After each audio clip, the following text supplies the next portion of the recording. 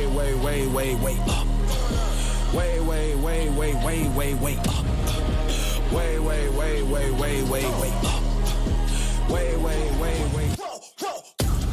Going back and forth like it's east and west, but the whole team up, say that's north side. I'm all lonely if I shoot the tech, and I'm 10 seasons in, still I'm courtside. Every day I'm going back to back, so ain't no neck to neck. Bitch pressing in the valley, growing stronger, only open up to check the text. Really know it's superhuman, I'm in overtime, they hate, so they check the chest. I've been dotting on my eyes and crossing on my teeth, right now I'm trying to curve the S.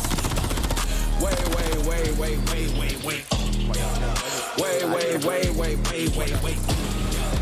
On the gas and I'm smashing it. I've been in my lane, I'll probably crashing it. Way up.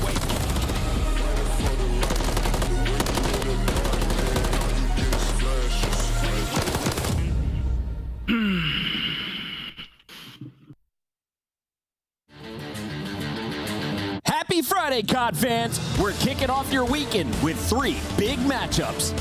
First up, the New York Subliners try to get back on track, taking on the Miami Heretics. But the Spanish squad is bringing all their vamos, trying to claw their way back up the rankings. And we'll see Vegas Legion try their luck against the Juggernauts Atlanta Faze. A big upset is all they need to break free from the middle of the pack. It's all coming up right now on the Call of Duty League. LAG are back. Oh my god, accuracy of the runaround flames! No way! Opening shots from 4, connects on the Geo and he predicts it! Oh man! My goodness, this kid is everything! Every single map, every single mode, they are the top of their game. These guys can do no wrong. Takes out 2. Diamond, look at me 3. Oh my god! That can't happen! These guys are just playing next level Call of Duty.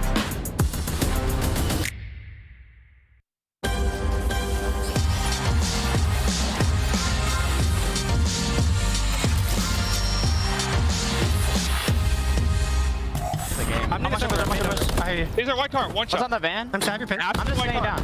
Pitching, one shot or house. He's big. Nice, good. On the van. I'm gonna go bridge, okay? Everyone push through this. Ram lay down. Everyone push through this. Everyone push through this. You are fucking terrible.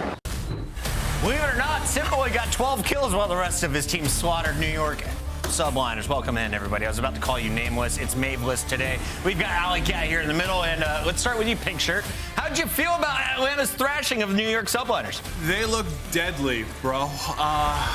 Listen, it's that fear, like, is this Cold War all over again? Like, they hit that level that they're maybe going to dominate. But then you remember how Ultra felt after the first event. You thought they were untouchable. Things changed a little. We'll see. We're going to be diving deeper here on Atlanta in just a few moments. But first, Alley Cat has been watching a lot of challengers, especially those Europeans. And Alley, we had a good final here between Omid EU and Team War, with Omid EU walking away with the trophy. Yeah, I'm not shocked at all that this ended up being the grand final, but Omid EU has just been showing themselves to be head and shoulders above the rest of the EU region when it comes to challengers. Even in times where it looked like they had a slow start in these maps, they always found a way to bring themselves back in, and not only that, their teamwork was just so much further ahead than everybody else. So congratulations to them in the W. Ixie very confident that they are going to be the team to watch coming into Toronto Challengers. As we take a look at this roster, I see Vortex on here. Anyone else you expect to come up to the next level? I'd love to see Hixie back. I mean, it feels like he didn't get a fair shake, per se.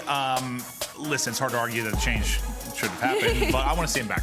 All right, that is a look at what's going down over in EU, and you can see the money they're banking on the way. Omid EU with another 24,000 and 15K points. The big shocker here, Team Falcons, you said, Allie, in rehearsal. Yeah. Who is this squad? Well, so this squad is actually somebody that doesn't even come directly from the European region, but on the flip side, we have NA. It was Orglis versus Houston Spartans. This was an incredibly close grand final, went all the way to a Game 7, round 10, and even at the start, you can see just a 10-point differential on some of these hard points. Maven, you want to sponsor this team with me? I want to get Johnny on a contract. Let's do it. I'm ready, baby. Major Maniac, Paul X, Yuli, some familiar names as you are going to see this squad fall in the grand finals. Walk me through it, Spartan Crew. Best team in challengers right now, or do you look at the EU squad as the favorite coming into Toronto? Ooh, I'd say Houston Spartans might be a favorite, but certainly don't count EU out. Some of our best players come from that region. All right, there is a look at the final breakdown from our challengers. And of course, we are going to see everybody when we head up north. Maven, are you excited to go round 3 in Toronto? How much are you going to be drinking? I love it. Syrup, that is. Yeah, listen, syrup, I might throw some back, but I love Toronto. I love the culture. All the fans are incredible. The restaurants are great. I love the fact we have a grocery store, the venue, and our hotel all within about 50 feet of each other. I can't wait. I'm going to get twisted. It's going to be a blast. They got sushi next door to the venue. We've got an aquarium, a 14-minute walk away. You know I'm about to go see some fish. You want to join us? Scan that QR code and come on up to Canada. We're just 2 weeks away. Seeing fish while in Toronto is certainly not on my bucket list, but might have to be now. But as we are only 2 weeks out, Major 3 standings, Atlanta Faze sitting on top with Optic, Texas close behind. But we're going to see our bottom 4 teams in action right now. 3 of them tied up at 1 and 3, trying to maybe hop over into that top 8. Remember, you got to be in the top 8 to start in the winners bracket. And if we were going to champs tomorrow, Seattle Surge and Las Vegas would edge out the Royal Ravens and LA Thieves. But still a lot of time for these teams to make moves. The question I have is, who is going to join Atlanta Faze at over 300 points? Will it be Ultra, Optic, or Subliners first? I got to go with Optic Texas simply because the way they've been looking recently is unbeatable to anybody else in the league except when they go up against Atlanta Faze and Toronto Ultra. They've been slacking. Let's talk about that difference because Atlanta Faze is playing on a different level. Maven, you touched on this at the very start of the show. What makes this current lineup so special? I think what they were lacking was some swagger, some confidence. I mean, it's hard to think about a player like Simp when you are literally God when it comes to Call of Duty, maybe lacking in that, but at times I think it was shaken. And bringing somebody in like Draza, this guy's got the sauce. I think he adds a lot of confidence to this team. Now they're back on their bullshit. They just look so good. They're not scared to play up against anybody. The question is now, can they stay far ahead? This might be the scariest iteration of Atlanta Faze that we have ever seen. It's always kind of been the core trio and trying to find that perfect fit, and they may have found it in Draza. And it's so funny because it's probably the most unlikely combination you would have come up with all of the 8 free agents that we had in the league. But Atlanta Faze looking literally unstoppable. 8-0 since Major 2, wins over all the other big 4. That includes New York Subliners, Optic Texas, and of course Toronto. You look at their overall map count, 25-8, 3-0 in game 5s, and so far no one's even been able to take them there. They got a 3-0 win over Minnesota, a 3-0 over Toronto, and then Optic and Subliners 3-1s. Maven, does this team finish with a perfect 7-0 record in our Major 3 qualifiers again? But yeah, they should. I mean, is anyone susceptible to loss? Yeah, but yes, they should finish 7-0. Today, they're going up against Legion, though, Ali, and if Legion is looking to cause an upset, who are you looking at from this orange lineup? Aisha, you got to look at everybody from the side of Vegas Legion. They just haven't been the same team since that roster change, Maeve. I hate it. Listen, I've wanted to rant about this for a while. Purge is our guy. We know how much we've been rooting for him, and everything about this pisses me off. If you are an organization that is Vegas Legion, right? You've been a laughingstock of the league for so long. The only time you got into champs because there was a worldwide pandemic that got all 12 teams in. That's the only time you actually got in. The one way to lose this, your top 8 shot, which is pretty much guaranteed, is to make a change. And I don't want to knock Asim. We love him. He's a fantastic player. But you have players in Geo and Attach that are absolute snails. I don't know what I'm going to get out of Nero on a day-to-day basis. Purge was the glue guy. He was the sticky. He's what kept these guys together. And the fact that they don't just put him in like a sub role so he can pop back in after this shit show is unbelievable to me. Why do you completely drop him? They look horrible. I want everyone involved gone. That is a strong opinion, and I can't say I disagree with a lot of it. We take a look at the schedule here for Vegas, and you are in trouble. Your best chance was against LA Thieves. You blew that in a game 5, and then you got swept 3-0 by the Surge. Now you have Atlanta and New York before going into Boston as your final matchup. That is back-to-back pain heading into this major number 3, which sucks because, like Maven was touching on, last qualifiers, you were a top 4 hardpoint team. You were kind of the gatekeepers of the top 4 teams. You have room to get better. Is doing great in challengers. Everything about it pisses me off. I don't know if we would be freaking out as much if we didn't see the opposite. Seattle Surge making a pickup that seems to be working out instantly. In fact, 0-4 playing with more confidence than the world champ Attach in this matchup. He took Attach toe-to-toe across high-rise and simply won that fight 7 out of 10 times. Their success is what's scary. If you're Legion and you're thinking about we can get to our first ever champs, the team that we thought was just horrible is suddenly looking better than they are. This is...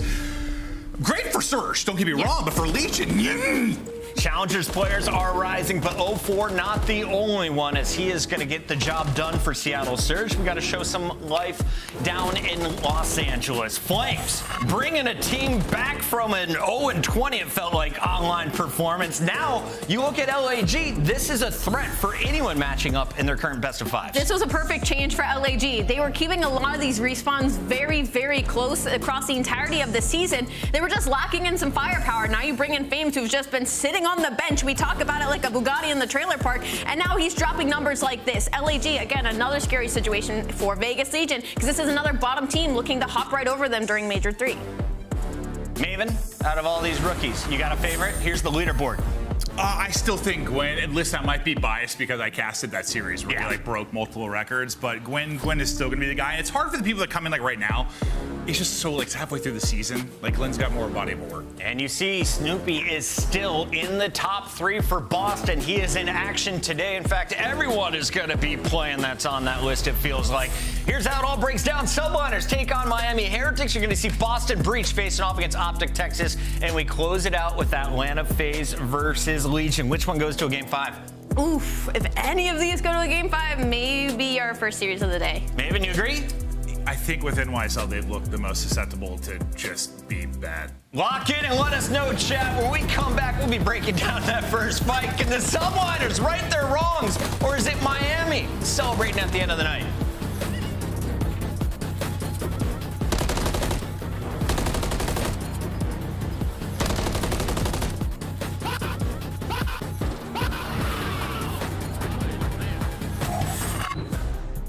All right, fans, time is running out to make your picks. Choose your winners now by scanning the QR code you see on the screen. Hurry, it closes at 3:15 Eastern. Slice up your competition with the Executive Chef Operator, now available in-game in the Call of Duty store. Never miss a match of your favorite teams with the Call of Duty League calendar sync. Here's the fun part. When you add a calendar, you'll also receive a squad up calling card you can use in-game.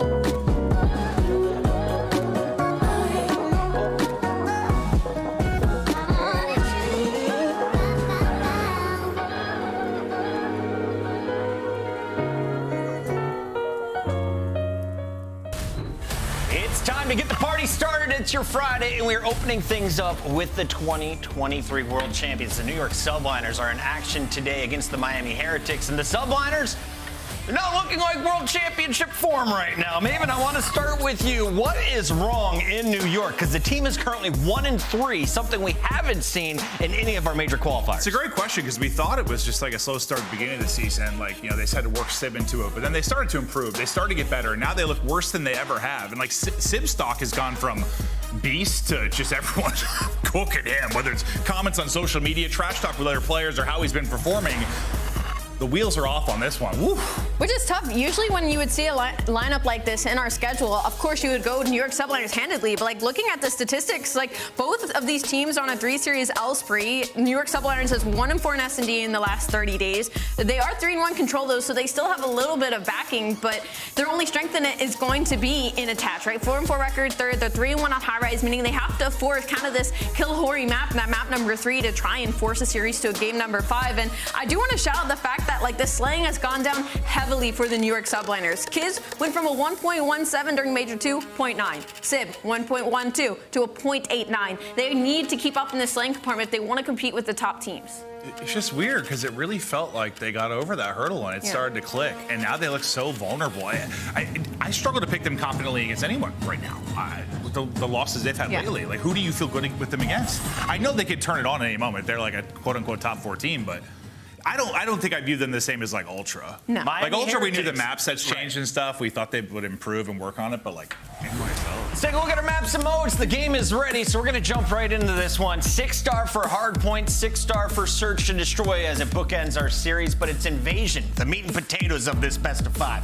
Who wins it? I'm going to go New York Subliners in this. 6-star is going to be on the old rotation, so we are going to continue to see that being played throughout the day. But for Miami Heretics, maybe some opportunity, except the fact that their controllers looked really bad, but maybe on the bright side, they got Invasion other than High Rise. Maven, we do get to have you as an official guest in our Scuff Pick'ems. Please celebrate with us as you have a own box of 0-0. Who are you going with first? You know, I just said I struggle to pick NYSL against anyone with confidence, but I'm still picking them.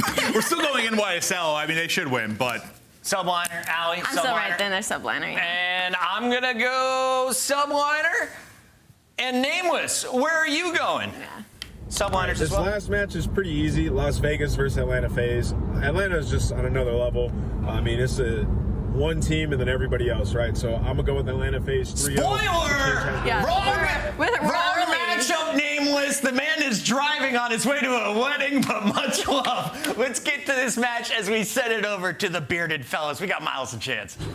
Who let him drive and predict the wrong matchup at the same time? That is an accident waiting to happen. But accidents happen, folks, and we could be seeing one in this very serious chance.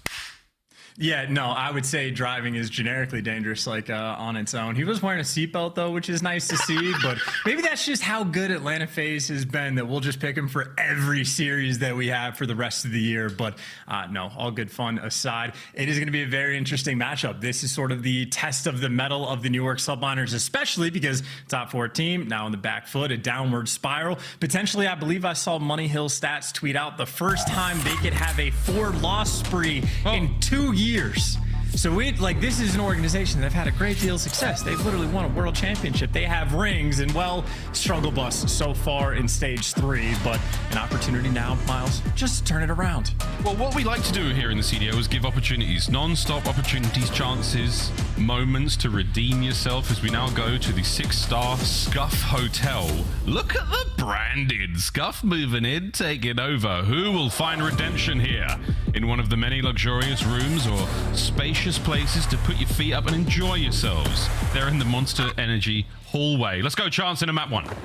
And again, just if anybody's played ranked recently, it is the new hills, not for the pros. Pros get to play on the old patch, so it is the 6-star that we've grown accustomed to and that these guys have been scrimming on for quite some time. So they got to be prepared, as are Miami for the flanks and Miami for the front side of the point. That is a clean 4-man wipe and a perfect opening break for Heretics. Vamos. Indeed, Lucky, the first man to get eyes on that sort of forward reconnaissance he does, finds himself the info, sends Real in for the kills. Here comes Hydra now up next. The vehicle's there, and I will say it is not an ideal start for the subline as Hydra and Kismet finally break the chains that have bound this team down so far, but a 30-second lead here. Chance on P1, an absolute bloody delight. Yeah, this is fantastic. You see New York, though, trying to pick up an extra couple kills just to get these spawns for Miami farther back so they can't win the rotation. Miami doesn't care at all, and it's actually going to be Real sort of leading that charge over towards New. Hydra, though, clean shots as is typical, so Subliners will be able to get this initial time, but obviously they don't have pressure pushed out to the front side of the point, so Heretics, the opportunity for a quick break is in. Skies looking to get to that break and break it himself. Finally into the hard point, you go into P2. Skies holding down the outside of the pool, finds himself a few more. Heretics have to slow things down. They don't have the numbers anymore. Can they find the trades without losing players, without losing hit points? So far, no. Skies, Mr. Bueno, still 4 now in a row for him on the outside of the pool. That's a fantastic turnaround and possibility to take the lead, and now Sib to take the spawns. Yeah, those are huge gunfights by Sib. He wins one towards the middle of the map and then goes out and pushes. So they had, what, one player for Miami that spawned out towards where the new time is going to be, but Sib blocks the spawn and forces everybody out on the opposite side of the map. So Sib's positioning for the moment is on point, as right now Real trying to hunt some players down. This guy is maybe the next player in line, but you see the rotation. Sib got here first, but Miami players, I mean, they're just crawling around the hill. All over the place.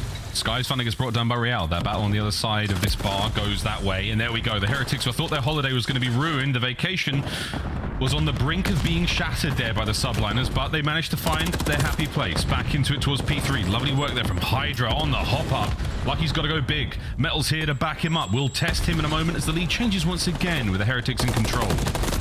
And it felt like a sort of surprising moment toward me, because Sib, again, won a couple key gunfights, goes and pushes out the back, but then never actually, like, officially blocks the spawns. And, I mean, this is a hill that I would have thought New York maybe an opportunity to run away with the game. Instead, Heretics maybe just at lightning speed, able to pounce right back. Hydra, as many sort of peak pistol kills as he can find, adding another to the pile. But either way, very strong hill in this moment for Heretics. Again, they were on the back foot, they deliver, maintain the lead, and I even got lucky potentially thinking about a cruise missile. The fact that it's not over yet, this spree is wonderful. Hydra, I think he might have just crossed over the statue to obscure him from view there, but he sees what Hydra is now. Can he win this gunfight?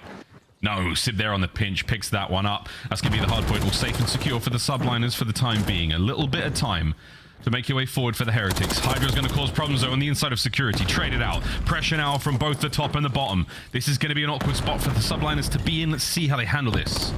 I mean, so far so good. Hydra out here leading the charge, and again, old patch, old doors, same old Kismet. Bulldog there to take him down, and right now this is sort of just the blender setup coming in for the subliners, like a super tight pinch right now, and Kismet playing with the doors. He'll kick it open, he'll wait. That man can do whatever he wants. If he's going against an AR player, he's running at him. If it's a rival 9 he's facing, well, he'll let the action come to him. But either way, that is a moment for New York subliners to take the game back over. Of course, though, well, we're trading hill rotations. It is going to be Miami set up in the pool first. Lucky taking a nice little swim, and Hydra the first to fall. It's great work, though, for both teams. The kills department is Real and Hydra, the leading their squads in the kills. Over to the pool we go for the last time for a while, folks. Enjoy these hard points while you can. This major is going to see the last of it, but this is another pool we may remember. Trophies in position now for Lucky. A soak for the Heretics, quite literally. And now the battle of the deep begins again. Hydra gets himself harpooned. Here comes Skies on the immediate bounce back. And what do you know? The New York subliners get their whale. That's their hard point. Yeah, Sib's on a 5 spree as well, or went on a 5 spree before he finally got traded. So picked the right moment to pop off and get his team the time, because make no mistake, the pool, not an easy hill to break. You can see why Sky's invisible there from Lucky, but still able to get that kill. And again, as far as subliners are concerned, maybe they botched a P3 rotation or squandered their advantage that they had, but otherwise, these guys have been on point going into this set of rotations. Only a 20-point lead, but I think subliners be feeling pretty good. Heretics want to ramp up the pace, and Lucky might be that guy. Lucky has been that guy for quite some time. The last series we had with the Heretics, he was certainly the front runner there. But after the first set of hard points chance, not a bad look from either side. Wonderful work here from New York. Oh, on the bounce back, 3 clean down in the feed, including a Hydra. Can Vikal slow this one down? Give the Heretics a foothold to fight from. At the moment, not looking great. Subliners have found themselves here in the second go-around. Yeah, Sky's out here hunting players down with the pistol. So a main AR that is willing to push the pace when he needs to. We see a Real trying to be sneaky and a Vehicle trying to deal with Civ, but the stun doesn't connect. And I mean, Civ's a shooter. You're not getting past that line, or maybe I jinx Civ. He falls, as does everybody else on New York. And in a moment where you need it, the Vamos provides. You get another clean 4-man wipe on P1. Been able to do that on both of the P1 hills we've had this game, and well, they'll turn this one in rotation over towards P2. Hydra cannot get it done. Javi turning things up. That is a 3 spree to guarantee this rotation. Vehicle finds it. Can you hold the front though? Not enough guns in place. We saw Sky's going a big spree for the subliners this first time. Oh, it's Metals and Real. They find theirs. Sid with the in and out. Can't get it done. Lucky takes a bite out of him, and that's going to be the hard point back in the hands of the Heretics. And you actually have, I was going to say, Real might be taking a deep route already. So much so that Skies is actually worried about it. So New York's so concerned about the pressure on the flanks and concerned about giving this man a cruise. You got to be careful, but there it falls. Skies not quite quick enough to hunt him down. And this is a beautiful moment for Heretics because, again, P3 can be at Money Hill. Well, a cruise missile going to open that thing right up. So you can stack this hill, try to play for this old scrap time. 20 seconds left. If I'm Heretics, I'm fighting tooth and nail for it. Absolutely. Great work from Vico there on the pinch. I was going to say Metals finding one in that instance was good enough. Real didn't even have to find his. Hardpoint open in a moment. Subliners are set up. Cruise missile is going to be the decider here. But Real, if he gets brought down, that's going to slow things down. That's a little bit of time going the way of the subliners. Will his teammates be able to make the break in his absence? Well, here comes the Cruise. We're going to figure this out. And you see New York, they immediately just jump towards the middle of the map and hunt down Lucky. Oh! Cruise still connects on 2, though. Too big of an opening, and look at who's blocking the back spawns. Metals set up and making sure the subliner's spawning so far away. Sib, hiding spot does not pan off, and there's the time from the Heretics. There's the freebie flank from Metals. Perfectly timed and coordinated. That is the teamwork you love to see if you're Miami, who now, I mean, they're going to run the lead up. That's a picture-perfect play right there from the Heretics. Can they hold on to it? Capitalize right now. Hydra, can he find his 3rd pistol kill of the map? No, he doesn't this time. Lucky reads it. Holding it down for a brief moment, but the subliners have swept across P3. In the next 15 will be theirs. Watch out for the Heretics on that close spawn, though. They've got a bit of a fight across the map, and so far, ugly gunfights all over the place. And what do you have, like a Skies versus Lucky main AR battle, and then a Vehicle versus Hydra for your SMGs? Well, Lucky's gonna fall, so advantage Skies, and Hydra hunts down Vehicle as well. So Hydra, his awareness has been on point so far this game. He just bought his team this time. Time's on it. Heretics running around. Subliners with control of the hard point. Let's go for a quick listening with the New York squad and see how they sound. I'm one, he's gonna fly me. You one shot. Nice, you one shot. You one shot. Heard that. Metal's weak. I'm wrapping one. Okay. Shot both of them. I'm still shooting on both. You're not picking me. On the stairs, right side, dead. I got one. I need a time. Need to push him. 25 seconds. Go. We need to go. I'm trying window. Office. One shot. Absolute office. Drop dead. Office. Last guy. Office. I'm looking at my drone. Look for one. One shot. I'm with you. I'll see Con. I don't see Con. One shot. Shift mid only. They're all me new. Okay. I'm not pitching yet. I'm just holding TK. I'm new. He's behind you as well. Behind you. I'm getting off. One blue. The rush off spawn. Blue. One got blue in the rush off spawn. Blue. I see one. One time. One. Yeah, see one. I'm pitching their side. Hope you too. Time. One shot Real. No, Real dead hill. And then one's water steps. Water steps dead. Nice. They're be on her. Go on a hill.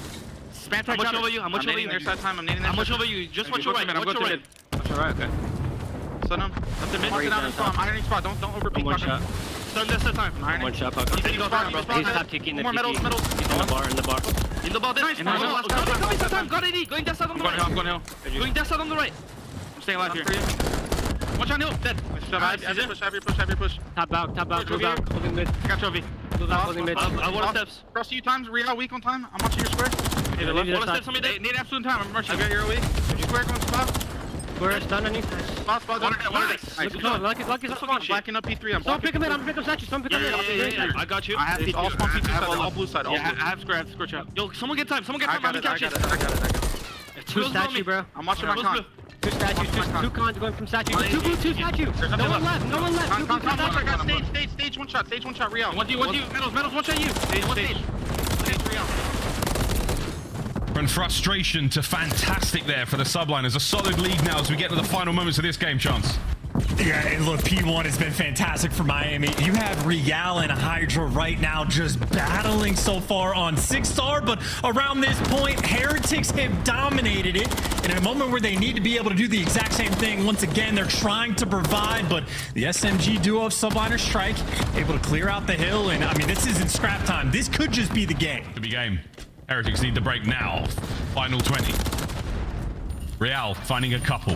Pressure now on. Hydra's going to be sent in to plug the hole. Nobody there from the Heretics to really get this going. Final 10. It can't be one here. It will be one on P2. The Heretics have fallen silent. Hydra finds his. New Hardpoint's up and Kismet is in place for it. Wins a big one. Can he get a second? He does. Kismet runs it. Can't find the next. Hydra's there for the pickups chance. This could be game. Oh, that's going to be it. Kismet's headset, I think, calling game. You heard the flank coming through, and now you flood into Hydra. We hail him. You give him the 3-piece, and that is just the stamp on game number 1. Subliners literally battling for their lives, it felt like, on 6-star, but they clutch up and make the big plays towards the end. Whether it be for Hydra's 3 or Kismet's entry 2, gotta honestly just tip it to Kismet at the moment. He's by himself inside of the vents, and I mean, he felt that pressure coming. Heretics getting punished. A squandered opportunity. Oh dear. I mean, we saw that pool hill. We saw Hydra in the listening turn everything around. Kismet with the door play. Incredibly frustrating situation to deal with for the Heretics after what was a very strong start for them. Good back and forth. Just a little bit extra in that superstar caliber plays from Hydra and Kismet to close out the 6-star here. 39 and 24. My word.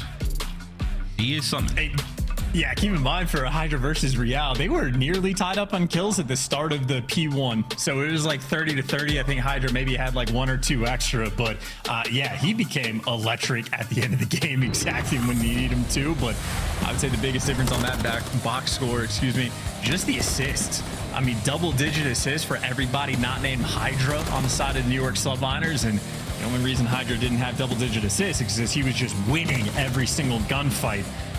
For Miami Heretics, it was single digits for 3 out of the 4 players, so the teamwork, I mean, they had their moments, especially on P3 and P1, but outside of that, Subliners literally just playing bully ball, running through a few of these different hills, and I mean, some of the holds that Miami attempted to have nowhere near as much success as they needed. Moments like that, though, where they could have gone 50-50. You managed to win that fight. You buy your boys a little bit more time, literally, in that full hard point.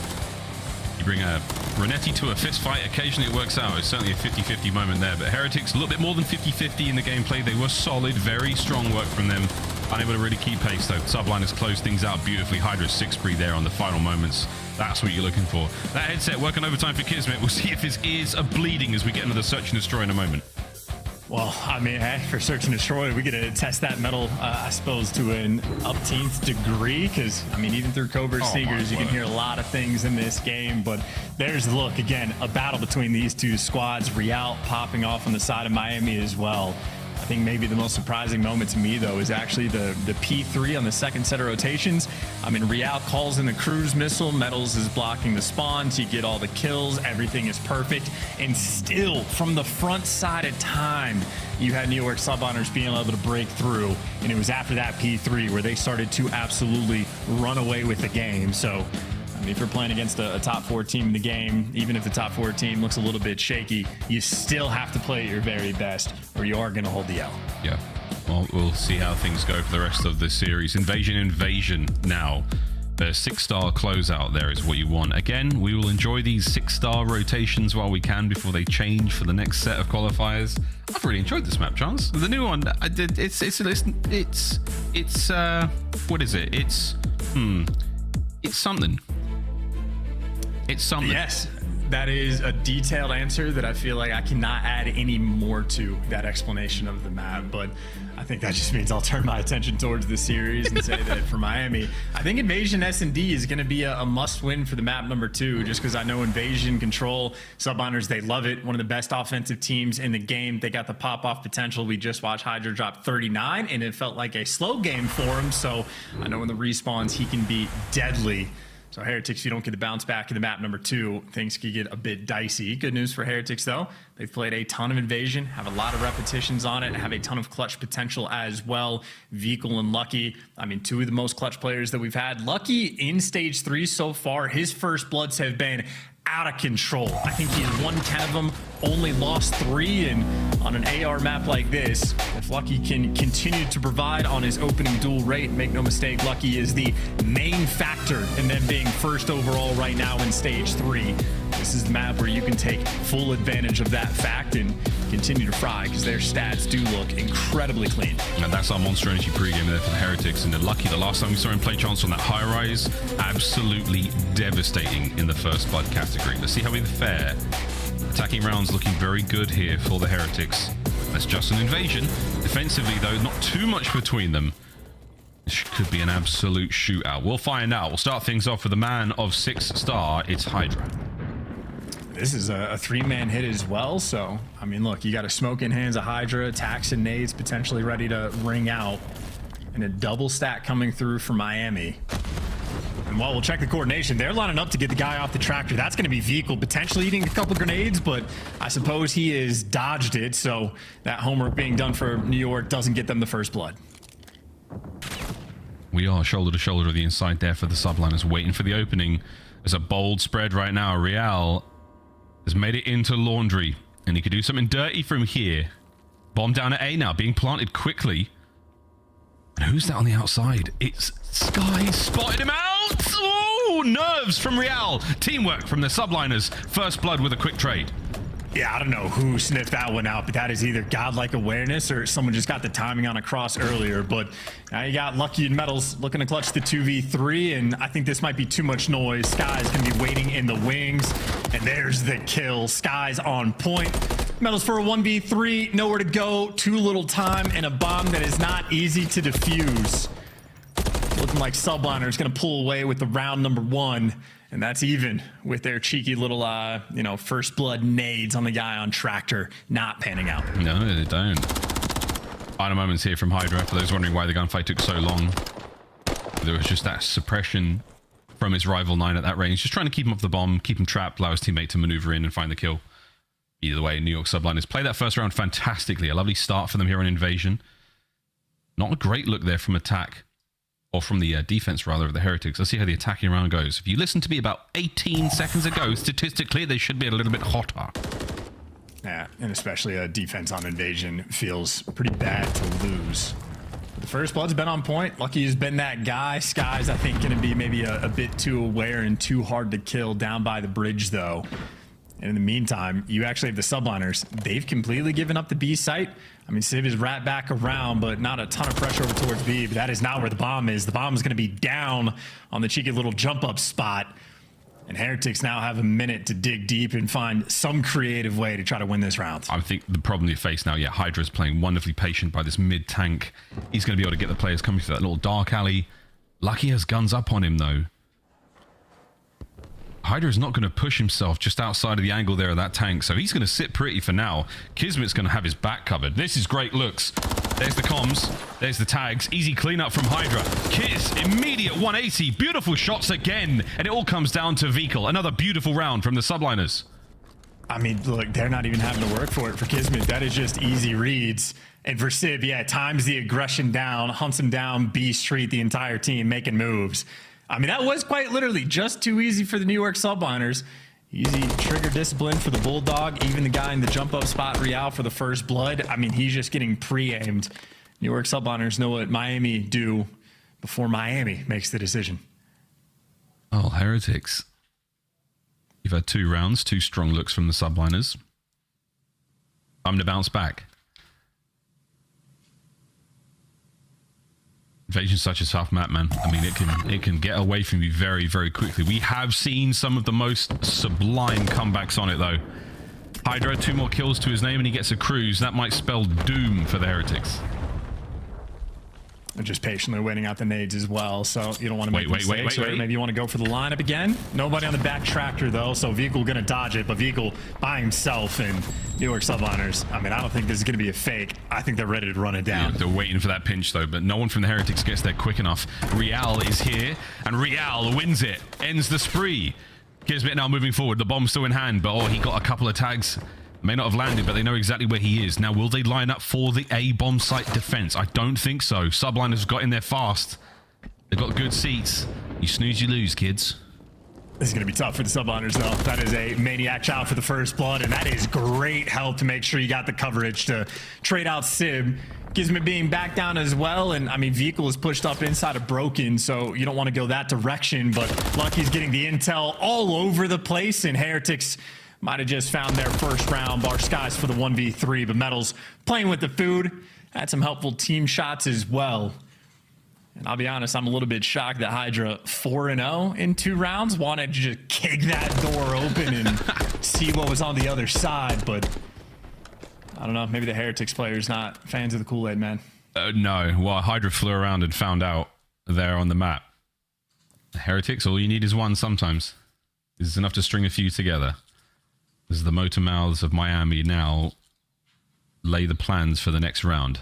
Subliners, we've seen both attack and defense work out for you. Now we are back to defense. How will you account for the Heretics? You mentioned the motor mouths, by the way. I think it might actually be, they might have the best comms in the game. Yep, I will never be able to know though. Yeah, and something that Miami might not know is that the Subliners right next to him, Kismet, talk about positioning. Look at this defensive play called by New York. I mean, they have built themselves a little quadrant on the top middle section of the map. Hydra does get picked though for the first blood, but I feel like Kismet is just in his spot. He might have a guaranteed kill. Hey, there's no way you account for this. Hello, unless you do it like that, get the trade. Yes, you do. Metals is there. Zib, he's going to fly into action to try to level this one up. Can he do it? Yes. Nice work up close with the ready. The second man now sent in. He's got the ammunition. He's got the fight. Hold your nerve. Wait for your teammates. Oh my word, Sib. Smooth moves. Gets out for war, but the battle continues. Now down to Sib in the 1v1. Lucky has lost track of him. Ring around a Rosie. We now go on invasion. 25 on the clock. New York have it. And Sib's playing for the run, or just the intel, ends up getting it perfectly. Lucky. No hope in that round, and the aggression from the Subliners pays off, and the ice from Sib not melted. I was expecting him just to play for the runaway if Lucky was going for the child, but Lucky not even checking it properly, or maybe unlucky timing with the shoulders being thrown. But either way, Subliners making things mixy on defense. I mean, getting in prime position, playing incredibly aggressive, and I mean, make no mistake, the aggression was necessary. Hydra gets first blooded. There was no trades coming through, so somebody has to make the big play, and as soon as Kismet fell, Sib jumped into position to get those trades, so he was on point in that round as Vehicle and Real 0-7 combined. Looking for their first. A great spot to be in from Sib as well, as watching his own back. Eyes on the street. He's got escape plans from there as well. Nice work. This time though, Kismet barely getting away with his life. Sky is not as lucky on the outside of the A street, and now you rethink this attack. Heretics still have to contend with Sib on the top side. That's going to be slowing down any form of flank. And on the inside here of Hotel, the Subliners just lie in wait. Go button hit, we're on the move. And Heretics not making any mistakes just yet. Subliners got to pick an avenue of attack, and Sib try to make a little bit of noise over towards B, but that gets stuffed, and well, more noise being made. Subliners grouping up on this street. Vehicle's the man they're dealing with, and maybe a Metals on the cross, but Vehicle still looking for his first kill. This is his time to shine. Here comes 3 of them. Sib right through the window of the dozer. Metals trying to pick up what was left. In this 3v3, not a huge amount of time. Bomb will get planted. Real has to stay alive. Allow the pinch to develop now. Heretics flying into it. Sib finds his. Real damage. Not enough for the kill on either player. They've taken over the bomb site. Oh, but Metals is backed up. Sib's seen him. This should be the round. Sib wins it. 2 in a row. He shot him like that with the pistol, too. There is no respect being given to the Miami Heretics players. That is a 3v4 clutch where it, frankly, was not even remotely close. I mean, Heretics players straight up getting bullied. Vehicle gets eviscerated off the tractor in an instant. Here's the shots rolling through. tagged up by the nades, shots through the wall, and Sib. Yep, he's chowing with the pistol, all right. 8-2. Why not let him do his victory lap as New York Subliners dancing on Heretics on Invasion? There's something about it. I mean, there's been a lot of back and forth about the, you know, whether you run an Optic on the Renetti or not. And I personally don't like to run it. Sib looking great at range with that thing. Smooth aim. Hopefully not such a smooth brain in this round because the Subliners have got quite the lead. Can he get that 6th kill in the cruise? Well, he is insane in the membrane. Very deep cut on that one is Miami. Also gonna have to dig deep, Miles. I was about to just absolutely let rip the next part of the song. Less than a minute. Hydra's taken very much a comfortable foothold here in the A-bomb site. Real. Dare to dip a toe? No. Coverage. As he tries to just keep Hydra at bay. Sends it. The Dolphin dive. And it was all for absolutely nothing. Hydra devours both Real and Lucky and puts Vikal in a nearly impossible situation that will put the New York Subliners on map point in a brief moment, and they are swarming. The kill squad is on its way, and Vikal is their target. Gets one, gets it done. Subliners 5 rounds. Yeah, nah, GG, go next. Like, it's all good. We don't need to watch this one play out, I don't think. Subliners literally playing with their food. The only thing they didn't do right in this round, I guess, was not giving Sib that final kill, but there are no positive takeaways, I'd say, for Heretics in this moment. They are, I mean, they're genuinely just getting bullied. Yeah. Subliners, a lot of question in the last few weeks about their play. They're looking all right here against the Heretics. Are we back to that top 4 spot? Here we go. Real still yet to get on the board. Sib looking for 6. As are his teammates here in the round count. We're pumping it through mid. Subliners going to be taking their time too. You got Skies roaming with a bomb, and he's over towards Showers. Real is in a sneaky position. Maybe a first blood and an opportunity for Miami to make something happen. Real, he's on the hunt. He's behind 2. 1 is going to be free. 2 would be Candy, and, well, can't get it. Kismet gets the kill. And he gets out with his life, and he sets up his team for the trade. The Bulldog making plays, Sib with a pistol. Not the guarantee. Vikal gets his 2nd. Heretics trying to clutch this round. Trying. Nearly on the succeed. Skies instantaneous on the push. 40 seconds. Bombs closer to A, but Vikal now in the 1v2. Will he make the read over towards the B bomb site? Oh, he does. Kismet, did he see him? He did. The gunfight. And this could be the map. Vikal lives to fight another day and still has his tactical to work with. A concussion could be handy, but he's got to win a big one here. Oh, Skies is just challenged. Doesn't even want to go for the bomb plant. Has him weak, sending the Bulldog for the kill and get it done. Shout out to New York Subliners, not wasting any of our time. As efficient as you could ask for on Invasion. Whether or not they got the first blood, it does not matter. They were simply making better plays from start to finish. Multiple clutches they had without the numbers in that round. And I mean, if you gave them the numbers advantage, it was clean execution every single time. So near perfect gameplay, I'd say, outside of Hydra turning into the Kool-Aid man. For New York Subliners to go up 2-0. A comforting look here for the New York Subliners fans. Oh, yeah. Oh, yeah. Good looks. Massive damage across the board there for the New York Subliners as they did the damn thing. 6-1, a swift dispatch of Miami there in map number 2. They take a commanding lead now, Chance. Control, though. Will the Heretics turn things around here? We've seen this continual trend. The bottom teams can't hang with the top 4.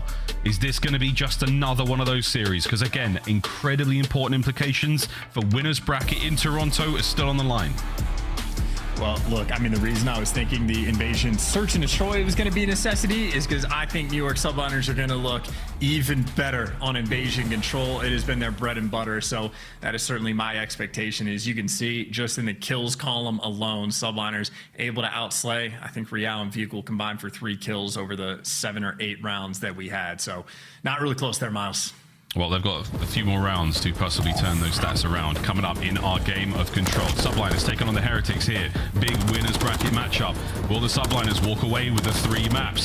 Set themselves up for success. We'll find out if the Heretics have got it in them after the break.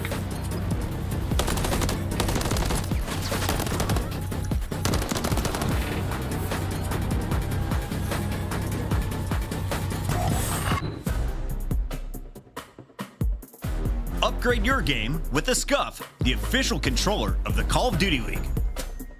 The Call of Duty League is brought to you by Monster Energy, the official energy drink of the CDL.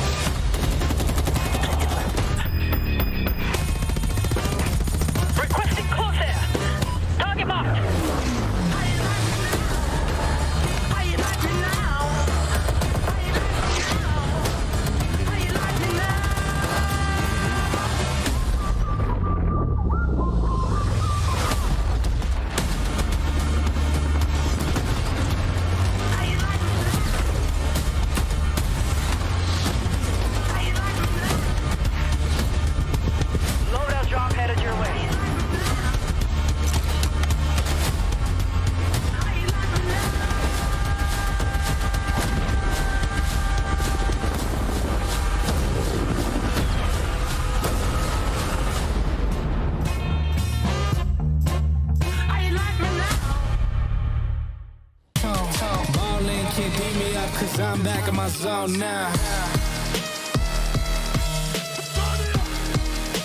Cause I'm back in my zone now.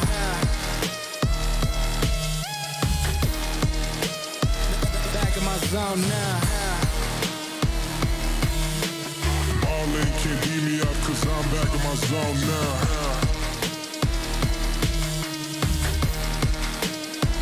Back in my zone now.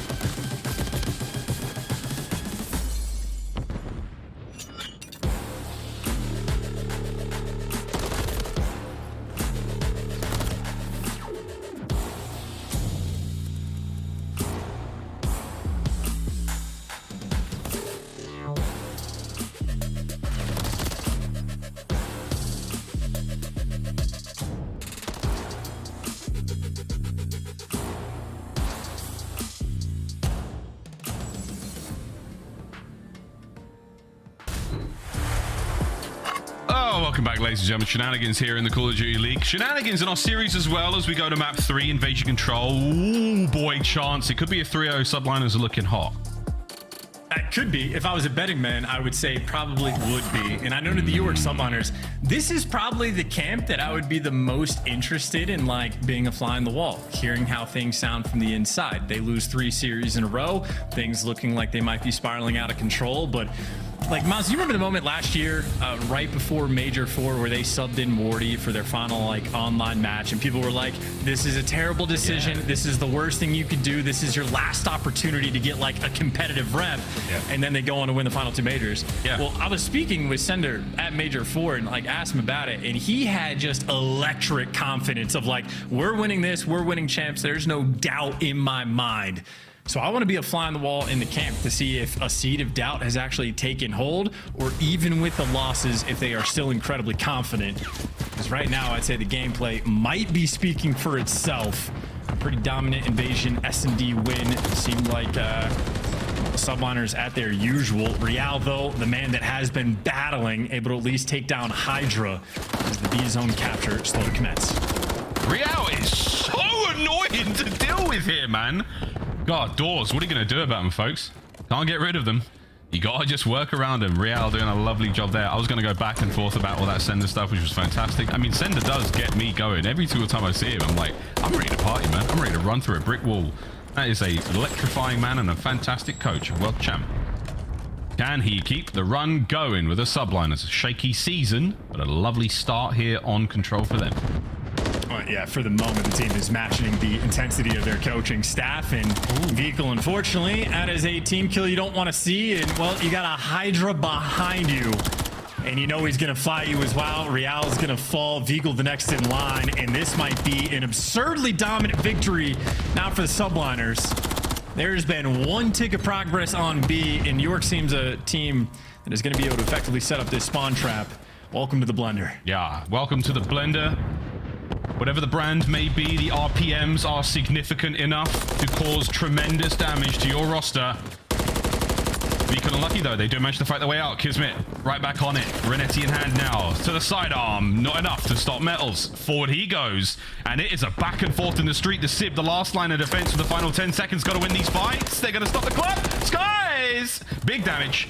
And nice timing there from the Heretics. And they're still going on both zones.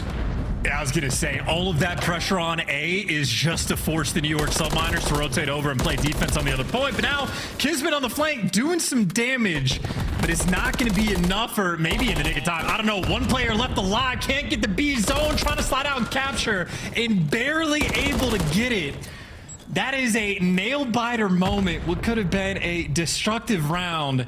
Heretics have at least bailed themselves out, able to stabilize, and now the opportunity maybe to get a little bit extra, but they had to fight for a standard round of the attack. Yeah, man, this was a tenacious attempt from the Heretics that they have somehow managed to buy themselves that minute. Well, 20 seconds of it have long gone. You haven't been able to get out of this street. Not able to gain any ground whatsoever. Even the spawners there now pinned in with Kismet once again causing problems. Skies goes for the longest beatdown possible. Man thought he had the Halo 2 sword equipped. Negative, my friend. 25 on the clock. Hey, but if Skies wants to go for it, I'm not going to question him. That man knows more than I do, but yeah, no, the reach not quite there. Heretics, though, they had maybe 50 seconds after they captured B to make some progress over towards A. They haven't crossed the 50-yard line of the map. They have not made any successful progress, and maybe even worse, they're getting destroyed on the lives department as well. So great news. I mean, they had to put in some serious work to capture B, and at least able to have a standard round of attack. Down by 7 kills in the slang column, though. If you get to that double tiebreaker scenario, could be punishing long term. It could. We'll find out. That was merely the first chapter of this ongoing series between the Subliners and the Heretics who are on Invasion. We'll see how Book 2 goes. I mean, Chapter 2. We'll see if the ending can get put together faster than George R.R. Martin. I would hope. Yeah, right. We're definitely getting an ending, though. 3 in a row for Kiz. Looking for them cruisers. Gonna get an ending, and it is not going to be a happy one. Another first blood start, though, on the control rounds for Real. Getting on a Hydra both times, but Kismet has found the timing. Right now, New York just waiting for him to sort of bark in. Well, there's the bite, able to get the extra kill, still causing confusion, but right now, Kismet is just the distraction. The plays over towards B, and I think Heretics doing the smart thing, maybe going to ignore them, or maybe they're scared and haven't really moved on the minimap. They are very worried. They're not even defending the B zone. No. This is tricky. And now you're trickling one by one into it. Hydra and Sib. They're going to drink this in and immediately remove that B zone from play. That's 2 minutes on the game clock. Kiers gets a 5. Bides his time. Patience will pay off. The Subliners reinforcements are coming across map now as well. This is going to be a big look. Can the Heretics escape their fate? No, they can't. That was horrible. This is not a team that's going to have success on invasion control with plays like that. Kismet already has the cruise, already a tick of progress over towards A, and even without enough hits of the trophy, still able to stay alive. And he's taken one gunfight over on the A side of the map, and he's captured 2 ticks. Heretics finally able to clear out the zone and buy some pressure, but already a beautifully orchestrated round by the New York Subliners off the back of Kismet, where Heretics just did nothing on defense. Now you have one segment left.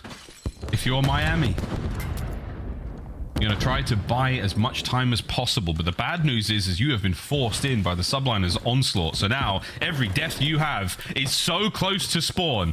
Oh dear, this is not looking great For the subliners, though, it's looking brand spanking clean. In they go. Sky's on the back line. Can he punch his way through Laundry? Doesn't get the kills, but he does buy space for Sib to sneak on by.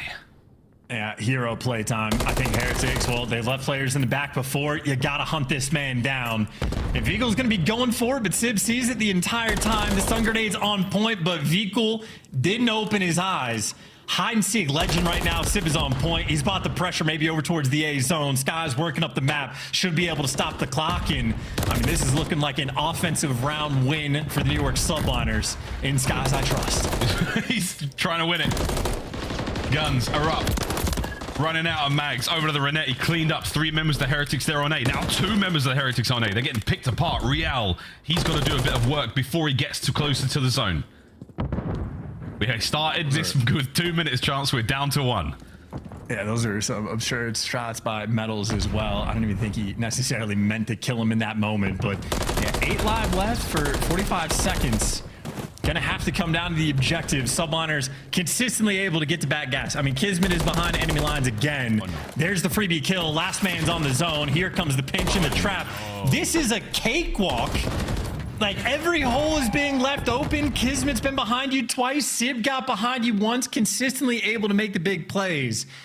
And I'm telling you, that moment at the start of the round where Kismet gets to back gas, the rest of the team is capturing the B zone. Heretics straight up for 20 seconds just did not know what to do, didn't know what to defend, and did not take a gunfight until the B zone was nearly captured. This is a tale of 2 very different teams, and on Invasion Control, it is not remotely close. No, no. Bad news, Heretics. Cats run out of lives. You better start purring. This is the final round in the final map for the Heretics to turn this series around. Here we go. What will we see from the subliners, though? And Hydra. Oh my word, son. You're in, but good coverage. Still managed to get enough damage into those players, but the second man on B is gone. Metals now has to retreat, so good looks on the defense here from the subliners. Yeah, and if you got a guy like Metals playing up top, I mean, he's doing the right thing because you don't have any more pressure, but you're terrified in this moment, and that is why you are scared. Sib for 2. Skies gets the extra kill, and, well, everybody getting pushed back. Rialdo, nice little entry to try to keep things up, but now you got Hydra inside a square. It's going to take a year to root this man out. Yeah, not easy at all. That's a 5 spree for Sib. He's looking for his other. Hydra with a pressure now towards spawn. We're starting to fade out. The Heretics step away from the light boys. Do not go quietly. 35 seconds. Sib doesn't get the cruise. Gets the cruise. Kiz finds his. Oh man, all over the place. Lucky, what have you got, son? Not a whole lot. Take it back. Has 1. Oh god. Yep. Oh god, indeed. You're in the spawn. Seconds, and they have taken over Invasion. I have not seen a smacking like this in some time. Sib's cruise comes through. Heretics are down and out. There is no resuscitating them from this series. My goodness, New York are back. Good lord. I mean, the quickest day they've had of work in I don't know how long. Yeah, Metals out of his chair faster than the series maybe went. That was, look, New York Subliners, with the way things were going, they just needed to get a little bit of swagger back, get the pep in their step, and get a dominant win. Shout out to Miami Heretics. They just gave it to them and then some. I mean, 6-star was a battle, first rep for both of these teams in the competitive environment, but the Invasion S&D, not remotely close. Plenty of clutches, and then the Invasion Control. I mean, I expected the subliner to have the clear-cut advantage. I didn't think he was going to be that bad. Kismet doubled up on the damage of, like, Vikul in that moment. Vikul didn't even get double-digit kills. I mean, you got picked apart on offense and defense. I mean, Sib had 8 kills on offense, which is as many as Real had, but Real had 2 rounds to get it done. You got outslayed on the attack by the New York Subliners, and you had double the number of rounds. That is a bad stat. That's tough, man. Things look so good from the 6-star. It was swiftly downhill as we descended deeper than we've seen a team go. The subliners, though, right back on top. Last week, LAG found themselves back in action. This week, the New York Subliners. Well, everyone's right. Even Nameless, who thought Atlanta would win this series. Insane. That was something though, man. What a invasion control that was. Every single advantage pushed, every single opportunity taken. GG's, no re. That is a big one there from the New York Subliners. And that is it from Chance and I. Back over to the desk. Thank you. Keep going for a second, Miles, they say. Oh, yeah. Oh, no. Yeah, I heard Chris bait on that one. Well, Chris, it's my show now, mate. You had your moment. How do you think that one went, Chance? No, ask me about the next series. No, that series was not interesting. There's nothing to talk about. The best thing we have is we get to see Big Shawnee going against Optic as he's filling in for Beans on Boston. So, I mean, Beans, obviously, wish you the best. Back injuries are no joke. I don't know what's happening there, but very excited to see Construction Shawnee back in action because, I mean, I don't know, like, you know, newer fans might not be familiar, but anyone that's been a part of the CDL or like old school Call of Duty, Shawnee, when he has his takeover performances, it's fantastic. And Boston are going to continue to have the best listen-ins in the league. Absolutely, without a shadow of a doubt. Don't forget, Shawnee's bar in World War II, the best by far. I don't know if we want to go back to the desk, Chance. I'm quite enjoying this. Quite comfortable with. Oh, okay. Bring us in. Okay. All right, I'll be honest. We'll see you guys later. We were trying to buy time for Maven's headset, but then he dropped it and the batteries are rolling on the floor, so we don't know if you can hear Maven, but he's with us right now. Alley Cat, the Subliners, of course. Hey, you guys look good. Join us with a 3-0. No, it's definitely not working. I give up. What's up, guys? Allie, break it down for me. What do you see from New York today and their bounce-back win? Honestly, I saw a closer Hardpoint than maybe I think they would have liked. On the flip side, that's a positive for Miami at 250, 217, 6-star, but everything else was kind of as the script rolls. On the side of New York Subliners and that invasion, search, and destroy, their attacks were just flawless. They focus on those first bloods on the attack. They convert them 80% of the time. We saw that very early in this map number 2. And then following kind of the woes of Miami, they were 0-4 in control in the last 30 days heading into this. Now they are going to be sitting at 0-5. So the respawn just has not been there for the Miami Heretics. On the other side, New York looking up this week. Should we be excited if you're a New York Subliner fan right now? Not yet. Okay. I think we can remind ourselves that last year was also pretty up and down, but it led to a Major 1 victory, it led to a champs victory. So there's still potential here, but we're in that moment where it's hard to look up right now, I think. Taking a look at the stats from this series, Hydra definitely blowing me away with his game 1, 39 kills. You see what he's able to do in game 3 alongside Kismet. Miami just looked like they got ran over today. New York looking forward to their next challenger. They now improve to 2-3. For the Heretics, what can you take away from this loss? Anything to build upon? Not really. It's the same things that you should have already been trying to build upon, specifically expanding your respawn map pool, which doesn't look like really happened during this series, as well as trying to get in control wins. Our producer is just in my ear saying your scuff play of the game is a slammage. Pick your favorite highlight from Search and Destroy. 6-1. Dominance was shown today, Maven. What do you see on my screen? Well, this is the part where I maybe start to get hopeful when you think about what started the year for them. Like, it was their Search and Destroy was diffy, right? Like, it took a while to get maybe the respawn going, but their search was unbelievable. They need to get back to that and continue on the improvements that we saw for them. Like, this is a team that, listen, they should just be able to talent their way through some of these matchups. Like, they have enough firepower. Even when they're not playing perfect, they should be able to beat the teams that they are better than. That's why I think it's been so surprising about these last couple of weeks. And does Civ have the best Renetti in the game? Possibly, and I think it's a really good thing as well during the series that Civ and Kismet seemed like maybe they got their confidence up a little bit, especially map number 2 and 3. Again, I talked about the slaying for Kiz and Civ has kind of gone down a little bit for Major 2, so for them to get back in their bag is really important for New York's success. Joining us now live in our Monster Winner Spotlight, we've got the big dog. Kismet joins us.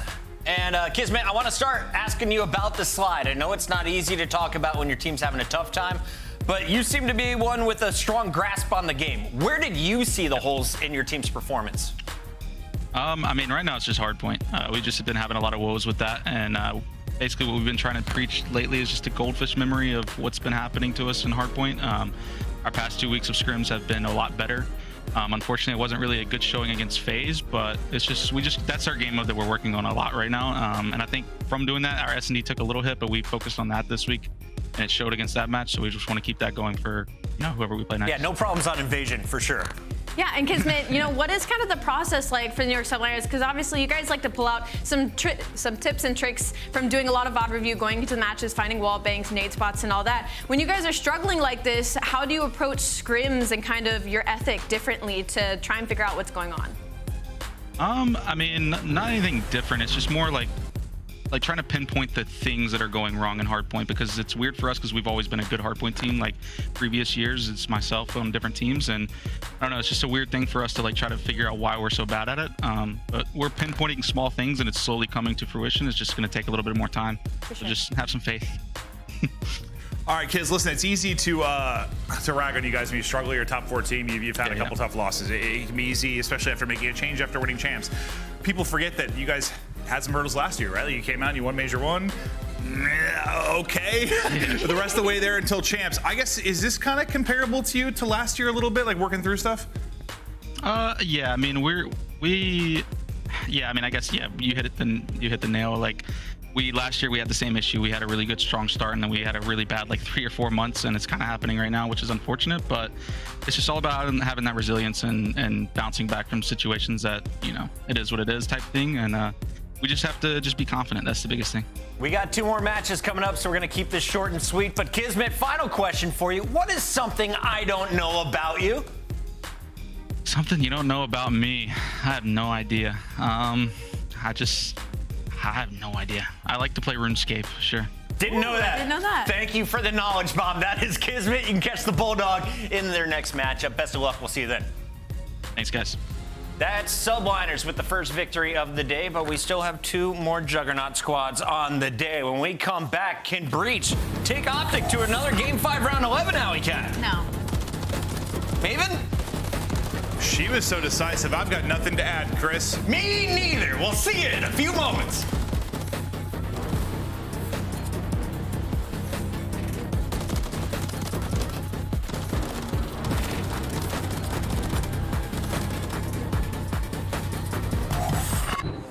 Upgrade your game with the Scuff, the official controller of the Call of Duty League.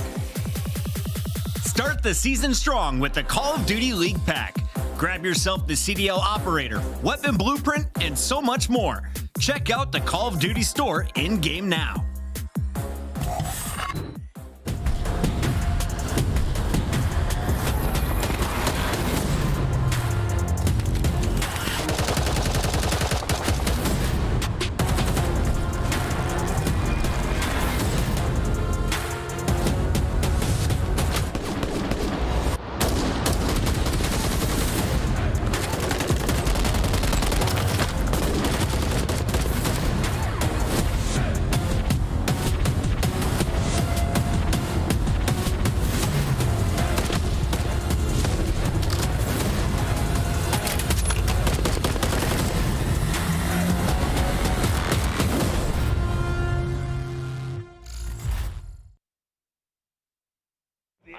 Sip of syrup now. Right? Oh, do I need to? Okay, all right, I can. Okay, here we go. Can I open? Am I strong enough to open this? Yeah. You can open it for me? I'm not strong enough. Are you serious? I need you. Well, we got to take this You're off. my work husband.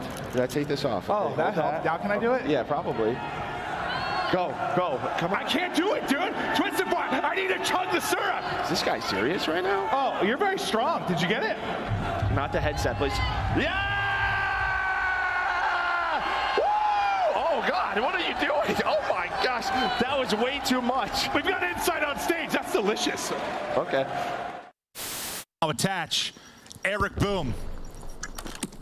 He's got a lot of these moments in his career. Why don't we tack on another one? The new guy? I've been doing this my whole life. And as soon as he sees him, runs away, just hops it, able to get the defuse.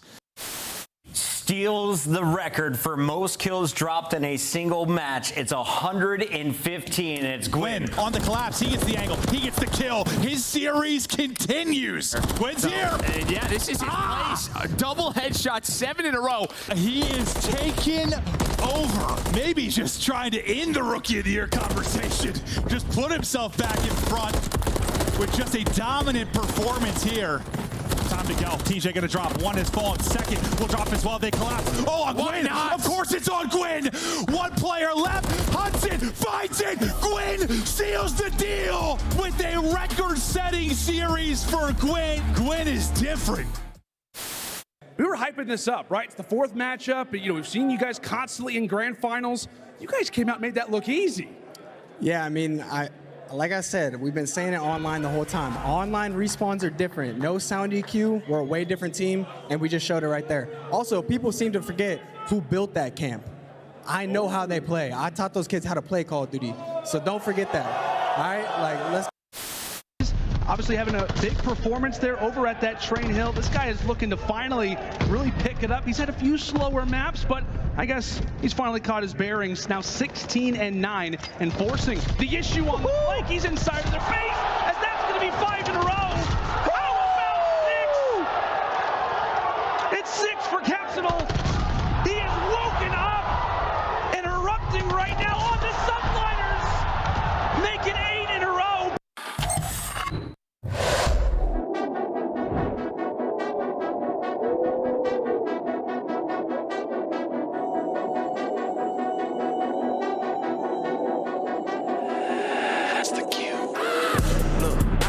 City, you hear signs when we sleep. Heaven sent, hands down, vibes so unique.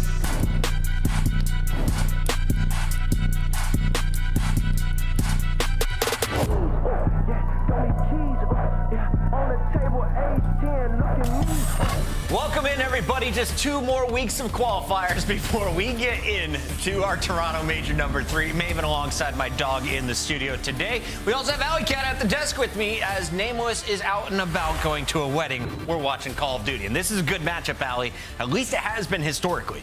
You say that, but we're talking about one of the worst teams in the league, well, the worst team in the league, versus probably top 2 right now. The only team Optic Texas can't seem to beat is Atlanta Faze, and they're doing it incredibly, right? They're on a 3-series win spree, and the only reason they're not on 10 straight is because 3 of those losses are to Atlanta Faze. Right now, they're struggling in the search and destroys. They're 8-14 on their opening duels and attacks, so maybe something to focus on in those map number 2s versus Boston today, but it's not going to be good practice because Boston's 0-6 in search and destroy. Here's a look at the roster. If you're just joining us, it has been all Shotzi's crew. He's got Pred, Kenny came over from 100 Thieves, and of course you got Dashy there as your AR on the back lines. I was asking Chad earlier, who has the best Renetti? Apparently it's not Sip. Dashy has it. That's actually, I wouldn't be shocked by that at all. But when it comes to the Monster Energy pregame for Optic Texas, well, they have strength and attack on control. They're 5-3 record, first overall in the league. They're a really good respawn team across the board. Again, like I said, the only thing Optic Texas really needs to work on is going to be in that search and destroy. 36% opening duel win rate, that's 10th in the league. And they're taking forever to plant the bomb, over 60+ seconds, longest in the league. So a little bit of a focus on the attack if you're Optic Texas. Taking your time, not getting the bomb down. We'll see if that changes today because Boston Breach is playing with the fill-in. Of course, Beans brought in for Major 3. He is out for the day. Instead, Shawnee is in. And does this give you new life if you're the Boston Breach squad? Or are you now struggling as you have a last-minute replacement? No, this might spell the worst for Boston Breach. Beans is probably their most aggressive and highest slaying player right now when it comes to this roster. And for Boston, they're on a 5-series L spree, and they've gone to 4 back-to-back game 5s in the last 4 series, and they're 0-3 in that map number 5. So they have not found any success when it comes to the search and destroy, and they have the worst retake in the league, 11%. Putting that into perspective, Optic Texas is retaking 50% of the time. So there is a very, very tall mountain for Boston Breach to climb in this series. If you've been watching Challengers recently, you're definitely familiar with Shawnee's gameplay. A guy who's been around since the MLG days gets his chance to be in the starting lineup once again. He's going to be playing alongside Pentagram, another player brought up from Challengers who finally had a strong performance in his most recent matchup. If he does it again today, Boston has a chance when you look at their strengths. So what do you see in our Monster pregame? Real Hardpoint, they're 2-0 so far this split, and they need that, right? They don't really have a map pool, and they're second in holding on this map, and Optic Texas will feel perfectly fine to allow it in this series. And, well, their weaknesses on the other side, like I said earlier, everything in search and destroy is not looking good for this team. 0-6 record, 37% round win, worst in the league, and they're 1-8 in game 5s on the year. And like I said, 3 of those are just in the last 3 matches that they have had. So for Boston Breach, they really got to clean up that search and destroy. And to put that into perspective, 1-8 in game 5s is the difference between Boston being at the bottom of our leaderboard right now with 5 wins and being as high as 5th place ahead of Minnesota with 12. As you take a look at the maps and modes on the day, Alley Cat, Where does Boston have a chance here? Is it Karachi, Invasion, 6-star maybe? They really don't. Like I said earlier, they do not have a map pool. They have losses on every single search and destroy map. So as far as the layout goes, it doesn't really matter for Boston. All right, so the numbers are one-sided here, and I think our Scuff pick'ems may be as well. Rosalie, why don't you kick us off? Who are you taking in this match? I'm definitely going with Optic Texas. Optic Texas. I'm going Optic Texas. Maven? Texas! Texas for Maven and the fans. Oh, looks like Nameless may be going with Optic as well. Nameless, what do you say from the road? Next match, we got Optic Texas versus Boston Breach. Boston, they have not looked great. They have got some Game 5 victories, but not good enough to beat Optic. I'm going Optic Texas in a 3-1 fashion. Great to see that his right hand was not on the camera. It was on the wheel or used to talk. Nameless is driving very safely, and he's been very safe when it comes to the picks. 96 on the way if things play out the way they should. Maven, Merc, is there a possibility of Shawnee upsetting today? No. Hear me out. No. I'm going to draw a picture for you. No. I'm Picasso, okay? No, you're not. Their search and destroy is so bad. Okay. They can't get worse. That is. So you bring Shawnee in. Sure. Maybe it gets better. I don't hate it. There we go. Like, listen, the respawns, like, you weren't going to be too much of a threat probably to Optic and respawn, so it's been the best thing for you. Yes, it's going to hurt you there, but you're 0-6 in search. It's been abysmal. You've talked about teams you've had in the past where sort of the pressure's off. It's like whatever because of like a sub thing or like you've been playing so poorly. I don't know, maybe you win a search and destroy or something. Yeah, maybe. Honestly, like I think with Beans, like I think we could have some close respawns here. That has been their strength. Their hardpoint with this team is 4-2, 2-1 in control since debuting Beans and Pentagram. We just don't have Beans here, so we have Shawnee. Luckily, Shawnee has played this year. A lot of the times, a sub or a coach, they haven't even competed. Yeah, oh, no, this like, year. The subs have been taken like semi-seriously, basically, since the CDL came out. Yeah, it's often just a coach or somebody. So you got Shawnee in, and Shawnee's got the gunny. Headshots clean through. On to Kenny, and yeah, I mean, listen, we remember talking to Sensor. Who did he gas up the most of all players? It was basically Pentagram and Shawnee were the two that he said absolutely deserve a spot in the league. As we'll see Shawnee getting another chance here. Kenny will get his revenge. But yeah, the respawns have been solid. Maybe like a 1-for-1 thing's not that big of a deal. I'm actually curious if they just get kind of free and search and destroy and just sort of get loose and I don't know, play all right. Yeah, we'll see. I mean, yeah, that's really just gonna have to be the whole game plan in general. In general, just sort of get loose, have some fun. On the other side for Optic, right, you're bringing your Karachi hardpoint. We've talked about this time and time again. Gonna be a hardpoint they're working on. You look at that top 4 matchup, that Faze matchup. Are you gonna play him on Rio? Probably not, as Shawnee hitting some nice beams. So you're looking at Karachi here. And then I guess the question I would ask you too about Optic, it's usually something that we talk mostly about with the team that's leading the way, right? Your number 1 team in Faze. It's hard to stay on top sometimes. Everybody's chasing you. Usually, like, your number 2 team's not in the situation that they are, where like it's like you're almost in that same spot. Like you're number 1, like you're only losing to them. Everybody else, how do you work to improve? Like, I just feel like it's got to be a tricky spot. No, it is, but I mean, I think they're just there, right?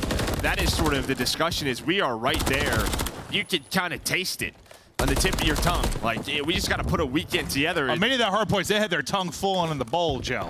Yeah, no, they were tasting, you know. Right, exactly. That's exactly what it means. They were tasting the juices as they were getting closer and closer. But I think that's it. You just have to stay motivated, stay locked in, stay disciplined. And right now, they're going to need a comeback because they are down 60. And you've already got a P3 break as Kenny's trying to hang on. Yeah, this Boston Breach changed for now with Beans out. I mean, guys have a lot of experience playing together. A team that's been flowing in some of the respawns. With Shawnee in right now, he's doing a good job. Started like 4-1, now 6-5. But yeah, you've got a massive lead.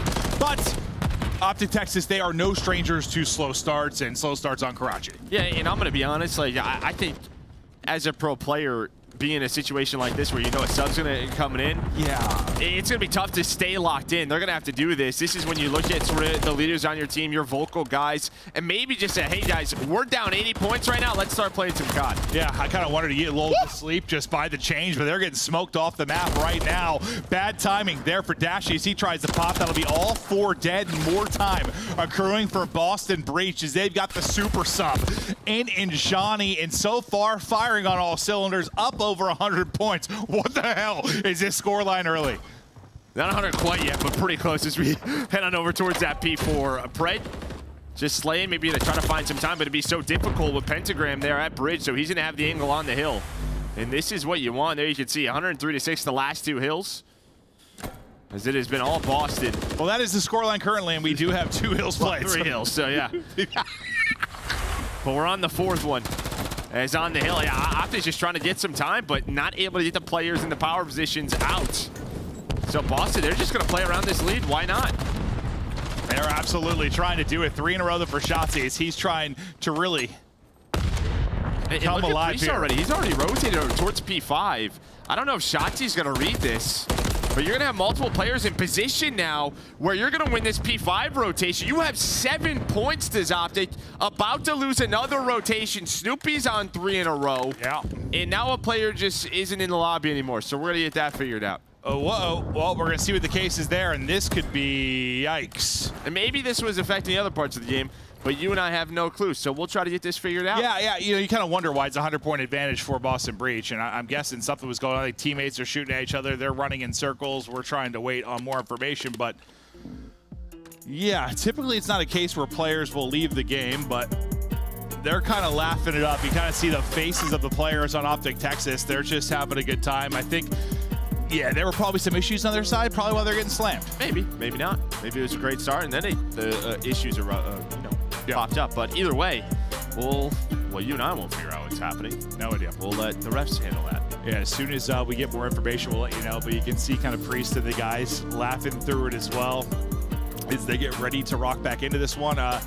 Yeah, I didn't really see that start coming out. I mean, it's funny because it seems sort of normal just in the sense that, like, Optic have done that many times this year, where they've come out very, very slow through your first map or 2, and then had to fire it back with a reverse sweep, or gone down 100 at the beginning of a hard point. I feel like they've done that more often than not. So, like, I wasn't that shocked at first, but yeah, once everyone starts shooting at each other and somebody's out of the game, we know there's got to be something more going on. And I'm assuming probably server side, but we're just waiting to hear more. I'd imagine. Yeah, those orange boxes, a little packet burst. Deal with that, not fun. More than likely, but we'll see. Haven't heard anything from the production team yet to see maybe what the case is, but it looks like it's just sort of, well, like all the heads just turn on the Boston Breach side. They're talking to somebody trying to get info, probably information being relayed around between the admins, the teams trying to discover what the issue is. Yeah, here we're going to take a look at the maps and modes. What Karachi, Hardpoint. And we got 2 invasions back-to-back, 6-star map 4, high-rise search and destroy map number 5, another one that Optic has been working on. And, you know, the back-to-back invasions, it's always an interesting one when you kind of look at the year, but, you know, we've had so much high-rise control recently, haven't seen a lot of invasion, search and destroy. There's just going to be some maps that are kind of lingering around where they may show up a good amount towards the major. Yeah. Or at the major. Yeah. Well, I mean, that's what they've been working. When did they start working on that? Was that like the Karachi? Was it? It was last stage. Yeah, beginning of the qualifier, like yeah, midway through the qualifier, they really started to work this in, and we saw. I remember the first one we cast. I think it was like them versus LAG, and they got slammed. But then they steadily improved it and tried to work it into the rotation. But it's like, you know, you're working on a couple of things here because you want to, you know, stay ahead of the rest of the pack. You want to maintain that number 2 team where you clearly have been that. But then, if you're Optic, it's also like, where do we find the openings to improve and try to get better and take down Faze? Because it's really tough in the hard points right now. Like. Well, I think that's why you see that map 4 map pick for them, or, you know, C6 star coming to play. They gotta play new maps. They have to. Yeah, I mean, Vista, the last time they played Vista, they looked great on it. They were slamming on Vista, so you may see that pop up a couple more times in their series before Toronto, before we head to the major. So, yeah, I mean, just working on that map pool. When you talk about vetoes, just going into every single series with a bit of an advantage and trying to carry something up against Faze, because, you know, Faze is just going to get rid of sub base. Yeah, they're getting rid of sub base. People have been trying to, you know, everybody's kind of enjoyed Rio since it's gotten in the mix. They've been trying to maybe chow them there. I think that's been one of the go-tos for some of the top teams, but then they've just been bodying everybody. Haven't really been losing that in Hardpoint or Search and Destroy. But just a shot of the Boston Breach camp now, and I imagine this, listen, I don't know the exact deal. We're still waiting to hear what's going on, but a player left the game. We like saw a player leave, and usually that's sort of a no-no. So I imagine there's a lot of conversations going on. Like, I remember years ago, like, if you left the game, that's like, you're auto forfeiting a map. So I just don't know what happened, if someone was informed of that beforehand, or if that's what's being chatted through right now, because that's kind of a long-standing thing. That's why I was surprised when someone, like, just left. Yeah, I mean, I used to handle that stuff. Now I don't. So I stay out of it. I just get on the microphone with you, and I never assume. Well, you know what I mean? Like, that was just a thing for a long time. Like, yeah. Alex and you had to talk to the refs. You have to. You have to wait for them to end the game. That's what I'm assuming is trying to be figured out right now. But we got smiles on both sides. It's great for the Boston Breach. I mean, listen. Obviously, we hope Beans gets better quickly. Hopefully, you know, he can be back for their Sunday match. But again, I mean, listen, all smiles on their end, trying to keep Shawnee came out.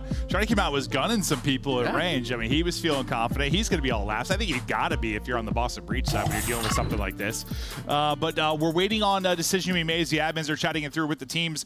Sorry for the pause in the action today, but only so much, Joe, and I can stand here and look sexy as hell for you and talk through all these things. We're going to wait for them to figure it out before we get back to the action. Farewell.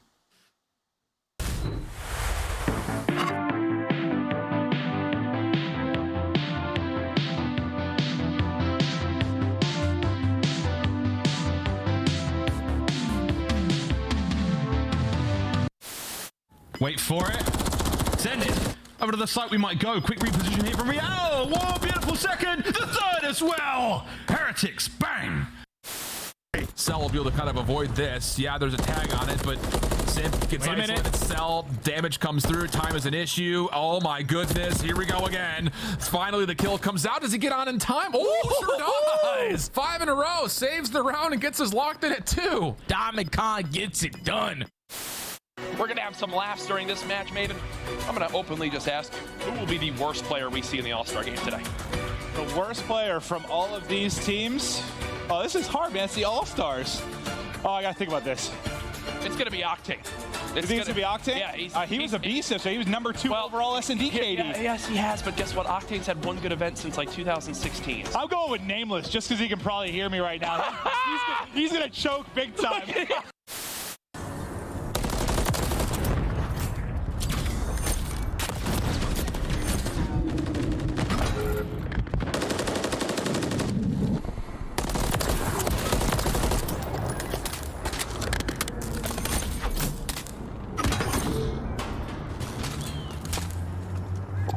Setting device on Bravo. Final minute. Countdown started. Round secure. On to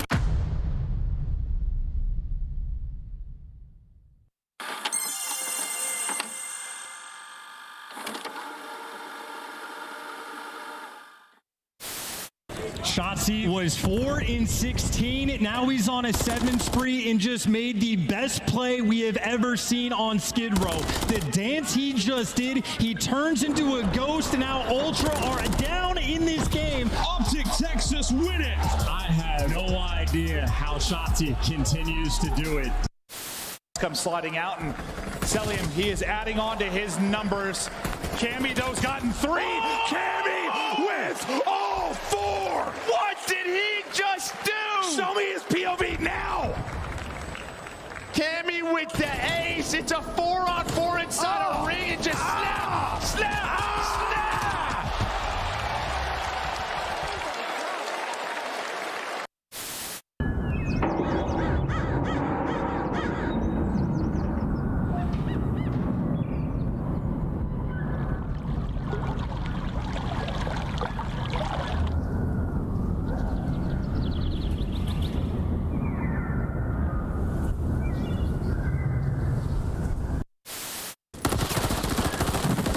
Thought the race was going to favor over to Seattle Surge, but it's just been a multi-kill or somebody going beast mode. It's Gio who kills the entire squad.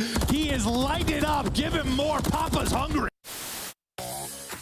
Welcome to the Esports Report. On this week's show, we cover the current COD League standings.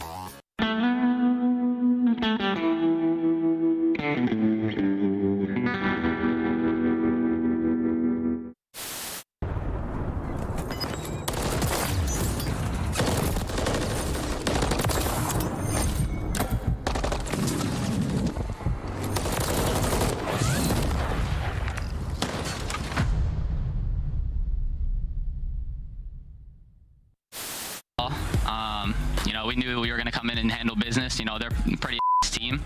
I don't know what all the hype is around this match. I mean, look at the scores. I did. Down to 3 for either side. This is going to be it. Last ditch attempt. Flying on the point. Joe Deceives gets his. But 3 seconds to go. You've got to get on the zone, lad. Fresh mag. Send it. Wins it. Oh my God. It's a 2v1. Diamond Con. Can you do it? The boys are on the capture. It's now a 1v1. What a round of control. Diamond Con, if you win this. God damn, what a round. Bearings now 16-9 and forcing the issue on the flank. He's inside of their face as that's going to be 5 in a row. How about 6? It's 6 for Capsidal. He is woken up and erupting right now on the subliners, making 8 in a row. Boston feeding off the hype that this man can provide. 21-10. Big Cap. Welcome to the series, my friend. Priest is trying to get the push up. Major is actually able to get a kill. Major, how does he get 2? How does Major get 3? I've got no goddamn idea. But once again, they clutch up. What in the hell did Major just do? That man's got ice in his veins.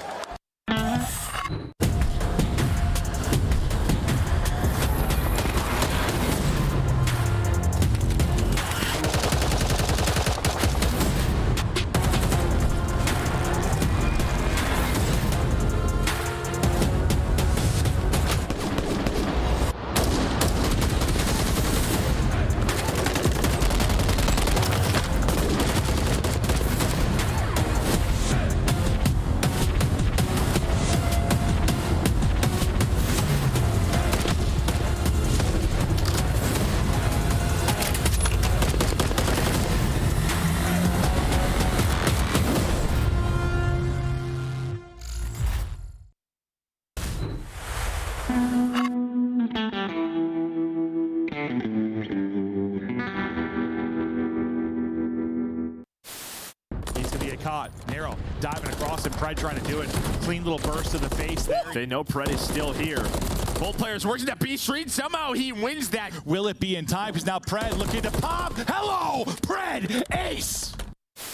Nothing out of it. Joe Deceives trying to stay alive. Into the point. Joe Deceives cooking with gas. This is the impenetrable setup because Joe Deceives is the man that can hold the iron. Bowden just waiting for the moment to strike and, well, finds it on Geo. Trades are there. There's the 2-piece and a last-ditch attempt. Joe Deceives once again in the feed. 21-11.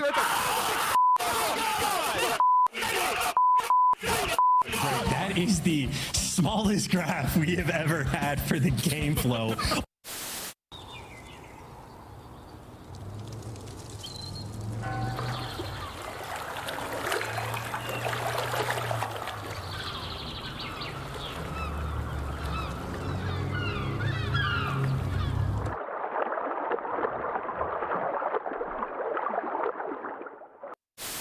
Faze holding it down, looking for the win right here and now. It's Abe and Draza in the feed. Simp joins them for the posterity, and that's giving me the final 10, and that should be map 1. That is a nail in a coffin. Bill Simp, by the way, with nearly 7k damage, so Simp was almost untouchable. Trying to clear out every single base he possibly can, but Draza's found 2 in the middle of the map with the Renetti. He's gonna find the 3rd as well. Draza lighting up the kill feed. And letting the Faze, sending us to around 11. Honestly, it's just us in Toronto, but as you've seen, we just 3-0'd them, so I think they're ass and we're on top.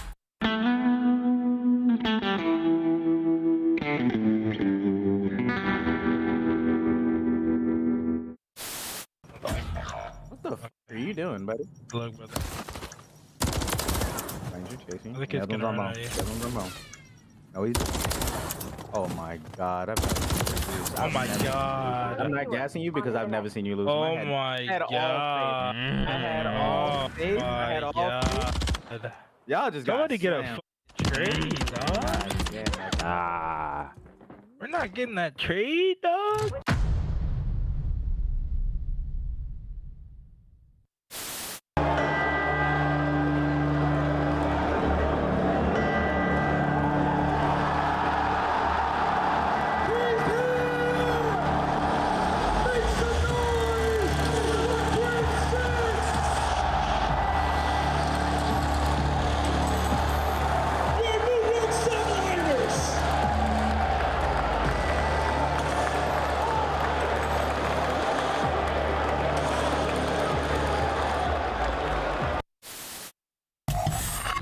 Hello and welcome back. We're still waiting on some updates. Last we heard, PC is being swapped out for, I believe, Ken. They're trying to get that done quickly in, I guess, at the Optic setup, and then we'll hear more. We still don't know what's going on exactly with the results of the map 1.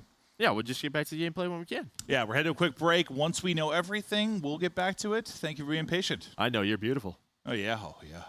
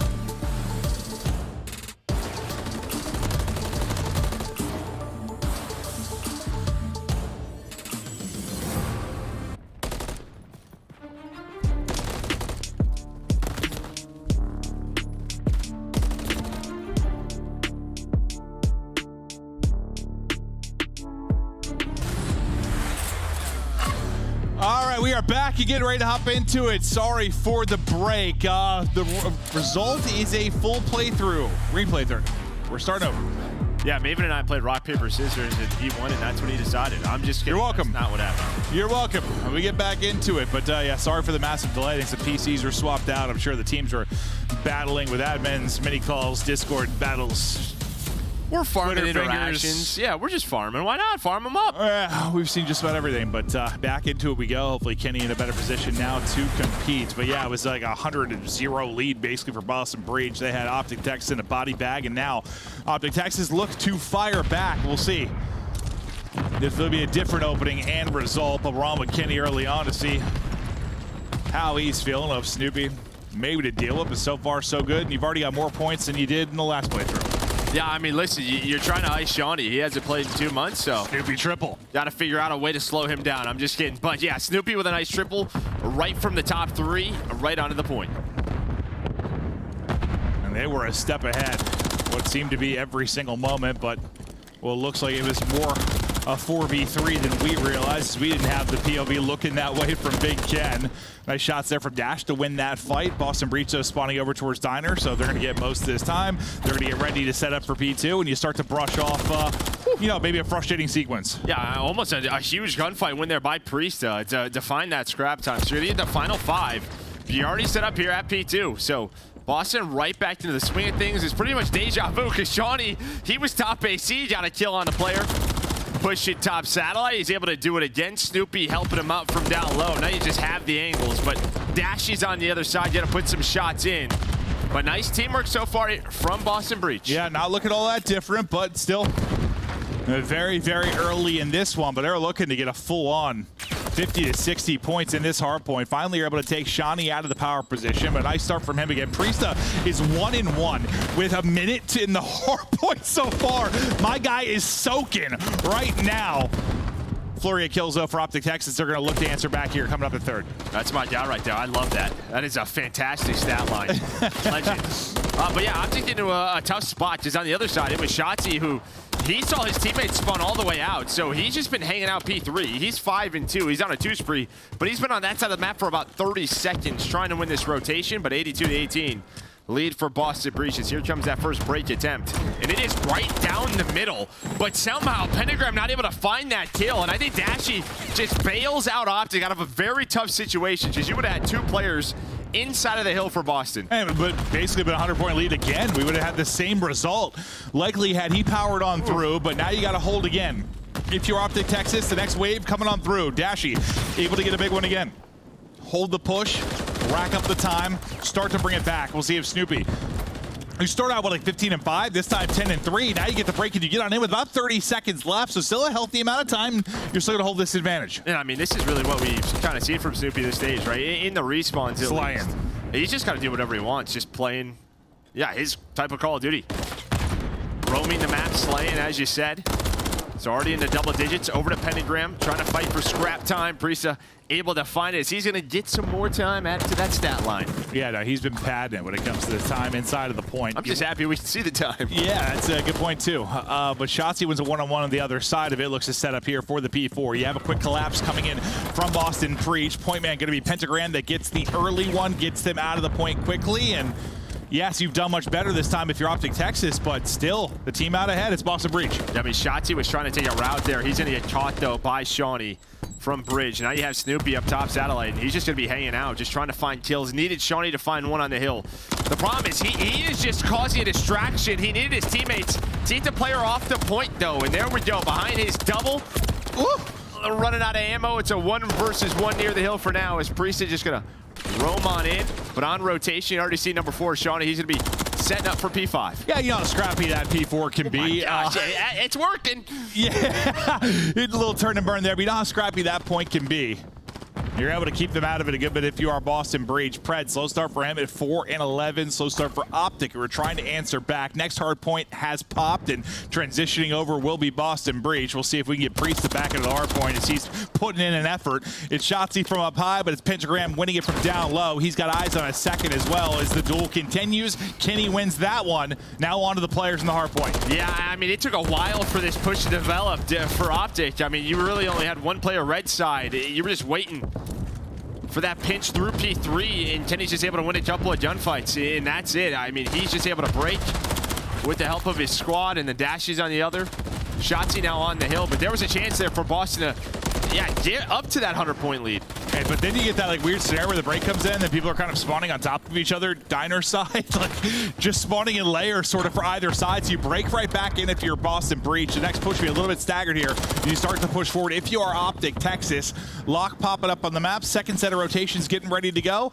Still a Boston lead. Much better effort from Optic Texas this set around. Yeah, if we could get a spawn on P5 near the right side of the map. Yeah, right? Like instead of just like one team spawns diner, then a couple seconds later someone spawns diner side a little bit past him. Like, yeah, right? Yeah, let's do that. Yeah, that would be nice. But let's get to a listen in here quickly as Boston Breach got control of this map 1. E-hard kill, short again. Left of me, Kenny, he's one shot, be cut. I'll be cut, Be cut. Pick up short, Eric. That's one. In time. Two things. What's up, BT's up? Over to them. One more time, melee short in time. Low church. He's low church, okay? You're gonna push that probably. What's up, Sabi? I don't see low shirt. Melee, Kenny? I'm over here. More top hot. That's him. Yeah, he's telling you. Stop shot on AC. AC is weak. He might be close to I spawn here as well. Let's be short. Shot to I think he saw me. I have the pinch. One shot ticket. One blue ticket. I see a ticket. Pillars is open, kind of. I'll get pills for you. I'll get close. I'll pick a secret. They be top hot. It's close window. Close. It's top hot, actually. Top hot. No, close. I'll get something else. He jumped out. I saw that. I jumped out. He's gonna be back out. I'll touch your middle. There's one side door. Two side door. Long dead. Two side door. Side door. Ticket. I'm gonna turn block, bro. I'll give her pred. Watch my long. Yeah, block. If you be secret me. Okay. Easy. Side door. I don't No, in the back. Junk. I have one. Get all this time. Give me more time. He's long. I'm getting half on the second. Long, one side dead. Nice. Top fire. I'll be close. Stay down for fires on the bow. Nice. Pop. One shot. Nice. Go. I got time. I'm working front again. I'm in red. Yeah, need a shed. Put the calls. Cars, Kenny. Cars. Nice. He's top out. I'm trying to hit over left. Yeah, run take number. Push that ticket. Just work your way. Set up a break, bro. Set up a break. Yeah. Give me from it.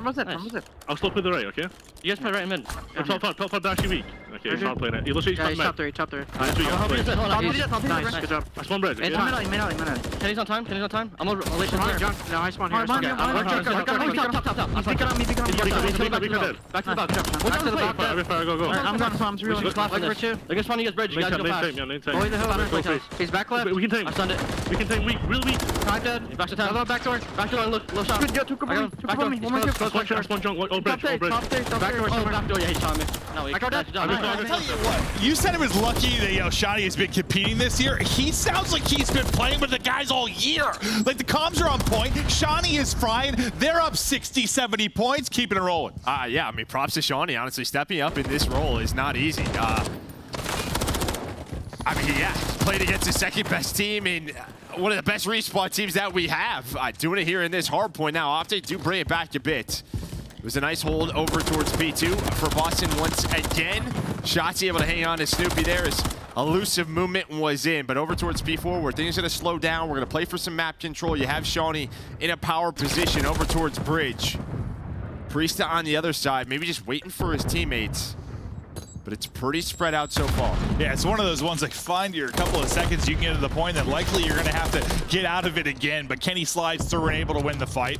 Hardpoint's white again. Look at where that 200-point mark is Boston Breach. As these teams, if you continue to trade effectively around here, it's just so hard to find your moments you can actually get to the Hardpoint. Pred on 4 in a row, make it 5. Shotzzy on 3, maybe a chance here for streaks. So with that wave of kills, you start to get in and rack up some time. You're thinking about the rotation on the other end. Yeah, I mean, obviously we heard the comms. One thing they were trying to miss was names. You know, it's just you have someone slotting in. It's going to be difficult to track, but hopefully they know that Pred is on 5 in a row because a Cruz could just break this game wide open. So we'll see if Pred can find number 6 and this Cruz. But you rotate very early does Boston to set this up. Is that stun? That first stun misses. The second one does not, and Shawnee able to get the kill. So no Cruz. You deal with the first, a wave Here comes Shotzi, though, but his teammate's taken down. And this is where you had a really good chance to get some time last time if you were Boston Breach. And remember, like, you set, you did a really kind of slow build-up instead of you were Optic Texas, and you had a great break. And Dashy won some big fights for you. This time, much better so far in the early going if you're Boston Breach, but it's going to get a bit scrappy here very, very quickly. Shawnee playing deep, trying to stay up. Pred trying to tickle him with the rival there at range. Shawnee's able to get the kill there. Actually, with the pistol, he gets the kill. It's another one. Shawnee pops off with another. The guy's an absolute demon. Yeah. Get him on a roster. I mean, just buys enough time for his teammates off spawn to get there through Cafe. Waiting on Priesta. Priesta there to help. And now you are 20 points away from winning this map 1. But Pred, alongside Shotzi, gonna fight for the scrap time. Now on this rotation, over to P1. We have seen teams find full 60s here. But Boston just gonna need a break. Yeah, so far, most of the gunfights, I was going to say, we're flowing towards Optic, but then you get two. If you're Shawnee, Pentagram picks up one. The deal is back at it. They're back into the point. 15 needed for the victory. So far, the replay doesn't seem to matter a whole hell. Veloza maybe leading to a similar result, but Optic still battling, just trying to hold Boston Breach from getting these final 10 seconds or so. From up top goes Priesta, not able to win it. Optic still in. And now you gotta think, you know. Oh, he's hitting the nades as well. He hit the nade onto the hill off spawn. And now it's just a flood. It's a battle right down the middle. 3 versus 3. Snoopy's on it. Has Priesta looking over him. 5 more seconds. Priesta with the double reset. Doesn't matter. Map 1, Boston Breach. And the story has gotta be Shawnee. They are vibing, smiling. The guy was getting multi-kills, making plays around the objective. You heard him comment. You know the guy can play. It's not that long ago that, like, when we were talking at Centuries, like, get this guy on a top team. Like, get him on a squad. Like, he is very good. He's one of my favorite teammates that I've ever had. We know what he's capable of, but did I expect him to come in and drop those numbers map 1 against Optic? No, I did not, Joe. No, I mean, listen, I think, you know, you go back to, like, the CWL days, you know, BO4, Dub2, where he's had some crazy moments individually. Yeah. He was always sort of an X factor, but he can be a vocal guy, a leader for this team, and sort of stay calm in these big time moments. And you saw it there at that P5 where he pops off, gets a triple, earns them more time. I mean, Joe, he is basically like, he does it all. He's like second on his team in time, second on his team in damage, second on his team in kills. Like, he did a little bit of everything. Fantastic effort there from Shawnee. They will win the map 1, and now it's like, you know, I was sort of talking about you at the beginning, like with all their search and destroy woes, like with having a fill-in kind of loosen them up a little bit, maybe not make some of the blunders that they had, maybe shock them. Your thought was more like the respawns. Like, you've been a very good respawn team. Yeah, they have been solid. Now they're 5-2 this stage. They have been good in respawns, yeah, but the problem is, I mean, Shawnee's been a coach here even throughout this stage. They have just not found any success inside of Search and Destroy at all. Boston Breach, we saw that pop up at the bottom. Yeah, they were farming. Yeah, farming a little bit on social, but the Crybaby Cheese, as they would put it as their farmer on social, still ends up being a dub here for Boston Breach. As Optic Texas, you know, victims of slow starts at times, not able to bring it back. But yeah, Shawnee, a massive moment there at the P4. It's the nade on the Shotzi, and then through the middle alley gets it 2. Like, he hit that bait nade, gets him out of the hill, and that just, yeah, weakens the setup for Optic. Allows Snoopy, Priesta to just run up the middle alley. The last few seconds needed to win the game. Unbelievable stuff. They get the map 1 win, and now, yeah, Snoopy, he's rolling. He's rolling. They are fired up. The guy's enjoying that one. I mean, it just, I thought what surprised me the most, maybe I shouldn't have, just because he has competed so much this year. He's played with some of these guys. It's just the listen in. I know you said some of the names maybe we're missing, but for the most part, it just didn't sound like they were playing with a fill-in all that much. It sounded very natural. I mean, listen, I think we know that this is they have a lot of coaching, a big coaching staff. I'm sure they're playing like 2v2s versus each other. I know the Boston coach definitely said, and Jock, they're playing ranked, right? So I'm sure they're playing games with each other all the time. What's the thing, what was it that like Slack said that got a lot of criticism? He's like, unless my coach can gum me in like a free-for-all, he can't be coaching me. Well, listen, I don't agree with that sentiment, but Shawnee clearly, I mean, he's fine. I'll step up to the plate. I got this. Just one map, though. You do have to win 3. We're going to head to a back-to-back invasion, and sort of that search and destroy woes.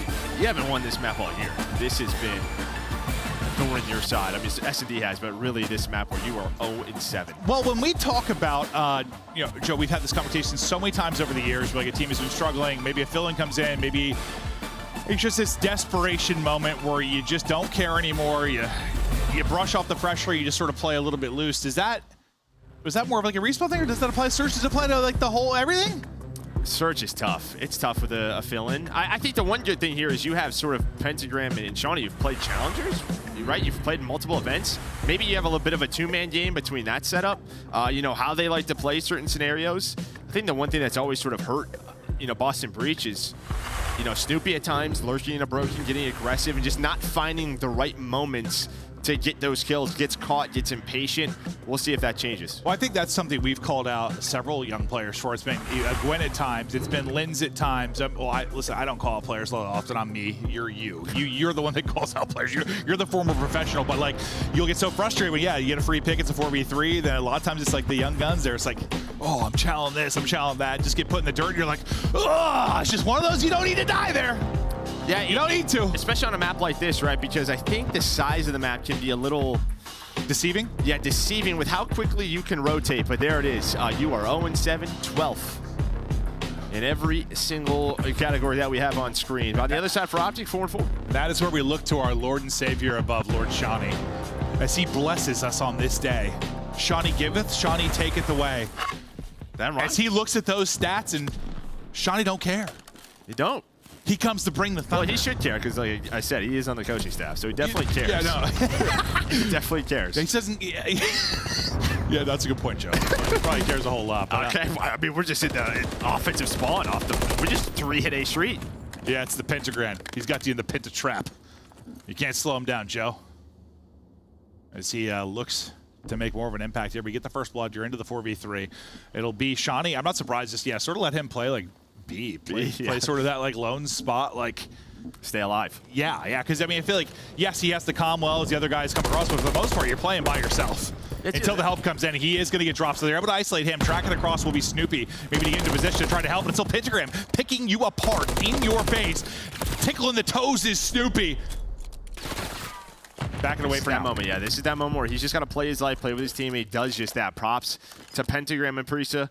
They were on the hunt for that player watching the flank, and there we go. There's the reposition. Now bomb being planted. Shotzzy tried to even it up to make it a 2-on-2, but now it's down to Big Ken. The new hardware doesn't matter. Tries to shallow it quick, maybe catch somebody sprinting across. Doesn't work out. Gun up and ready to go, and you'll get the defuse in. I mean, listen, I mean, it's all Pentagram. Yeah, pushes up, getting the early one. The fact that he's able to buy his time, then find a second, it doesn't really matter all that much at the end of the day if you lose lose Shawnee on bomb. And that's just sort of what this map has developed into at times where, you know what, if we're going to give up this B bomb, we don't have trophies, don't feel comfortable. You know, we find the first blood over towards A. We're going to push through the flank. You just have to find that guy on the flank, right? If you take too long, bombs planted, it just feels like you have no chance of even getting towards B, but they're able to do it. And then Shotzzy gets caught trying to turn it into a 2-on-2. There's just pressure on Shawnee right now. Like every coach ever in the history of every sport and esport is looking to him right now after that map 1 performance, Joe. He's putting them all on the map for their abilities. All one start here, but he's going to look to bring it back. Putting on for the coaches everywhere. For all of them. All of them. Every single coach we've ever had. I was a coach, so he's putting on for me, Joe. Okay. Sure. Let's go, Shawnee. But first blood this time. You're Texas, you take a Pentagram out of it, so won't be able to be the playmaker that he was in that round 1. Snoopy lurking forward, some nice tags into Dashy, but kill won't come through, and he's just got, Shotzzy is just here and lurking. Snoopy a chance to get caught. A nice little spot here. What is this? But he doesn't get the kill. He's prone in that. Looks like he gets prone blocked due to the spot he was in. But it doesn't matter, has the trade. So Shotzzy always has a couple of things in his bag and able to show it there. Nice little spot, but now it's down to Snoopy. 1 versus 3. The bomb is across the map. That doesn't help. Almost puts the moves on, but Optic tied up. Yeah, nice gunfight win there against Dashy. I thought for a second he was going to be able to isolate the second one-on-one. The mantle, maybe. I mean, get that mantle. It's a quick one. Nice centering there from Kenny. And yeah, if you got gun up a little bit faster after mantle, maybe. Because it would have been real tough to hit shots for the last player on the street. But nice answer there from Optic Texas, but nearly a bit of sauce from Snoopy. They had a nice little double chow there, a nice little kind of bait with him and Shawnee. Unfortunately, Shawnee dropped after it. He gets through. Who knows what happens? But last time you're on defense, it was Pentagram kind of opened you up like a can of worms. They showed a lot of aggression up A Street, a little bit different, into a more standard setup around mid-tank, and quickly pressure over towards Shawnee. The one player on B, got to deal with shots. He's so difficult to take down, and all he's trying to do is buy enough time for his teammates to get shot in you. But here comes the retake. As the smoke is down for Breach, and we're into a 2-on-2. Shotzi's somehow still alive, finally taken down, and Dashy is all the way A Street. Now, I mean, Penta was aggressive on A, and they rotated fast. Like, you knew the comms were coming in from Shawnee, the pressure was there, and they lose him quickly. But the rotation is there instantaneously, and the smoke just creates a little bit of chaos. But now, Dashy, who can be so good in these clutch scenarios, can he do it? Yeah, I thought the nade maybe was going to hit, but doesn't. 35 seconds left. They're going to know that. He does have a stun, but this is just so difficult. He's got to take Snoopy down, and you can just see the way Snoopy's playing this. Just spotting for info time and time, throwing his shoulder. There is that stun. Now he's got to challenge Priesta. Not going to happen.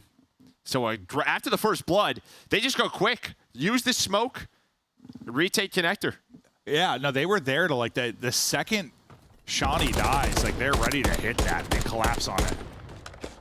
Because it was like Penta went to like on the same spot. I think he got the first blood in the first round, and then he was instantly like the dark cut, like just right away. Yeah, that's something we see. Like, I mean, it's a while ago, but like stage 1, like Faze, like Simp would play that mid cut, just throw that smoke, and that's how they would retake.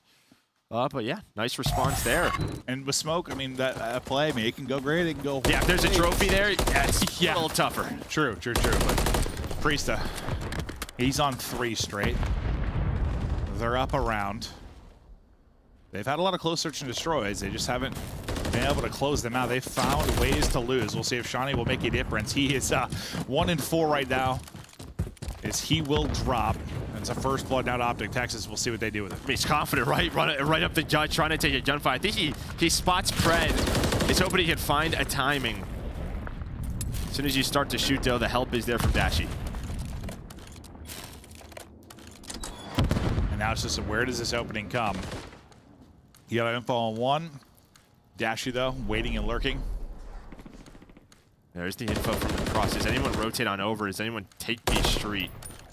Looks like they're going to reposition, bring Shotzi back. Or sorry, yeah, bring Shotzi back and rotate Kenny to help this. But on the other side, Priest has gotten pretty far pushed up. Pred's giving up A Street. Ooh, and now it's Pred versus Priesta. Dancing. Well, Pentagram is here. On the other side of the map, Snoopy gets caught. You get the information he's pushing, and you're on 4 in a row. Pentagram. He's alone for a bit. Can he make the play? He gets the check. Just under 30 seconds to go. Some shots in for Priesta. Try the information. You charge forward. The timing pretty brutal there as you push forward. If you're Pred, they get all the kills. 15 left and plenty of time on the defuse. You'll tie it up 2-2. And that's just a nice retake there from Optic. They kind of suffocate him, right? As soon as Snoopy dies on the flank, on that pinch, it's just, okay, let's play for this info. Priest is there. He just found a kill on the Kenny. It's, all right, where's Pentagram? If we're able to spot him or we clear Cafe, we know the position he's in. They have no room to work with. They're going to have to check the bomb. They're able to retake successfully. Yeah, honestly, I mean, he didn't have the information we did, but the best way to win that might have been if Priest just ego chow Pred. Honestly, because like once he was able to back up and get to the half wall, that becomes so hard. I think he was hoping Pentagram could help him, but that was a good back down by Pred, because there's a chance that Pred holds that and gets caught. 100%. I just thought Pred was going to play the trade. Like I was thinking Priesta, if he just like chows that, maybe. Well, I thought maybe we were going to get aggressive again. We are 3 up through Cafe and turns into another first blood for Boston on defense. Yeah, like Shawnee, hang out over there on B. We're going to hunt. 3 teammates are just sending it, and they'll have the advantage here. Dashy playing around his 3 in a row. Pred, all looking for information. But bomb down has to be recouped, and that'll get picked up now by Shotzi, and they'll start to develop this push. You did a pretty good job if you're Breach, I guess, in the sense you're in a 3v4, you got info, you got the bomb planted. Can you do the same on the other side of it? The trades go the way up Boston Breach, though, so it's on to Dashy suddenly, who's on 3 in a row. In this 1 versus 3. Shots into one. Bad timing as he slides forward to Chow the next. Another round of Boston Breach, and so far, defense is holding. Yeah, I mean, obviously you're down a minute. I don't hate the push, right? You throw that smoke, and you're just hoping maybe somebody gets caught off guard through connector. But you had a two-man setup there from Boston, and they stay patient. They don't try to panic and get to Shawnee, because there's a chance like Shawnee's like smokes down, they're probably coming here. You start to run through that smoke or that connector, and you end up dying to Optic. The only first blood on offense we had is when Shawnee got picked off the site, right? And then they smoke through and kind of collapse. Otherwise, it's been the offense has been slowed down very quickly, right? Like if someone's been picked and just kind of put a clamp on it. But round advantage, not a Boston Breach. But that's good. I mean, I'm keeping my eye on it. Can offense get a first blood and do something around it? So far, not finding any success there. As Snoopy continues to play for info, and Shotzzy is well tucked away. And I think the same spot we saw him a couple rounds ago. Yeah, just kind of hanging out. You're always going to have this duel Snoopy versus Shotzzy. They love to play around this area of the map. Shotzi's got Kenny looking over him. And it's a pretty just slow A. Like, they're happy playing the retake. With this setup is Optic. With Predin and Dashy, right? You don't have that mid-tank setup. Instead, it's all about A Street. You tell Shia, he's definitely itches. Give me a one-on-one. Snoopy's going to get spotted. He's got to back down. I think he got eyes on two players there. I believe he's able to come. They're trying to isolate him now. Can he get out? Stun's going to hit. Snoopy is so dead, or isn't he? Able to just get away, but the rest of the team's starting to drop. Snoopy now trying to transition and answer back. 2v3 for him and Shawnee. I mean, great play by Snoopy. This is what we wanted to see from him in those positions, not getting caught. The problem is his teammates died, right? They have a 3v2 on the other side of the map, and they get taken down. So Snoopy trying to find anything he can to get to Shawnee. Allow this bomb to go down, and there it is. They're on the bomb. Can't see it there in time. He can't see it. He's got an 8, though. The plan's in, at least. Shawnee's going to get tagged. He's very weak. Like a third of his HP, he's going to drop. Now it's on Snoopy to try and clutch. The fact he's been alive this entire time, unbelievable. 6-3 for him. Kenny clutch, turned in circles, trying to find him. Maybe thought he had a great timing there on Kenny, but Big Ken puts him down to 3-3 we go. Shawnee gave him a chance, though. Yeah, I mean, Shawnee had Snoopy. And they thought they maybe just, that was the bomb planter.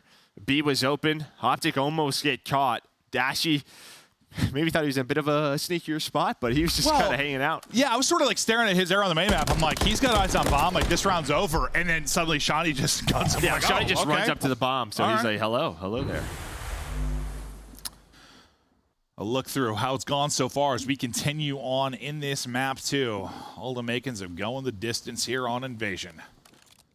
And see, what, 4 first bloods there for Optic. And as you said, that one first blood's the only one on attack. Yeah, I was just trying to think through it. I mean, it's been early kills from the defense, but we'll see if somebody will be able to strike in that capacity again. Similar setup.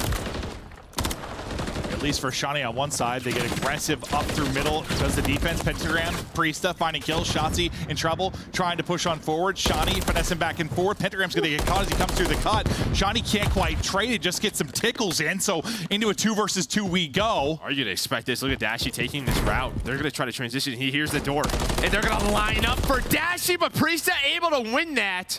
The headshots come through. That's Bomb. Bomb is down. Priesta is out. And he is out. He's repositioned. He's going to be ready for this. Priesta! Oh, no, the slide! You're not ready for the slide. The reaction out of Shotzzy. Priesta knows, like, I played it so well, but that's a rival. And that is Shotzzy just hits it. Oh, that had to look like such a joke from his POV. Oh, no doubt about it. With the truck there. That had to look like such a joke. Like, he gets cameras so hard probably there. Nice win by Shotzzy. 3 for him. And they are up around. And we'll see if that's going to be the difference. That's that big offensive round win. The fact that he's just even, like, kind of ready for a gunfight there is insane. You're sort of thinking, where could he have gone? Yeah. Like, once you sort of clear, it's either he's been tucked away inside the entire time or he backed up the palace. But he also has very, very fast reaction times for a human being. He quite good at the game. Yeah, but he does get caught, so they get aggressive. He tries to get in a DVD. Shawnee's able to find that first blood. Okay, so this is, that situation they haven't had yet. If you're Boston Breach, you get this first blood on offense. You haven't been able to enjoy that yet. Of course, it's right after that first offensive round victory for Texas. Now can you do the same? Can you answer and continue to tie up this search and destroy? That nade connect, I don't think so. They're gonna wrap on back. This should come down to Pred. Just kind of lurching. He's hearing all of this noise. He's gonna drop down. There's one. Able to find the bomb planter as well. Great position out of Pred to force it 2-on-2. Ooh, Pred making the play, kind of evaporating that first blood that they got earlier. Now down to this 2 versus 2, as you said. Dash on one side. Able to catch one. Johnny, it's just down to him. Had a magnificent map 1. 3 and 6 here in this map 2. Oh, yeah, Kenny definitely sees him there. Kenny spotted him. He's just gonna reposition. I know exactly where you are at, and Kenny just stays patient. The help of his teammate, but you had that first blood. But Pred, you feel like you cleared everything inside a cafe, and you just forget about up top. Yeah, no, I mean, they were real confident with the setup there. They had a free plan. Like, they were thinking they were good to go, but from the rafters comes Pred. And, like, you know, it was probably that awkward timing where I imagine he was just starting to plant because he kind of hopped off it at the pistol in hand. Like, just ends up being the perfect timing and situation for Pred to guarantee 2 kills. And now you find some separation if you're Optic. You're up 2 rounds. It's going to require 3 straight here out of Boston Breach. So far, they've done such a good job finding aggressive openers on defense. I feel like at one point it's going to buy them. You're just going to play real passive if you're Optic Texas and maybe catch somebody, but we'll see. It's a team nade. Gotta dodge that. Avoid the car. Okay. Sometimes you have to avoid your own team nades. Yeah, it can happen. And it certainly does there. This reminds me of the round that kind of Shawnee gets caught, smoke goes out, they try to retake as quickly as we can, and it worked out for Boston Breach once. Can they do it again? Shawnee in a whole world of trouble. They're waiting to collapse this being held for now. I don't think the smoke has been used for the Boston Breach side to try and hit through. Team kill comes in. Snoopy's gonna drop. Shawnee this time at least able to get a kill, trying to snap back to the next, not quite able to do it. And the dust settles for a moment. Yeah, Snoopy's nade, I'm assuming just, bounces right back into his face, so that does not help. We saw one team nade avoided. On the Optic side, Boston could not avoid theirs. Shawnee tried to do everything that he could. And really the problem was his trophy. His trophy didn't block the smoke behind the tank. And then when they got pushed up, his trophy was not in a position to help him. So he was stunned, naded, really just avoiding everything. Yeah, listen, this moment for Shawnee within this series and for all coaches worldwide is really of mythical proportions, Joe. So if Shawnee's going to do something of great magnitude, it will be in a map 5 search and destroy. He has to save it for that, Joe. That makes sense. But yeah, you're looking to go 0-7 in search if you are Boston Breach. Optic Texas started to rally, and they're in a 3 versus 2. Holding here for the kills, making a 3 versus 1. All on Pentagram 25 seconds ago. He has been spotted. He will be dropped. Optic Texas answer back in the search and destroy to tie it up 1-1. The woes continue for Boston Breach, but hell, a chance in this series. We thought it was day of 3-0s. Yeah, I mean, you can put a bit of an asterisk on this one, right? Obviously, you have a sub, but 0-7 throughout this stage. And honestly, you had chances. That 1v1 goes a different way. We're all tied up. That was the opening for Optic, the offensive round win. Sometimes it just relies on a bit of shots. Yeah, I want to see that 1v1 for Breeze's POV, honestly, because I feel that had to be. No, I mean, he hit the wall, spots him, and that's it. Yeah. The rest of that year just said dead. That had to be horrible. But breakdown the scoreboard of how it looked. Anything jumping off page for you? I mean, it's balanced effort really on both sides. It came down to a lot of like 2v1 situations, 1v1s. Boston played well, but Optic able to clutch on out 6-3. Yeah, I think you avoided a lot of those mistakes and scenarios where you kind of threw away numbers. I mean, the only thing that really comes off the page is that last round with the sort of killed himself with the grenade. Otherwise, for the most part, playing as a unit, just, you got to fill in. It's a tough situation. You made it work in the Karachi, not so much in the invasion search. Now we ready for invasion control, and what are your thoughts about this in playing with a fill-in? I think this is probably the map, in terms of a control map, you probably want, right? It's very standard, defensive heavy.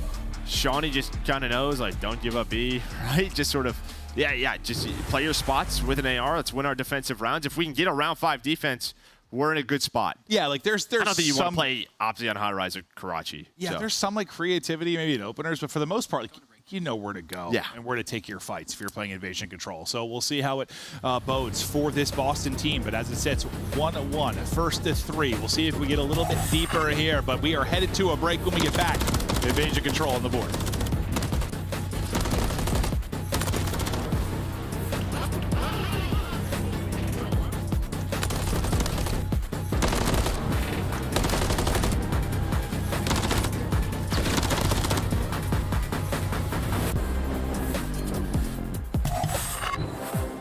Upgrade your game with the Scuff, the official controller of the Call of Duty League. The Call of Duty League is brought to you by Monster Energy, the official energy drink of the CDL. It's 2 players inside mid. It may work out. It may not. It's 3 from the missile. Diamond makes the play on the very long flank. Run, but you cannot hide. It hits both. They drop. Diamondcon trying to end the game. Is he going to get there in time? He is. 13-4 from Diamondcon. Ends the game on 7 in a row. Now it's just down to 04. He's on the hunt. 04 spots himself. He should be able to line this one up for free. Another clutch out of this young man. Opening shots from 04. Connects on the Geo and he predicts. Oh, man. Oh, my goodness. This kid is everything. Flames, the second potential 1v3 for him. Pistol gunfight win. Check the bomb. Get him off of it. And he does. The play's alive. Oh, my God. Accuracy of the runaround. Flames. No way. Back to back. In the same map. Another 1v3. Ain't no way. But time is dwindling. They still got to work the play. He's hearing all this. I'm gonna push. What's up, boys? Takes out 2. Diamond, look at the 1v3. Oh my God! That can't happen. Yeah, well, it's being those instincts. The double nade is in. Nasty. While he's jamming out, he's also trying to win fights. He can think that, and he will get dropped as the tunes keep going. Have middle of the map control. You're just gonna funnel them through. These have to run at this. It's 2 players inside mid. It may work out. It will not. It's 3 from the missile. Hell of a round, Sir Sandy.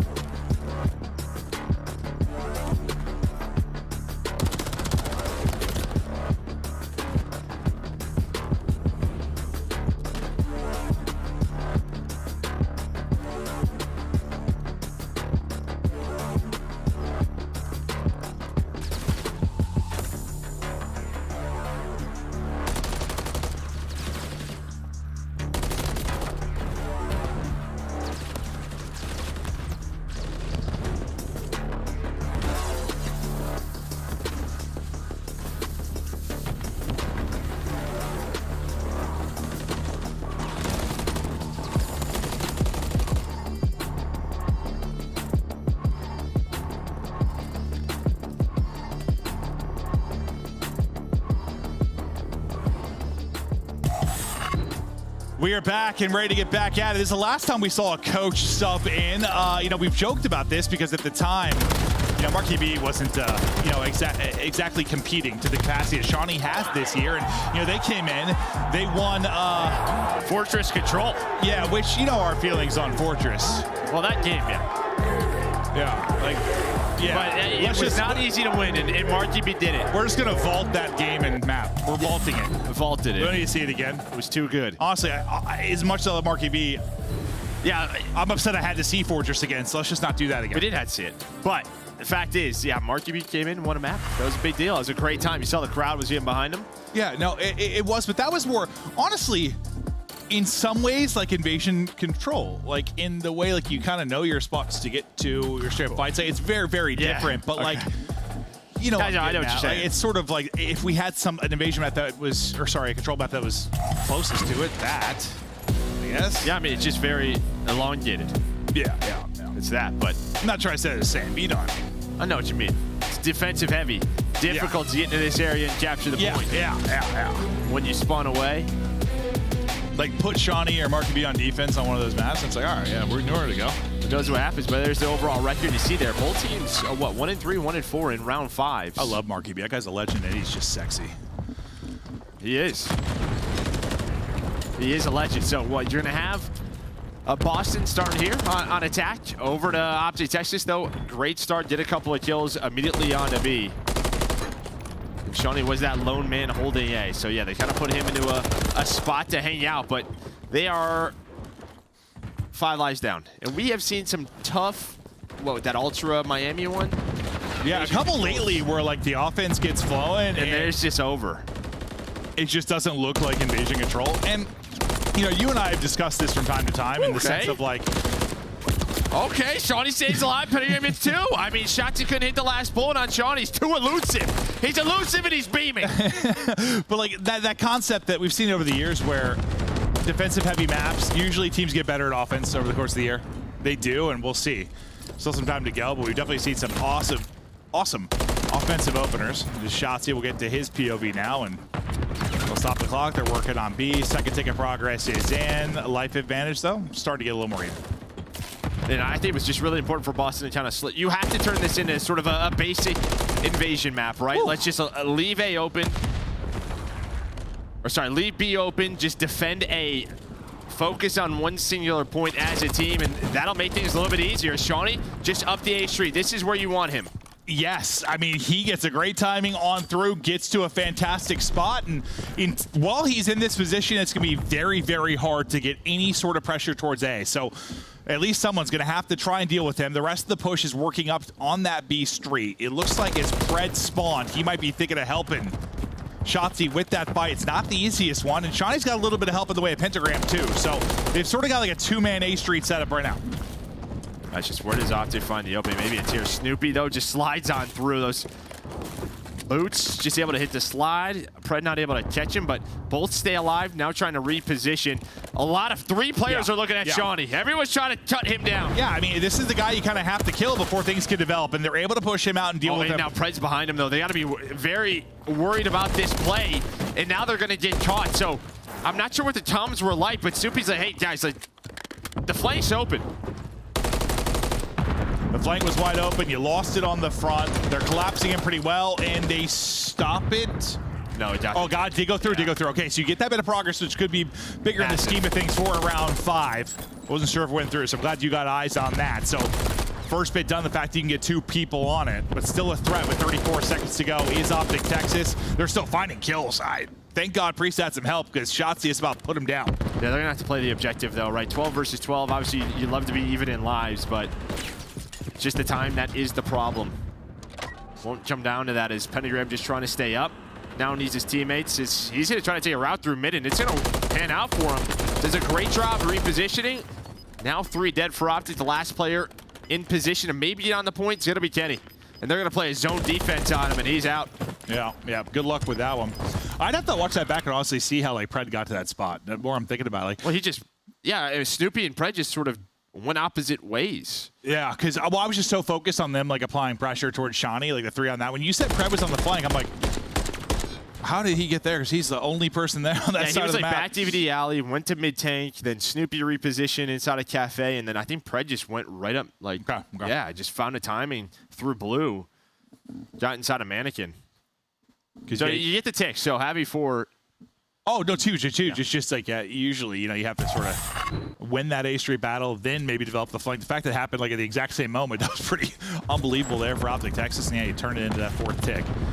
Now, what can Boston Breach do? 9-4 for Shawnee here. He's putting up some numbers, getting to his spots, but a little bit of a different story on offense, though. He might be greeted by the invasion blender. Yeah, and they try to go A, maybe just try to find the pick, try to cheese some off the break. You still have Dashy here. So it'll be 2 dead. Shawnee's going to have the first one. Dashy and Shotzi with the team shot to deal with the second. Yeah, I thought the shoulder was perfect maybe for a moment there from kind of the point man on Boston Breach, but Dashy deals with it. Shotzi seeing just enough to make Pentagram panic and reposition. Gotta watch out for those cracks. Pred shooting.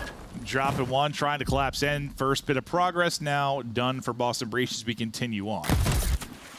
Yeah, one player up to a little more aggressive position, Snoopy. Only have one player on this right now, so you have Shawnee just playing safe.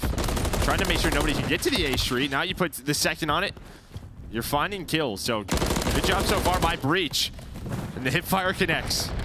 Don't worry, changed in an upcoming nerf. We'll see. Yeah. And Preg gets one up for Optic Texas, and Kenny deals with another. Really, it's just kind of Priesta by himself for now, waiting for the rest of the troops to get into the fray. We'll kind of see what he can do from this position, but what are the rest of the guys here from Boston Breach off to do? Looks like they're kind of clearing everything A side. Nice shots. And now you have A street, so nobody's there on the Humvees. Middle of the map, though, is all Optic around that middle tank. Gonna start this push. Team shot in on the player on fire. Nice info from Shawnee. They just don't have anyone through middle yet towards that connector side, so they can't put pressure on these players from Optic. You see Optic, they're all over Cafe. They're happy about it.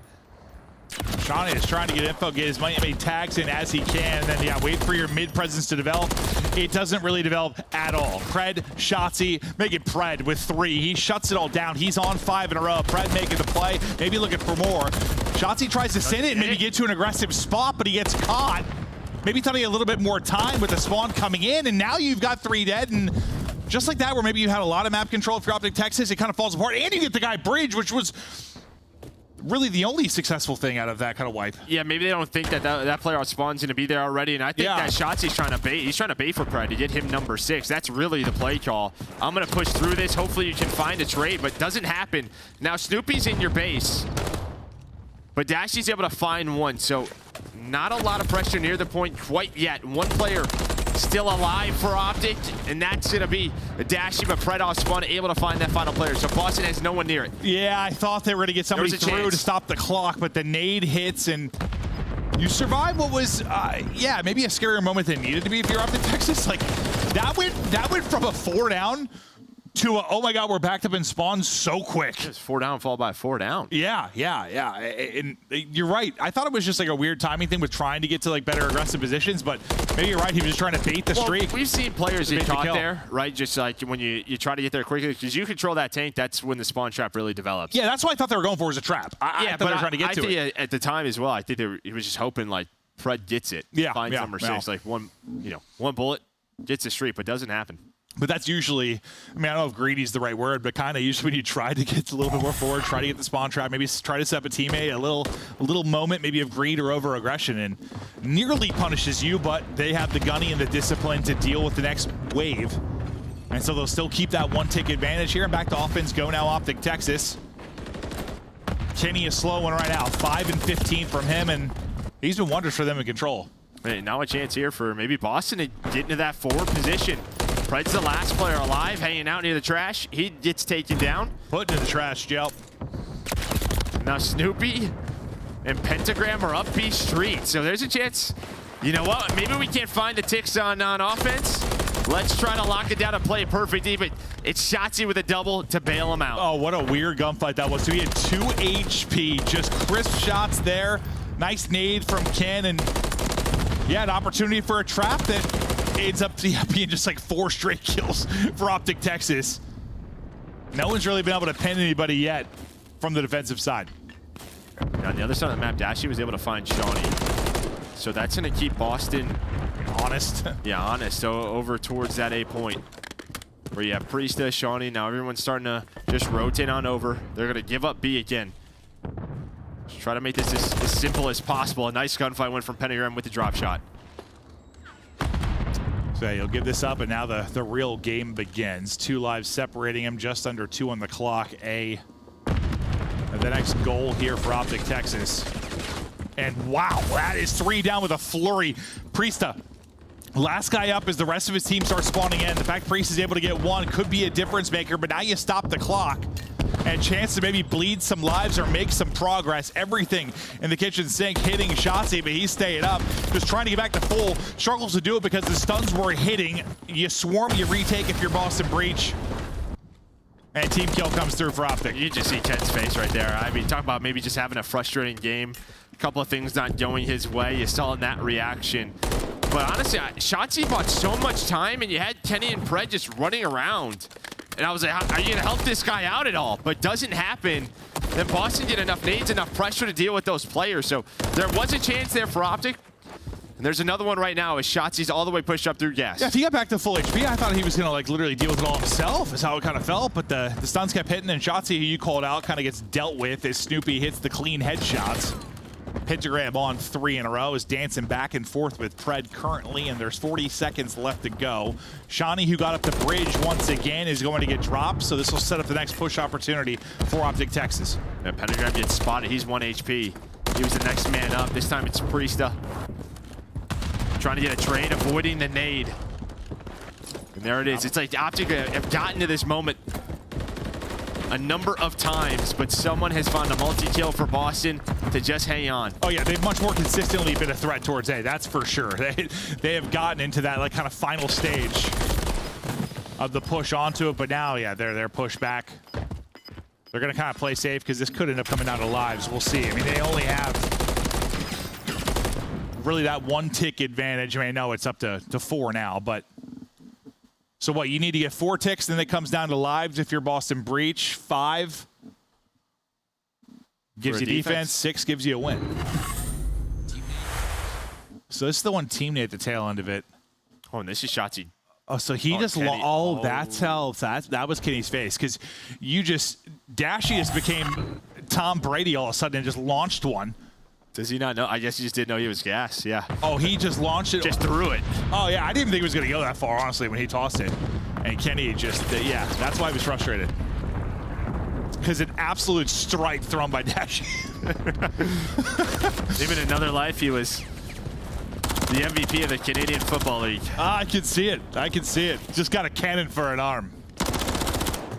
Priesta 5 in a row, though, looking for that streak, which, well, could certainly be very helpful in maybe getting that tick on A, that one elusive tick, as he's just playing for it, rival in hand, just trying to give himself a close range fight. Yeah, I think it could also just, you know, if they're in a trap, maybe help them get out of it. It's difficult to use on Invasion, just really repositions players. Tries at those long range rival shots for that number 6, and then he's gonna get traded. Doesn't stay patient, and sometimes you just do get impatient, right? Just natural. But now it turns into Kenny finding 2 and them retaking B. Yeah, you're sort of hoping there's nobody like right on the opposite side of the wall that's able to chow you instantly either, and that happened to be the case, and he finessed back into a 3rd player. Just nowhere for him really to go. But now this is probably the most forward control you've had for a defense, is what Optic Texas has. You had it for a minute if you were Boston Breach, but that got evaporated pretty quickly, basically the next wave of spawns from Texas. Awkward fight. Snoopy still dancing. Can't quite get gun up. It's the Red Eddie Adachi that hits. And they just got to retake broken. They need these ticks to extend that time and give them a chance. Pentagram, nice snap there. You do have Priesta, who's lurked on A. So he is on A, pauses the clock. The problem is, though, his teammates are getting fried in spawn. Yeah. Everybody else was dead. It's one thing if you have somebody else that's a threat, but that was not the case at all. Brad, I think, was on 5 in a row again. It popped up. I think he died right after that, so I don't think you got a streak yet, so nothing earned. But yeah, 10 seconds to go. You might be able to get up and get on to A again. Shawnee's got a chance to do that. Now, can you win it on the other side? So far, so good. Now, this is an interesting moment. This is a real interesting moment. Are they going to even recognize that someone's on A, right? A lot of the times when you're in sort of these situations, you don't even notice it. So there is that 3rd tick. Nobody's noticed yet. They haven't noticed. This is what I mean. There we go. Now they have to go.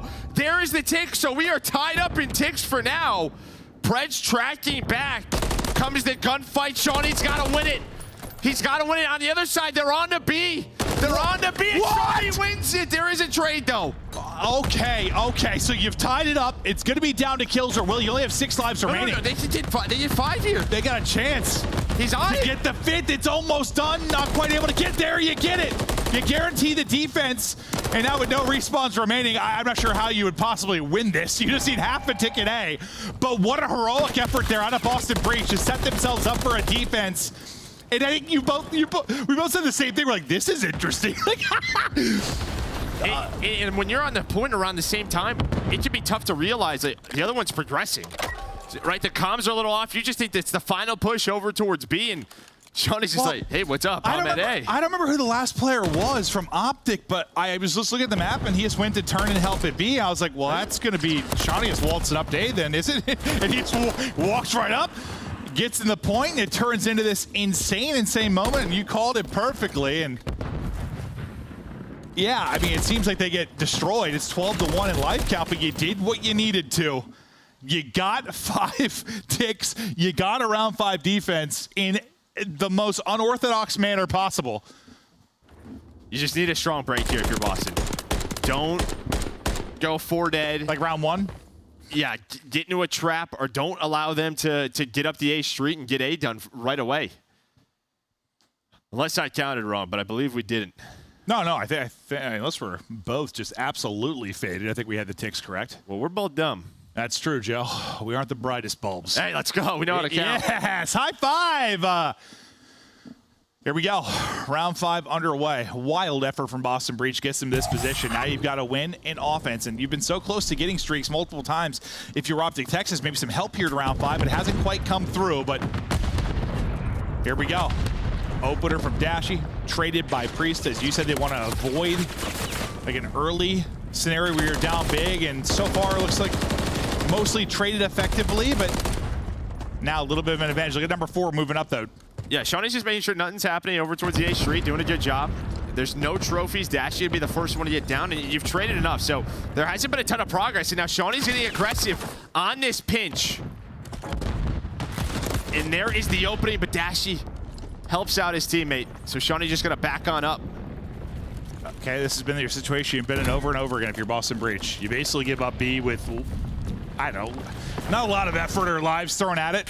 You set up, you square up, you hold A. Now, the story throughout this has been Optic Texas has been a massive threat multiple times. You've done just enough if you're Boston Breach to hold on to A. Can they keep doing that, or do you finally burst through if you're Optic? Yeah, sometimes it just feels like those round 5s, those moments start to work out in your favor. But they're going to need map control as they're working up this street. Snoopy does snap, but it's just trades, and you take the trades. You're going to spawn closer towards that point is Boston Breach. This is where those comms come into play to hunt down these players who are lurking. They do just that. And for now, you get Shawnee all the way back over to Bridge, so he'll be locking that down. It'll be an effort from Optic Texas to try and deal with his position. He's got help from Pentagram again. With shots doing the cross, you can see they're all trying to get him out of this position. Everything being thrown at Shawnee. How long can he stay alive with the covers here of the Hubby? He's able to get another kill. Everything's blowing up around him. He doesn't care. This is now known as the Bridge of Sean. Absolutely is. Well, he was the construction man, wasn't it, back in MW 2019? Oh, yeah. The construction guy. He's right back to it. And look at this. I mean, that tick. Now a 7 life advantage. Opti have not been able to find anything over towards A. Dashy is there. He's got a one-on-one. His teammates, though, are in the base. He already won one-on-one to get to this spot. The next one was up against Shawnee, and Shawnee just repositioning for now. Not able to take it. Dashy able to win that fight. The trade should be there. That got a little scarier than I thought it would get. The fact that Dashy gets that damage in, but backs up against it. You've been here before. You have a 5 life advantage. 30 seconds to go. Boston Breach looking for another respawn win. You have some pressure here. Fred and Kenny all the way pushed up. They're able to find the first. Priest is staying patient. Gets a little bit crazy. Snoopy with the rival. I love the weapon switch up to finish the game. And here we go. Boston have won both respawns throughout this series to put them up 2-1. The super sub and Shawnee as they continue to win, and Priest is just howling with laughter as they did not expect to be in this spot, but it's that round 4. I mean, that's what it is.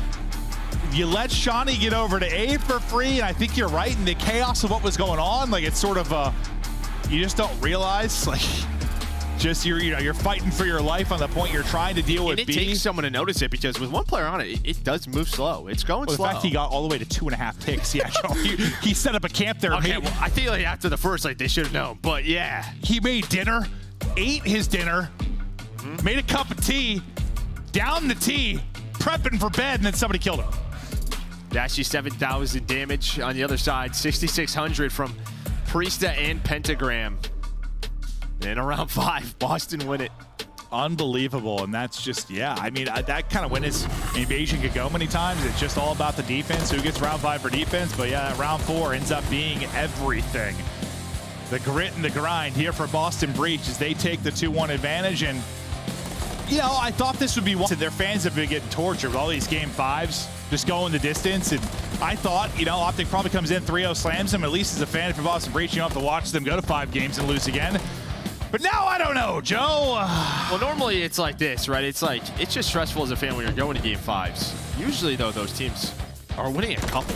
You just haven't. It's been even worse. Well, now, a double whammy where you're going to a game 5s and then you're losing. Well, it's just tough because, yeah, if Optic win this series, how does it have to happen? It has to happen in a game 5 now. So, good chance we're going there. I mean, do they have a shot to win every single respawn in this? Sure. It's possible for Boston Breach, but they won one hardpoint. I don't think the expectation can be for them to take another one off one of the better hardpoint teams in the game. So, going to be very difficult for them to do it there. More than likely, we're going to be heading to a 5th and final map, and this is not, what was the question on the desk? Like Chris asked, like, which one do you think can go to 5 games? We did not think it was this one.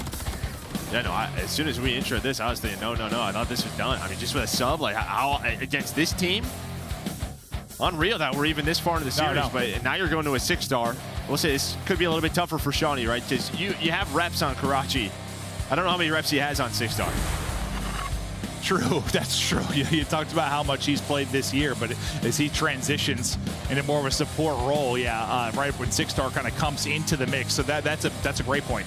Probably not a whole lot, where this is one that if you were Optic, you're definitely trying to get fantastic at. It's probably one of those maps that with like Vista, when you can increase that map, will be a real threat when you try to take on the likes of Faze. But forget about Faze for now. You're trying to fight for your life to get out of this series with a W. Yeah, I mean, 2-0 for Optic Texas here. It's been going well for them. It On the other side for Boston, they are 1-0. But again, just with Shawnee coming and slotting in, we'll see how it happens. Yeah, it's certainly a little bit different here. But you know, you saw sort of. That's how one of these things go. This is, we talk about like trap games. This kind of feels like one in the sense here. Yeah. A sub is in. If you're Optic, you're like, oh, all right, well, we've been beating everybody outside of Faze. They have a sub on their team. But then you run into a bit of a headache with maybe the PC swap or server issues, whatever's going on with the first series. You see Ken's been getting a little bit frustrated. Now you find yourself in this moment. 6-star hardpoint stats, though, and you said both teams have been solid. A breakdown of how they've been here. Yeah, I mean, obviously 2-0 for Optic. Stats-wise for Boston, 100% hold ratio. Fantastic, but Optic, they're rotating well, 70% on that rotation. They're winning those hills. And we'll see if you can deal with that if you're Boston Breach. But yeah, as comfortable as they looked and sounded on Karachi, that's just going to be the question here. Will they have that same rhythm and flow with the super sub in Shawnee? Because I think we picked one that we thought was the most possible. It was probably the map 3 just coming in. That would have been the one that seemed the most realistic to maybe catch them. But this one would shock me. They'd have to get a statue made of Shawnee. Maybe. Now, again, this isn't with the update, so this is still with the old hills. Still swimming. Still swimming with that P5. But there you can see just some of the more 6-star stats again. Just got into the map pool. Yeah, very, very new. But Shawnee, I do know, growing up at his high school, he was the #1 breaststroke athlete at his high school job. Very good swimmer. Very good swimmer. Very good swimmer. I believe you. Good opener, though, from Optic Texas. They'll be right in the points. They get 3 dead. Snoopy. And there with the chows. They'll try to pick them out of this. Shawnee is unfortunately going to get a team kill early on, but he's able to follow that up with kills of his own. Damage into one, kill on the other. Mix here inside of mid. We'll see who'll be the last one standing as Snoopy's trying to hit the pre-fire. I mean, he's doing everything that he can. Pulls out the Eddie. The stun hit Dashy, but they got to get some time. They need to find some time here. Now, I don't know if they're going to be able to. It's Optic just right through the middle of the map, but you do have Pentagram who is going on that pinch, so they're in a position to contest P2 early. Snoopy's POV at times is fun to watch. He is twisted. He was literally pre-fire like every single corner. He is locked and loaded, but Pred dealing with him that time with the drop shot. And some more time over to Optic Texas. The guy lurking for now will be Priest as you wait for the reinforcements to come. You wait for the next opening. Priesta is putting in work. Down to 11 HP. The rest of his team drops, though.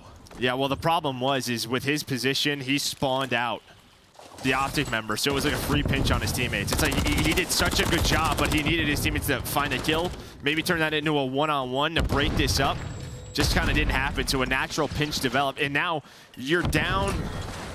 You have 25 seconds left. Do you want to go at this one more time? If you are Boston, you want to rotate. They're going to go for it. They do find 3. Make it 4 as Kenny drops. 2 spawn old for Optic. Sending it out immediately was Priesta, trying to make sure they got the spawn out for the rest of the squad, and he did that. He was the one that kind of sent it across with the spawn at old. They get the next one up, so you'll be down 40, next hard point popping. Really your first chance to have like an early setup here, a little bit of breathing room and answer back if you're Boston Breach. Yeah, nice job there for Boston, just off the rotation, making sure nobody gets into a forward position. Fred now lurking. The rest of Optic trying to fight through poolside. Here we go. Can Pred find the kill? Because he could break this. Not going to happen. So back spawns are still there. But you can hold this from the front if Optic get enough numbers, but they do not. There we go. Another clearance from Boston Breach as they'll look to rack up this time again. The spawn's so close, top side of pool. And what's going to spawn out behind him at number 6 in Shotzi? Are they going to be able to pick this up? The answer to that's going to be no. Split spawn comes in for Optic Texas. They're able to collapse on the point and get the time. Well, the problem is that the players on the hill died, and your furthest player up was Snoopy. This so opens what it up. happens is the back spawn's open. That is like a, yeah, it's just a spawn you got to be ready for, but it can be tough. It can be difficult. But Boston Breach do find the scrap time. It was a spawn that made sense. Well, yeah. I mean, it opened up wide open. I just warmed it. You got to read it and says you're fighting from the front with 2 people. Not up. until your teammate spawns up, and then at that point it's too late. Yep. Next hard point, ripping and roaring. Still a slight advantage here for Optic Texas, but as they get 3 down, it's going to be Priesta, kind of low man lurking. The reads on from Shotzi. He's able to pick that up. 6 straight for him. Is he'll now going to cruise? That's the first thing it earned throughout the course of this series. So everybody fall a little bit short up until that moment. Right now you have a bit of a collapse here from Boston Breach. Spawning on both sides. Kenny though able to pick it up, look over his teammates, and he's able to find the double. And that's what can be so punishing about 6-star. It's 1 break, 1 hold, and all of a sudden you're just down 60 to 80 points. And that is the case now. But again, a chance to answer. Well, now you got a cruise to deal with. And right into the water goes Shawnee. I told you, this guy was an athlete in the water. Cruise, though, in the water. How fast can you swim? So fast. He can. He just hit the bar. Yeah, he's out of there. Grabbed a drink right back into the hard point, but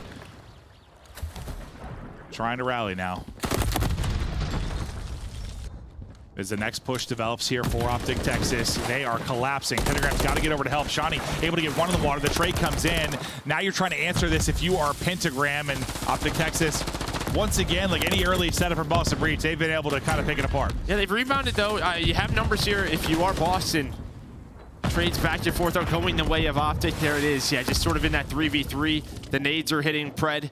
Doing such a good job alongside Shotzi. That SMG duo is really taking over at moments of this map, and they're doing it again. Yeah, Shotzi, Pred locking it down. Lead. It just feels like one of these where they're so close to just blowing the lid off of this one. I think they are, yeah. Yeah, just moment by moment, that advantage keeps growing. You need a bigger response here at P1 and P2. Maybe you can change something together. If you are Boston Breach, get yourself back in the game. But who's the first team here? It's going to be Optic, and they're getting aggressive. I mean, you've got 10 seconds of hard point basically to this point. If you are Boston Breach, you get picked apart again out of the opener, and now you're set back. We thought this would be a tough one for Boston Breach considering you're playing with a sub, and it's looking that way. And you're also playing a strong Texas team on this map, and they are looking fluid in the moment as Pred racks up another multi-kill. Shotzi trying to follow him right up, but continues like this, looking like map 5. You do have P2 spawn. Now you just need some map control, right? Start to get some of this hill time. That's going to be 3 dead, make it all 4. So 20 seconds left now. How do Optic want to play this? It looks like a couple of players are going to go through pool, but Optic trying to take this to a game 5. Let's go to a listening.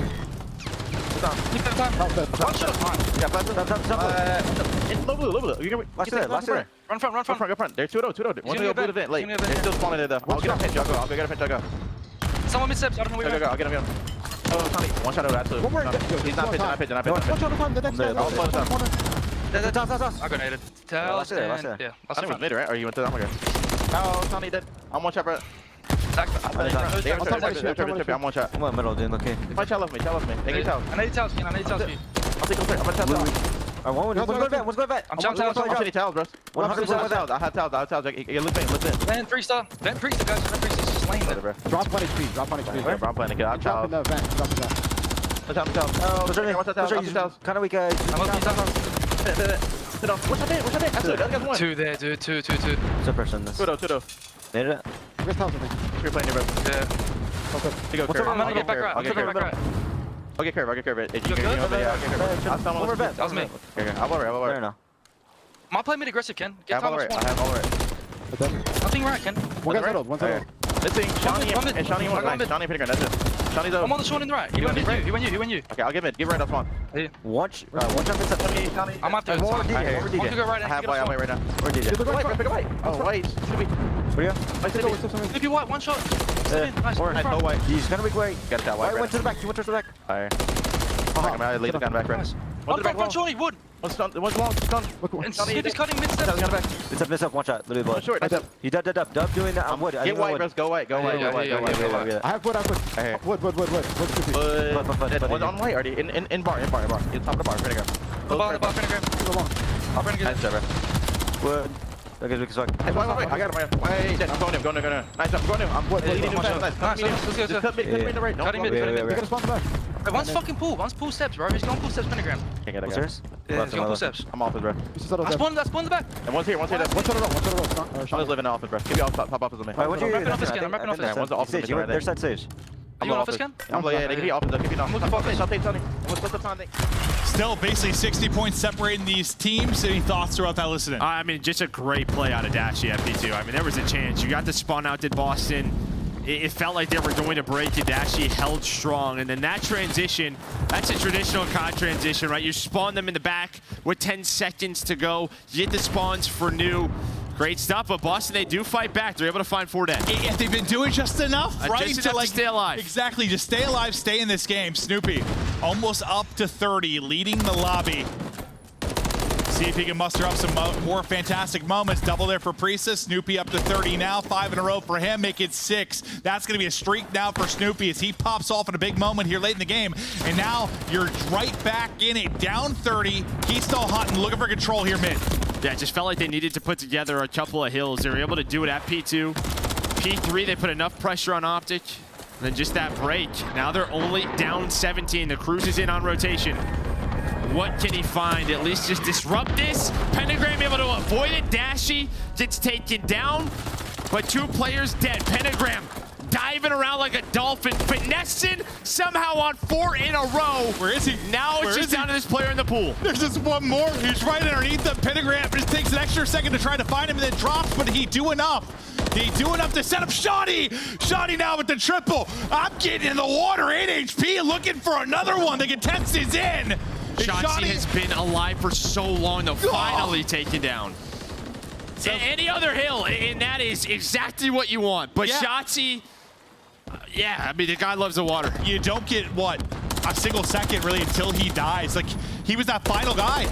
He survived basically 2 like squad wipes. He's the only one that stayed up 2 times in a row, but now lead change. Boston Breach in front. Super sub Shawnee on 4 in a row. Maybe looking towards a streak. Is Boston Breach on the brink of winning all 3 respawns against the second best squad in the game? It's Snoopy putting on a clinic, almost up to 40. He's got 37 in this one. Hey, this is just what they have done. They have kept things messy, continuously traded. Not allowed Optic to get comfortable on some of these hills. Contesting the point, knows where Fred is, Pentagram.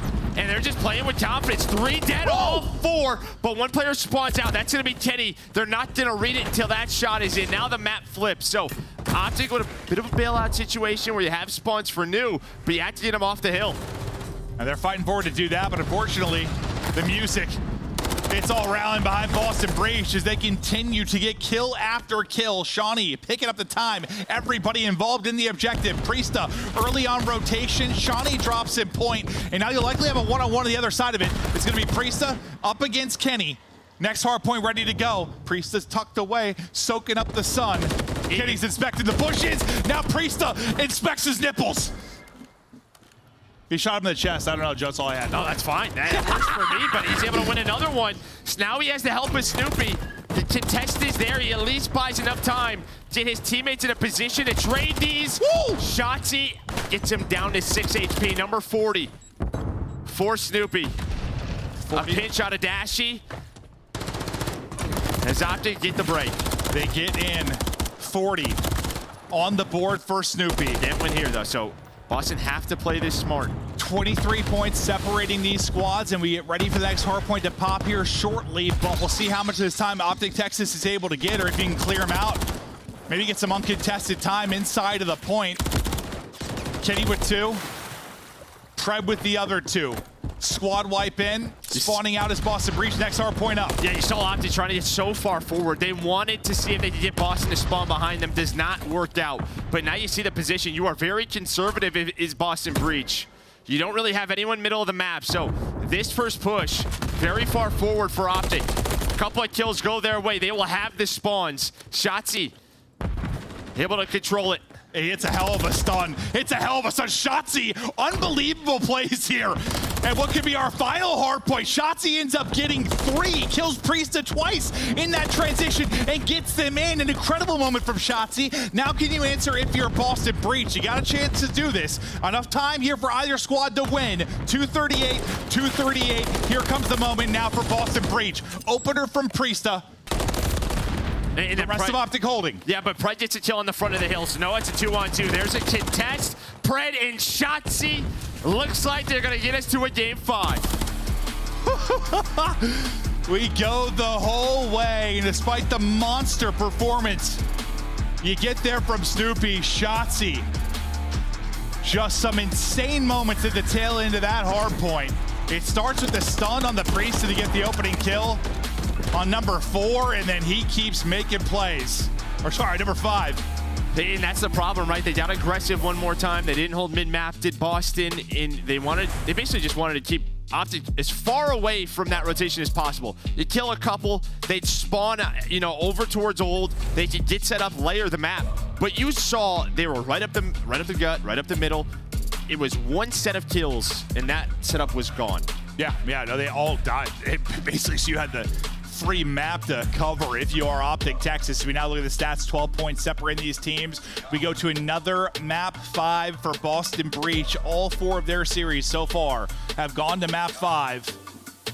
Here we go again. I'll tell you what, Shotzi may have contested more than 12 seconds on that P5, and that's the difference in the scoreboard. I'm serious. When that cruise comes in, easily more than 12, because he is the reason they win this map. He gets out of that, then what? He's dipped in the water right below Pentagram, and that's after the first 3 die. He gets another kill. Then Shawnee gets a triple after that, and he's still in the water during that. I mean, I don't know that I love that we're having the swimming battles, but it's a hell of a play to stay up and contest that time, and yeah, big difference there. I mean, Shotzi had several moments throughout that where he was the guy. As we look at the overall game flow here for map 4. And they just kind of lingered. They didn't allow it to get out of hand. It was right around 60 or 70 points, and they brought it back. They kept it messy. Then over towards that second P4, P5. Snoopy went on that 6 spree. They get the break at P4. Whew. It was close. Boston had it. Yeah, it was a fun one. I mean, just enough to stay in it, and then, almost just enough to win it, but fall just a little bit short. They can't win all 3 respawns. Optic stay alive and get us to a 5th and final map. We go the distance. You are 0-7 in Search and Destroy. If you are Boston Breach in this qualifier, will it be 0-8, or does the super sub and Shawnee bring them all the way to victory? Find out next after this break.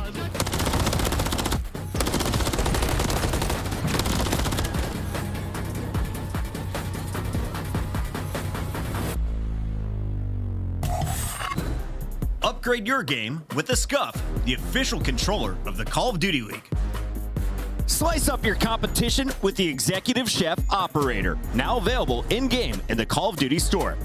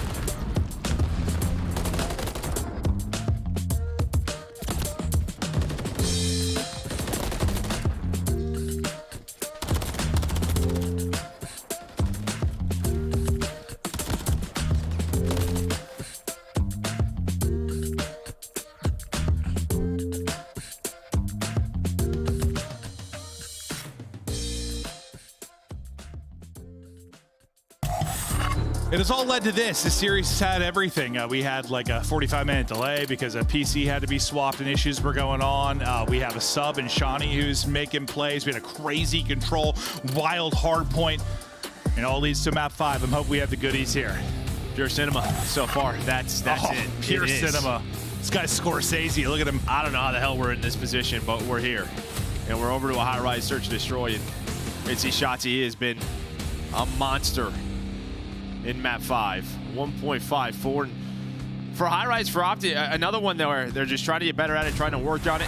1-5 overall on the year. On the other side for Boston, they don't have a lot of 0-3 on high-rise. What did I tell you in map 2? No, you said this is where Shawnee is going to make an impact.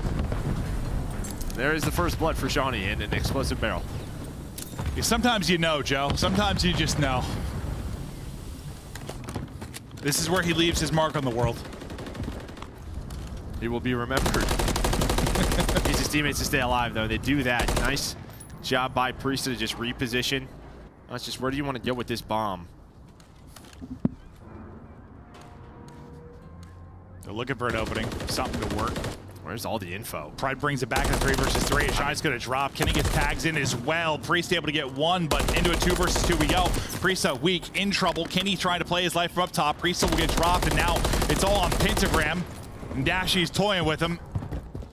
30 seconds to go. He's stomping around, and things have fallen apart after the first blood from Shawnee. Yeah, I mean, that's it. It's almost just like we don't know where we want to go, and while that happened, you just gave up so much map control, right? Kenny gets to Heli Stairs. He sees multiple players. The other 2 players were down low in Pentagram and Snoopy, and just no one made a play. As Kenny now is all the way up top. Top scaffolding. I don't think you're going to be ready for this. Or are you? But the headshot is in.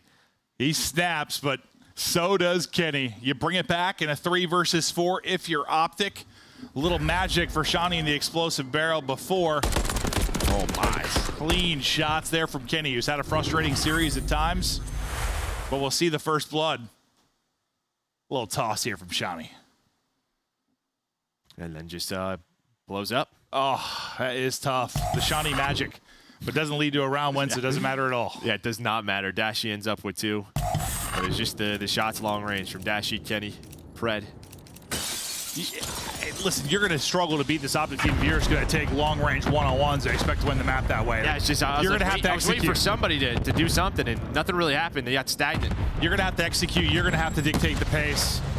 You're going to have to keep Texas guessing, because if it's just going to be we're going to square up and shoot our MCWs, good luck. Like, listen, I know the respawns have been close, but you've got some shooters on Optic Texas. Dashy with the first blood. Yeah, I mean, Snoopy's jumping off a 40 bomb. Pred's just running down the middle of the map after that first blood. Playing with some confidence from Pred. Nice little team shot with Shotzi.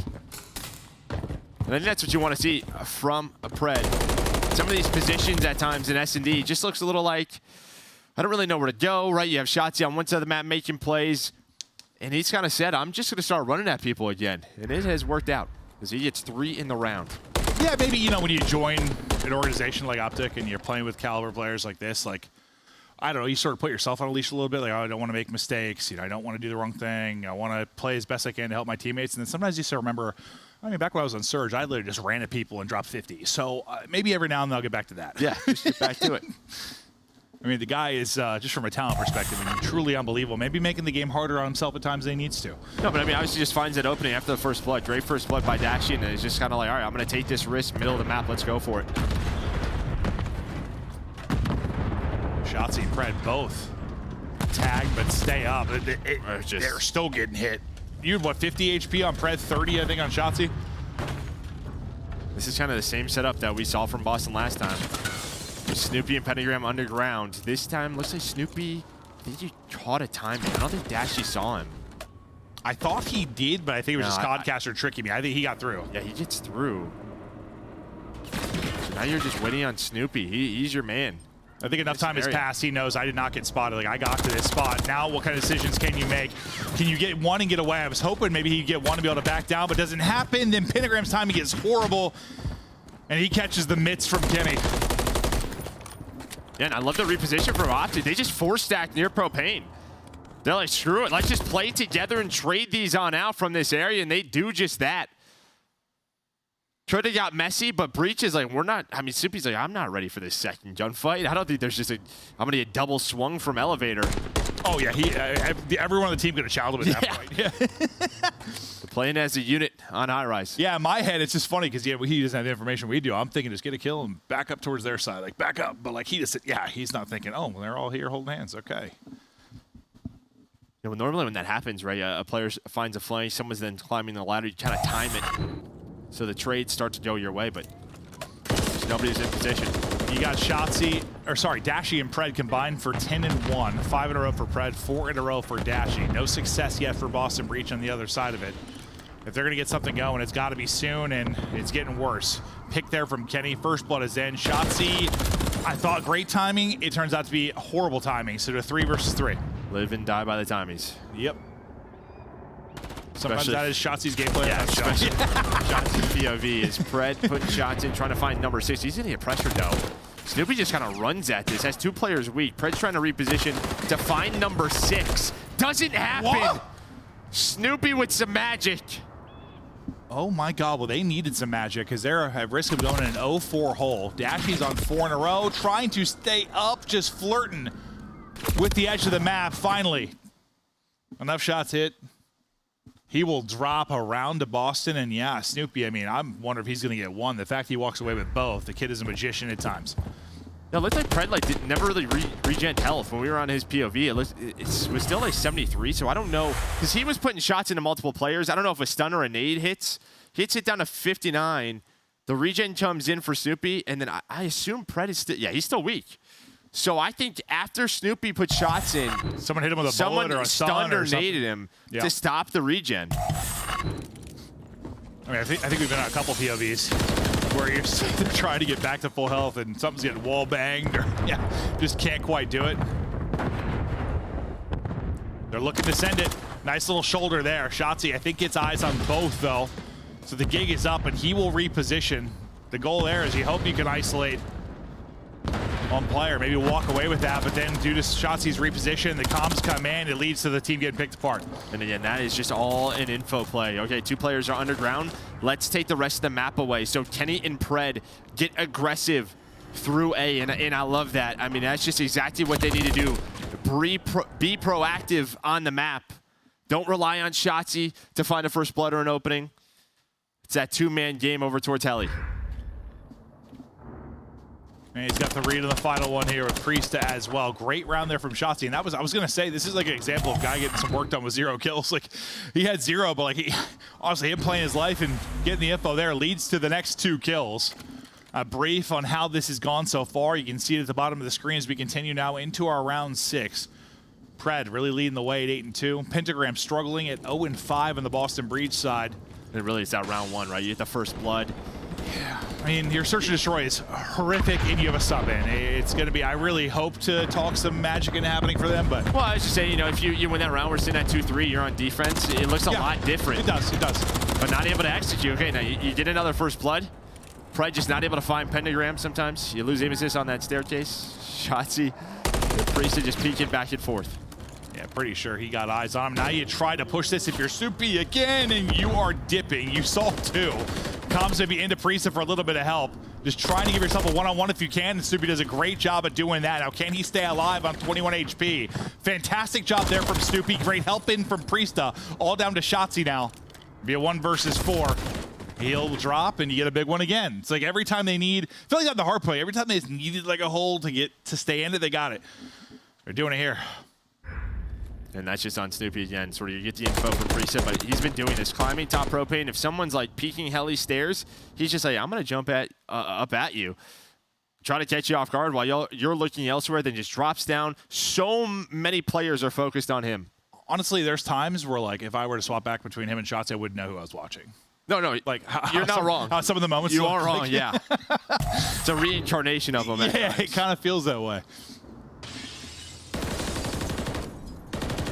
He has played individually fantastic this stage, has Snoopy.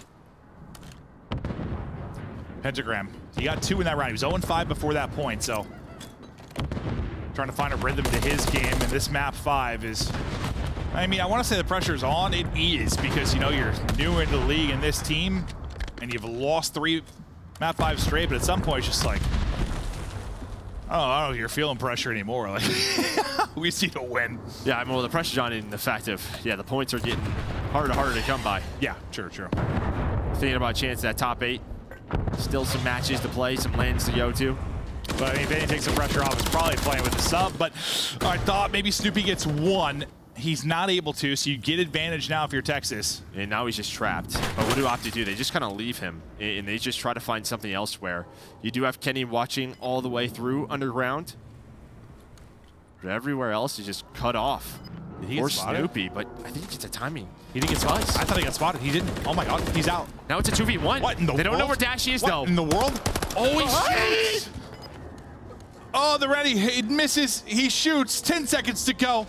Dashy up over the top. They're looking for him. He wins it down to 1 versus 1. 5 to go. He doesn't have play. He's got to hunt him. He's got to hunt him. Snoopy has to hunt. He's just trying to buy time. And Dashy able to win the 1v2. Big Brucey with the clutch and nothing but the $1 million smile.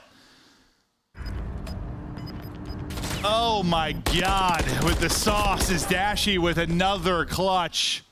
Add another one to his name.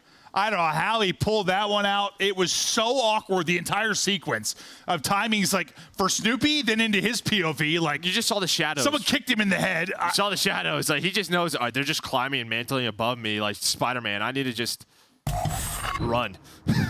But, yeah, Boston Breach lose a 2v1 in a very Boston Breach-esque manner. But sometimes it's all about Dashy. The man 6-2. Another fantastic moment, and that may be the moment of the game, because you win that, it's a 3 to 4 round count. Instead, you're a round away from victory if you're Optic Texas. But it's the first blood from Pentagram. Yeah, think about that clutch, and again, that round 1 with the first blood.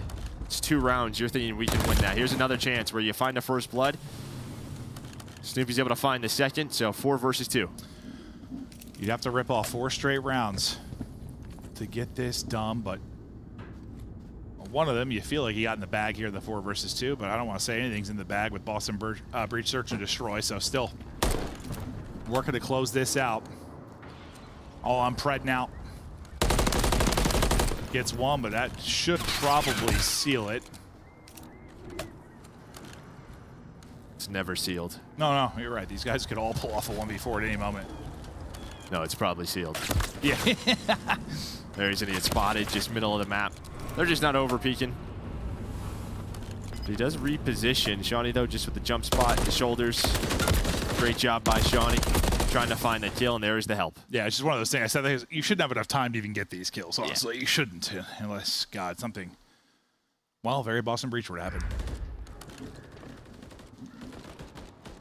You bring it to 3-5, step by step. You stay alive. Good job there with the first blood. Couple of rounds have been pain points, that's for sure. Could be 4-4 if Dashy doesn't go to work on you. That's one way to describe it. Yeah. Another day in the office for Big Brucey.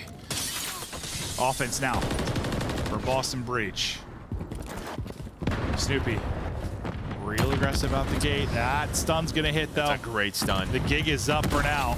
He's gonna have to use his smoke to try and get out. Oh, he's stunned again. It's hissing at you. It's hissing. Oh! Okay. He's away. Oh God. There it goes.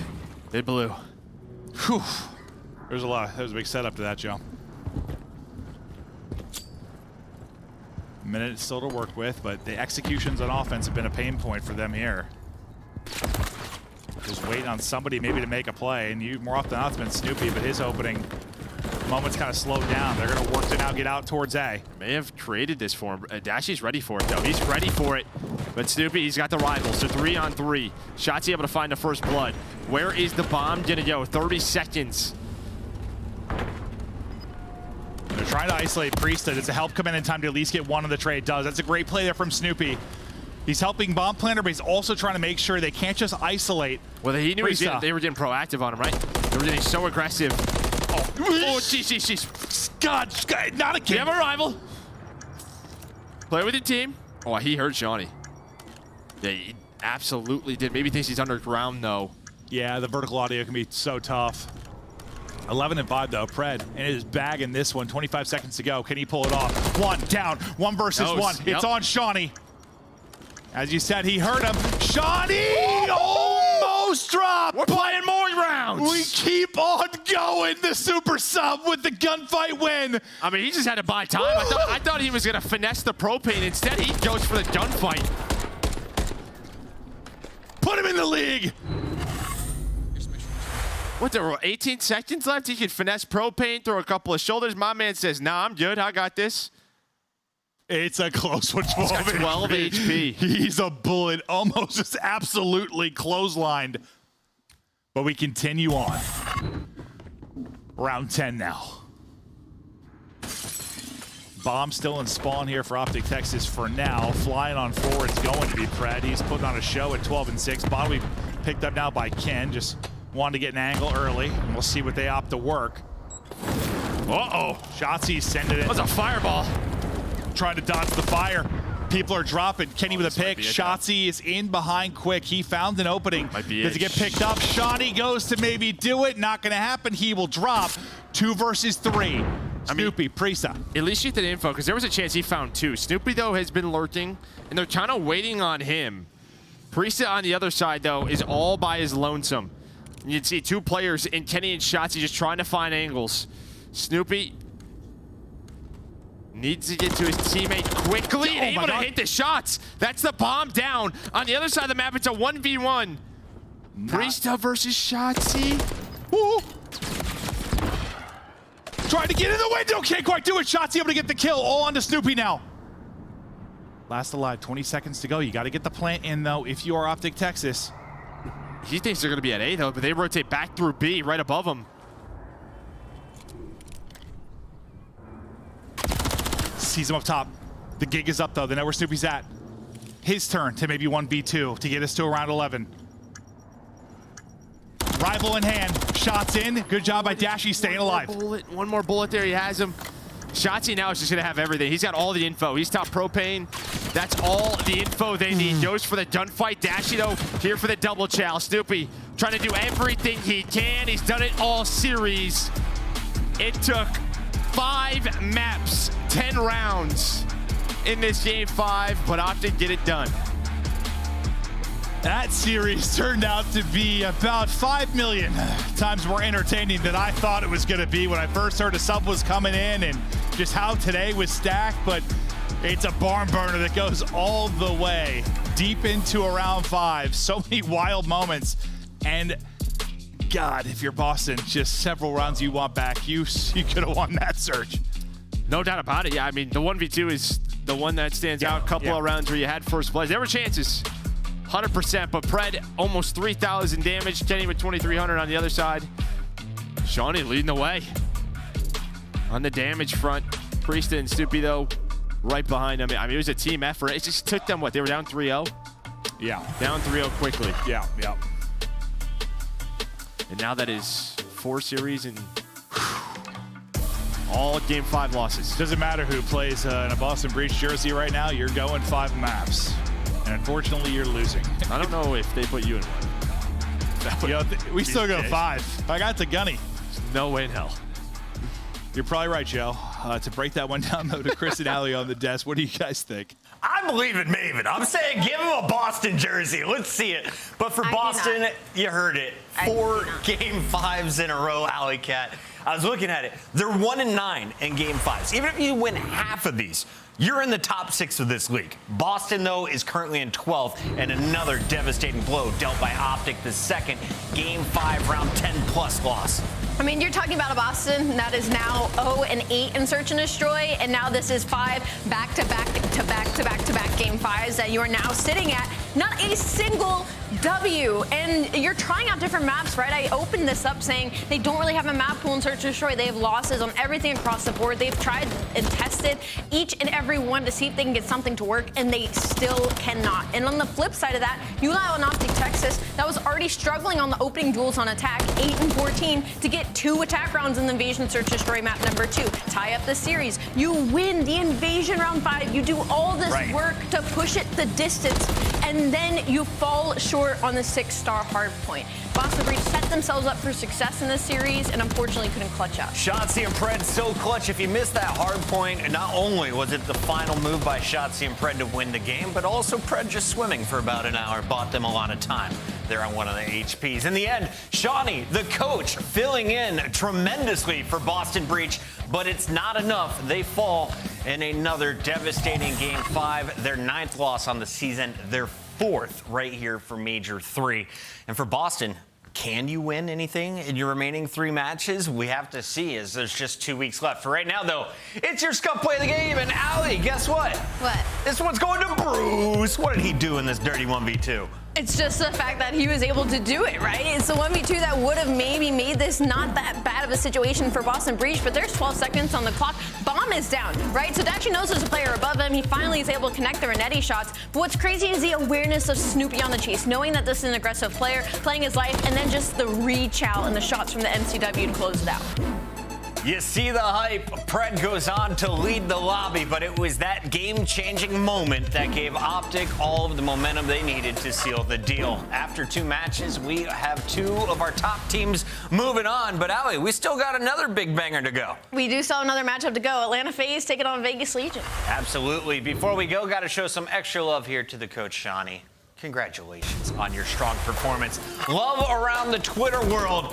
JCap even chiming in saying, Shawnee making all of us coaches proud, showing that they can still hang on the sticks. I mean, yeah, they spawned in. He had to spawn in against a top 2 team in Optic Texas, and not only that, he ended up positive, and they won that Karachi Hardpoint. So for Boston Breach, you're taking the W's where you can get them, because this is an Optic Texas team that was 4-0 in map 1. You've now ruined that perfect record and put them at 4-1. Highlights from Shawnee for me. It was, of course, his performance in the Hardpoints, but it was the chows. There is the 1v1 confident chow against Pred. He also, multiple times throughout this series, after Dashi got first bullet, re-peaks and wins the gunfight somehow. So Shawnee, as Maven said, hopefully we see you on a roster before this season is over. For now, though, Boston is done for the day, and we're trying to get a message in here with an Optic Texas member. Who do you want to chat with today? Honestly, any of them, just kind of asking why they keep going to Game 5s versus the Boston Breach and how they're feeling for Toronto. Well, Shotzzy joins us live, and welcome to the Monster Winter Spotlight once again, Shotzzy. We got to ask you about this series.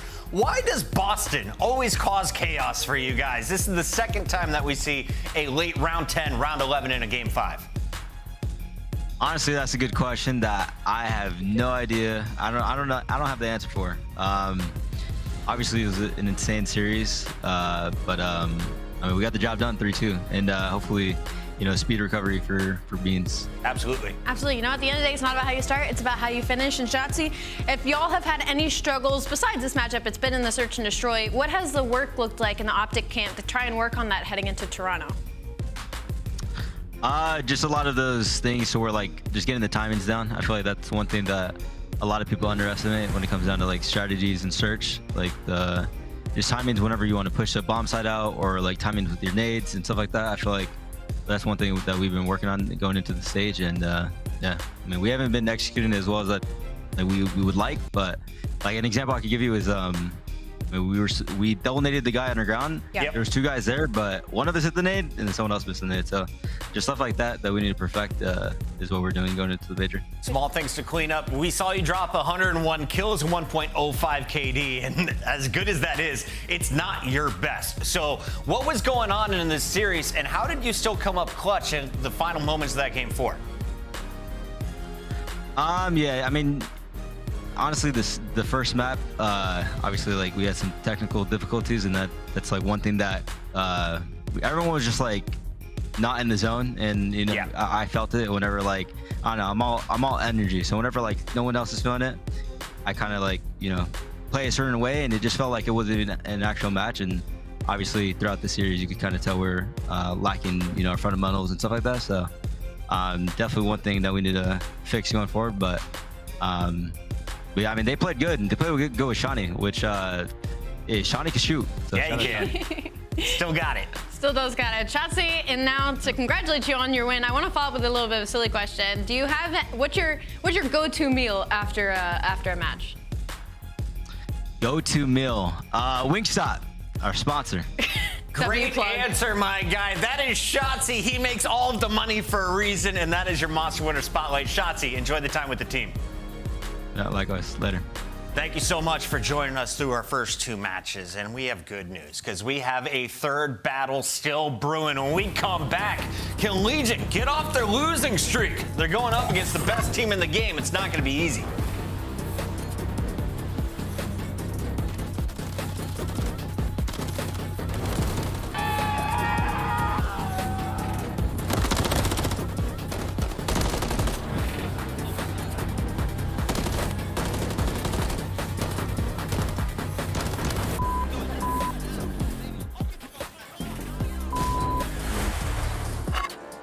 Upgrade your game with the Scuff, the official controller of the Call of Duty League.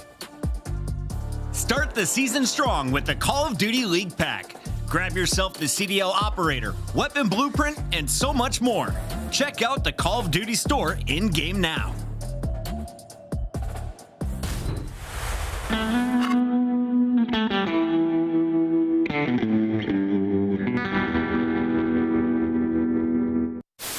Going to be easy for them to break this as kills go down on both sides. Mac trying to do a little bit of acrobatics, finding Octane towards the back. Does eventually get it, looking for Kenny. Oh my God! No, Kenny! Oh my goodness! Thieves were set up. They had the first blood, and they've just been ruined.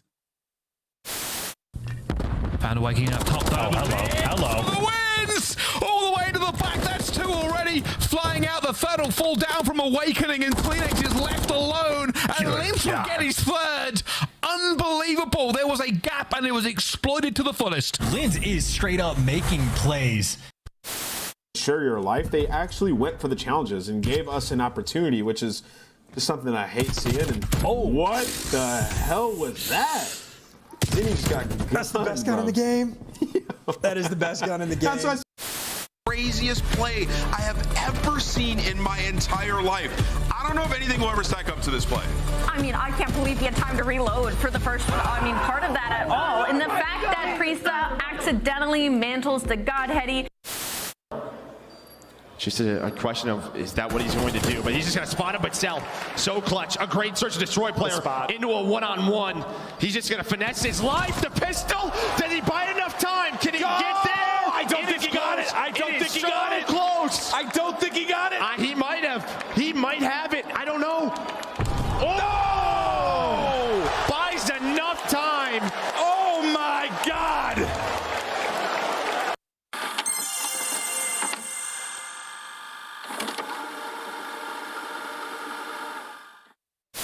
Hardpoint compromised. Nice. 2. Oh. 3. Oh my God.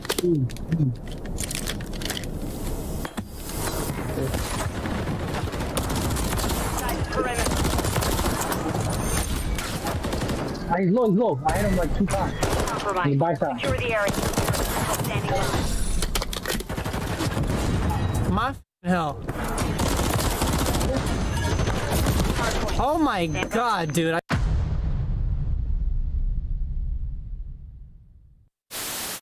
One clean break, one set of kills there. Afro sneaks in and steals the victory. It certainly makes the big play. And now you're on offense flanking. You've taken the bomb straight through the middle of the map. Hook, he's everywhere. You're getting flanked on defense, but BZ gives him the ish, and Methods wins his one as well. I don't care if he gets traded. It's a 3v2, and a BZ's still alive. That's a GG. Gunfight, Envoy to 1 versus 2, time against him, position against him. Surely there isn't a win here. You just want the kills. I think if you get the kills, you'll take the win in that regard. That's number 5 in a row. Maybe he can win the round because it's Envoy. Of course he can. World champ for the 1v2.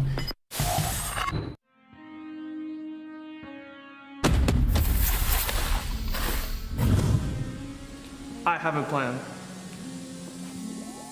Crazy with the rage, dangerous and rage. Go for 1, go for 3. I ain't wanna take light, look into my eyes. I'm a killer inside, coming for the prize. Do you really want these problems? I put you in that coffin, but I'm never Johnson. You think this ain't to stop it? Hungry for the beef, leave you obsolete. See my lines deep, see me in the streets if you want the heat. Yeah.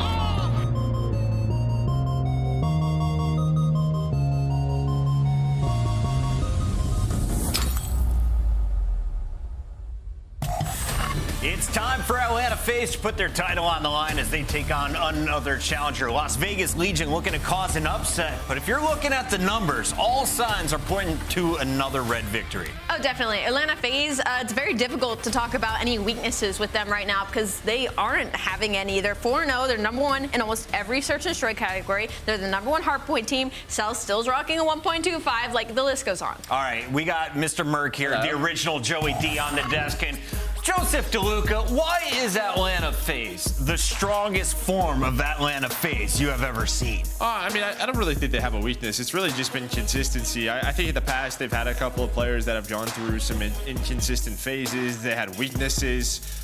You know, a long time it was Hardpoint. Then they've had years where their search and destroy is struggled, not struggled, but I guess to their own standard, it has struggled, where nowadays it just feels like they are firing on all cylinders. Allie, when you look at this roster, who has the softest hands?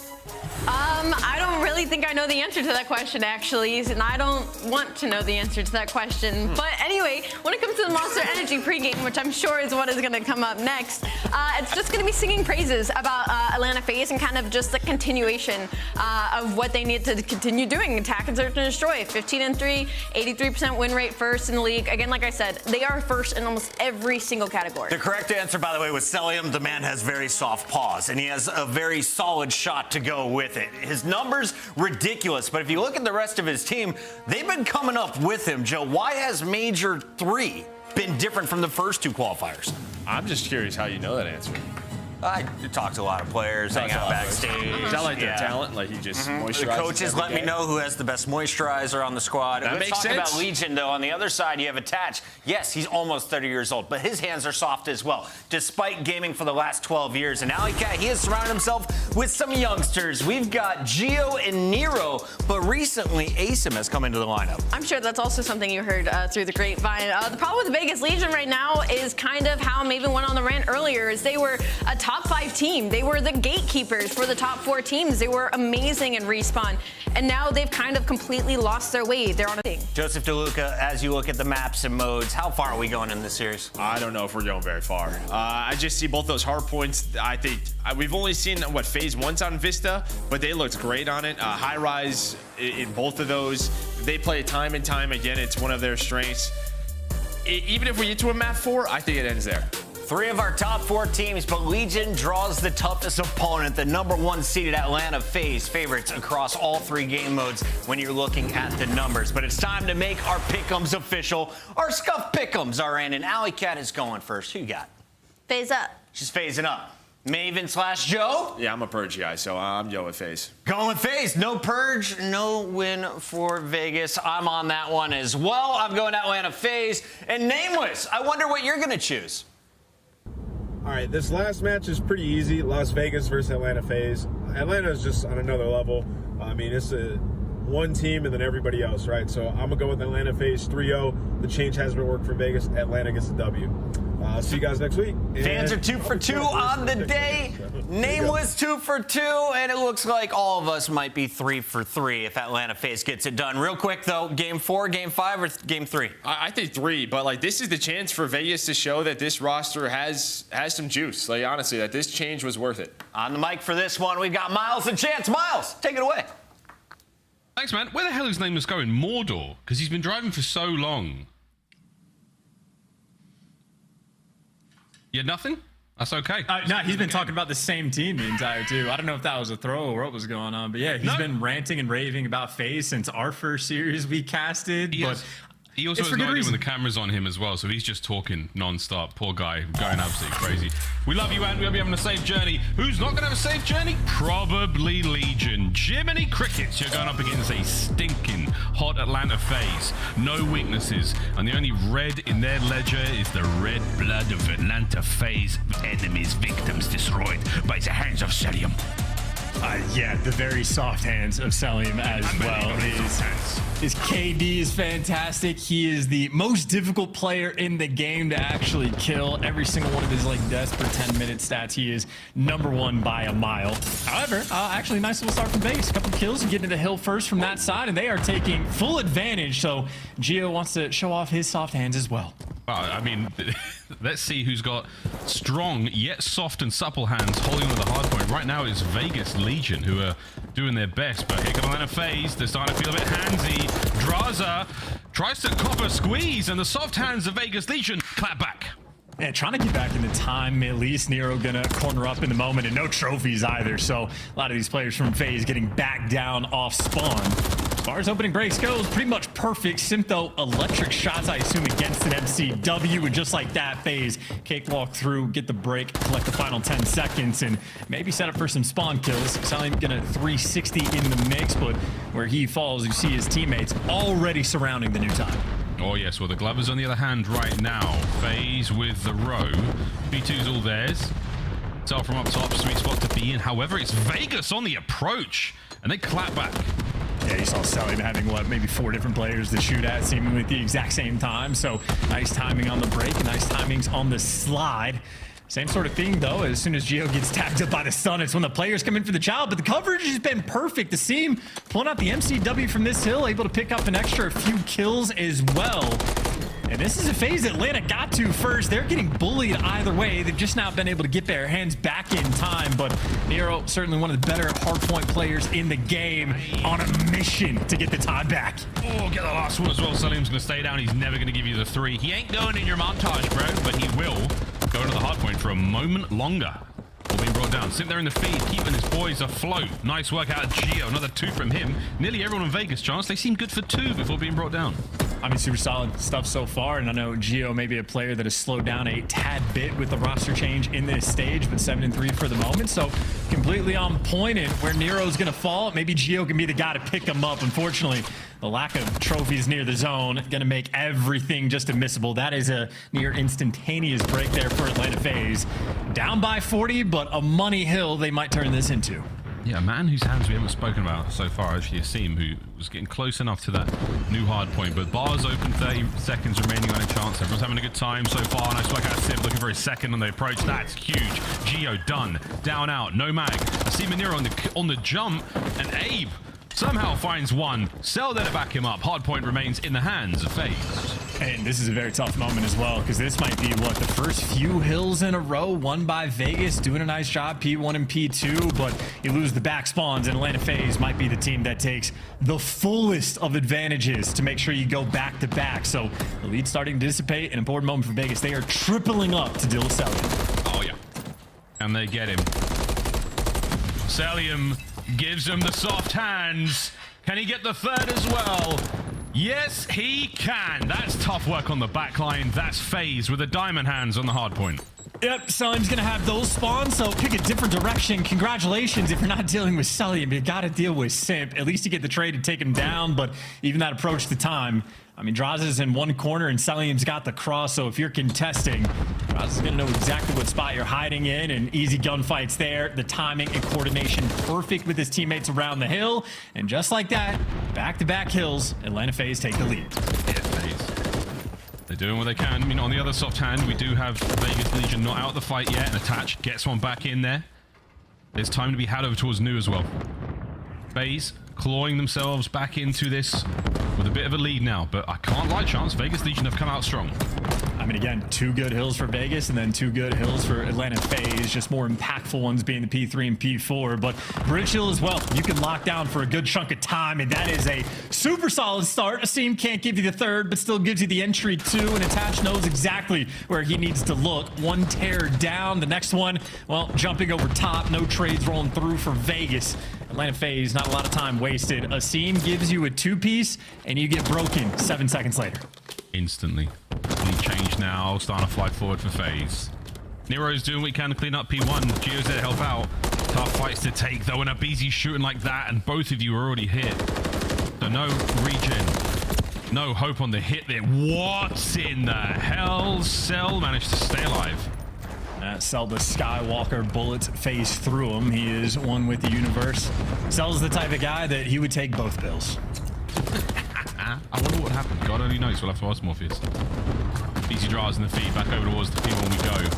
Plenty of time. Vegas Legion get back into this. Can they find the kills? All down to Geo for now. Is he still good for 2? There's his first. 10 and 10 overall. There's the second. Nice shots out of Geo. Again, no joke. Everyone's shooting so far in the series. Can Vegas find themselves onto the point? The answer is hell yeah. They've got their hands around it. Can they hold? Hey, this is like what the game changer, the swing moment, that second rotation of P1. It is start getting dubbed, almost the way you turn the game in your favor. And right now, Atlanta Fit, they are taking their time to set up on the break. Simps just bait for the players on the heady in the back. And, well, the bait's going to pan off. A lot of trades rolling through in Celium. Last Hermano on the engagement. Last man standing, going to collect potentially that final 20 seconds. So, difficult moment for Atlanta FaZe needing to stabilize. They deliver. And I know the time gets stripped right back, but you'll be happy at least to chip away a few extra seconds as FaZe getting set up towards new once again. It's a nice little bit of back and forth between our teams here on Vista. Captain Price towards new. Draz is in there. A little bit of coverage there from Simp upstairs. Nero, lovely work. Clay, Pigeon shooting Simp out of the air. Paul, he says, absolutely nails it. His teammates find their way onto the point. Celium though, oh dear, good golly, my dear, damn son. FaZe, wipe them out. That's their point. Yeah, you say FaZe, I say Celium. He picked up 3 in that moment, but then no trophies around the zone. So, I mean, you're getting tatted up by nades on your way back. So anytime FaZe have some sort of call and pick up a couple kills, well, the response is there pretty quickly. Gonna need one again, though, as FaZe for the second time have now taken the lead. Simp gets traded, but around the time, Celium in his brand new home right now, he is holding on. Holding on with those very strong yet soft hands. Let's have a listen in with Mr. Soft Hands himself. If I say soft hands again, I might get fired. Listen in with FaZe. Mid's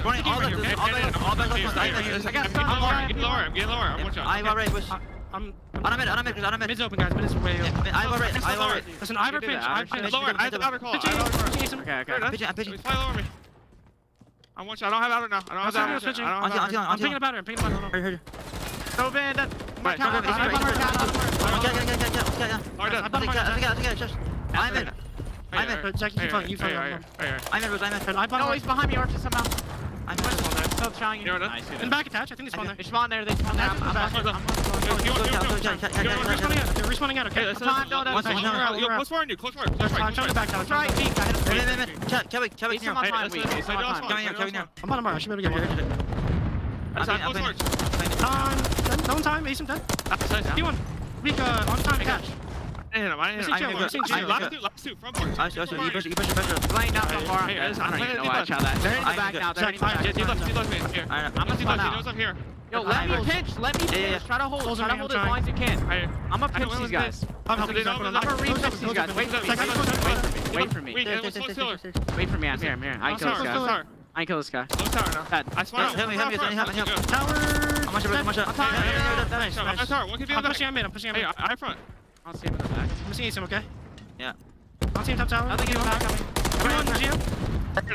You are not fucking dead. Yeah, they're all spawning out. They're all spawning out. Do we close right now? I'm spawn killing, okay? Yeah. I'll keep him in hell. Yeah. P2. I'll do P2.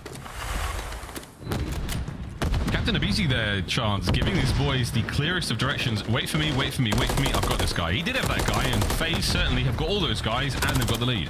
That is a perfect moment, and yeah, just perfect gameplay right now from FaZe. They mismanaged the spawns on P3, but as soon as they recognized it, they took them right back and then never looked back. But that is key moment. I mean, if you're playing rank play, that is exactly what quality comms sound like. When you know you have the play, you gotta let your boys know. And Simp and Abizi, I mean, the Tiny Terrors, they've been doing it for many years, and they've had leads like this before. They are not gonna let this one slip away. Yeah, nobody does it better either. Hey, can't get the 6. 23-19 though. They're surely not going to let this lead get away from them. Draz going toe-to-toe with the seam. They're trying to keep the backline safe. They're selling him. I've got him. Wait a minute. Yeah, he does have him. Damn, it was a close fight though. Seam getting a couple of shots in. Enough to get his boys into time. 35 seconds left on it. Draz on the pinch deep back. Doesn't win it. Nero stays safe. Hardpoint does get open though from a peach from Cell. There's just no room to breathe, though. Yeah, I was going to say, like, the nades are constantly landing on your head. One of the tears is always in your face. Like, you really cannot breathe against this squad. And now for Vegas, they're going to be forced to fly towards this time. 10 seconds to go. And it is just a last-ditch desperation effort attached leading the charge. But again, they're getting tagged up by stuns and nades all along the way. They've at least forced it to the new time, and they do get a wipe. But they are clutching on to their last breath of life. Clutching with their incredibly soft hands. Final moments. Vegas Legion, are they diamond hands? Here comes the hit. Cell, he's got him wrapped around the throat of Vegas, but they say no thanks, bro. We're not into that. We stay alive. We keep the play going. And I'm trying to do the math on this. If they have about 180 in this moment, they're going to need, well, another 70 seconds. So they can get it done in the next 2 hills. They're going to need some more wipes, though, in Faze. You just want to pump the brakes and play for kills. And, well, they got 2 of them. Now hit the go button, Gio. Last man standing around the time.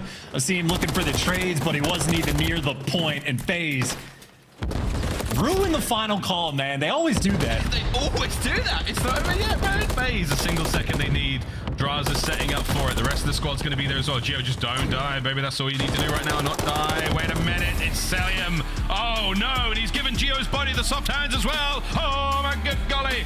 What the hell are we witnessing, folks? Nothing out of the ordinary. Atlanta Faze with a strong opener there in map 1.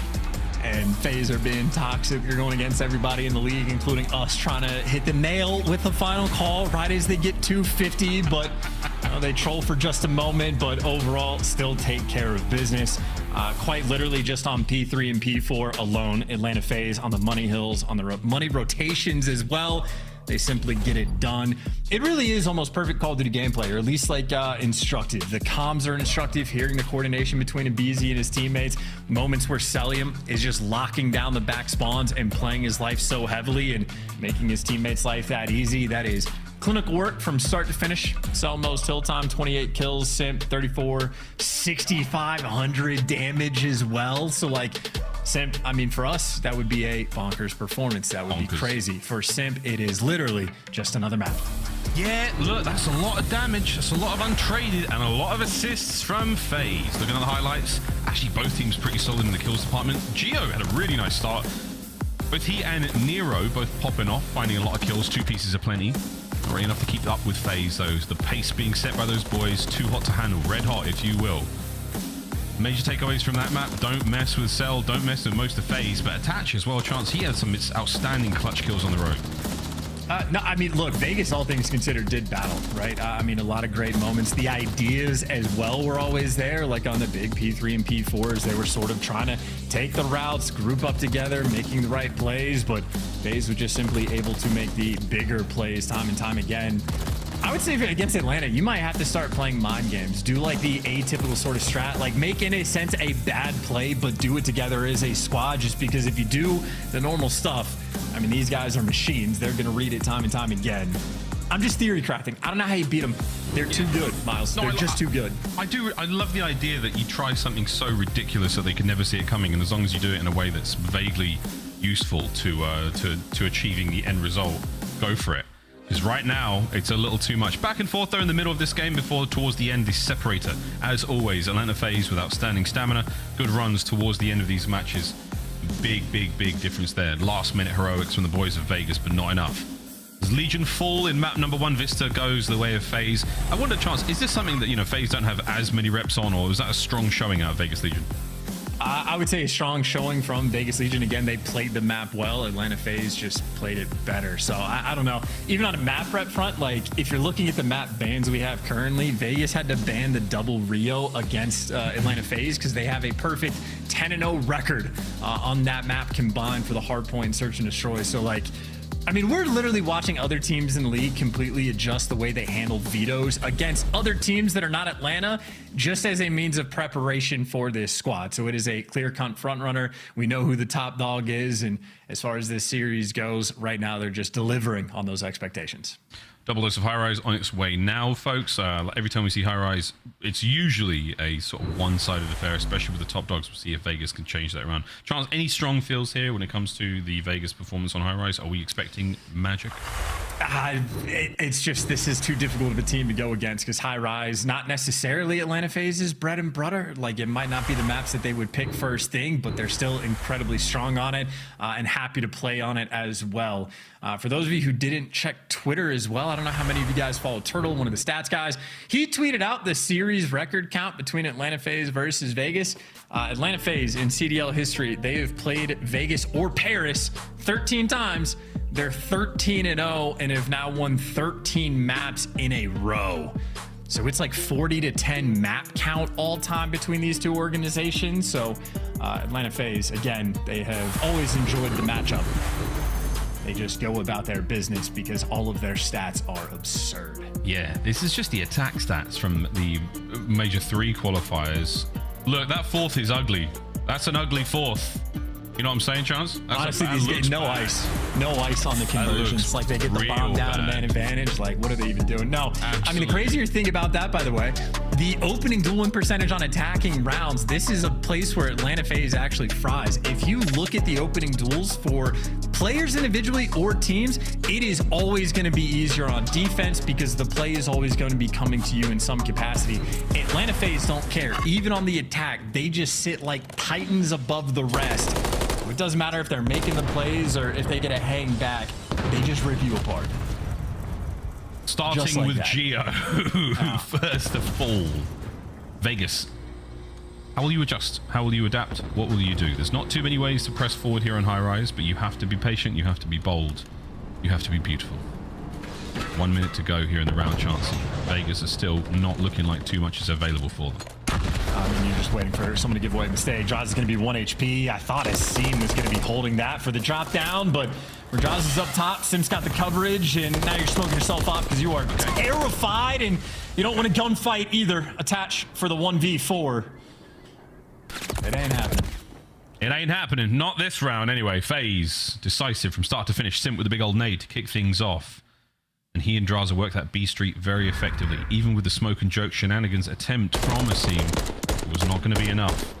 I love the attack, though. I mean, get that smoke down, hit above the smoke straight away. You know that if Draz effectively was probably pre-aiming the exit from the B-bomb site, expecting a push. Didn't work out, though. Too many members of Faze, too many guns, too many problems. Yeah, I have no idea what Draz is doing right now. Don't think I want to know. Moving on. I will say one thing Shotzi mentioned in his interview of like how some of the very small details Optic might be getting wrong on occasion. He was just mentioning like the coordination of nades, and it just cracks me up that round one, it was coordinated nades that got Atlanta Faze the first blood. This go around though, Nero, he has already made it underground, and for the moment, no one on Atlanta Faze has turned until you mention it, and it's like someone can hear me. It's like he knows. Oh, God. Here he goes. Poor Nero. Poor Nero. That is gone up at the ready. Celium. I'm going to send it. I'm going to kill him. The rest of the boys are there as well, and it's Chris Lair from the hip. 3 in a row for Sim. The Renetti ringing out on the lower side of the map. Here comes the smoke over towards the middle of the map. Asim might be able to get a freebie here. No, he has been spotted. That's dreadful timing. Unfortunate work. And a thigh was all Sim needed to bring him down. 4 in a row on the approach towards A. 5.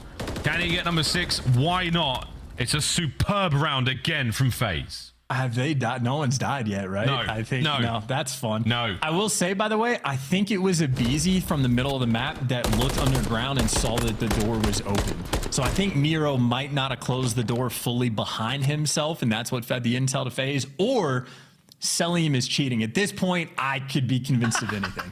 Well, what if he's not cheating? What if he spent enough time on COD that he now sees the code differently? He knows from strange little moments where players are. He has become one.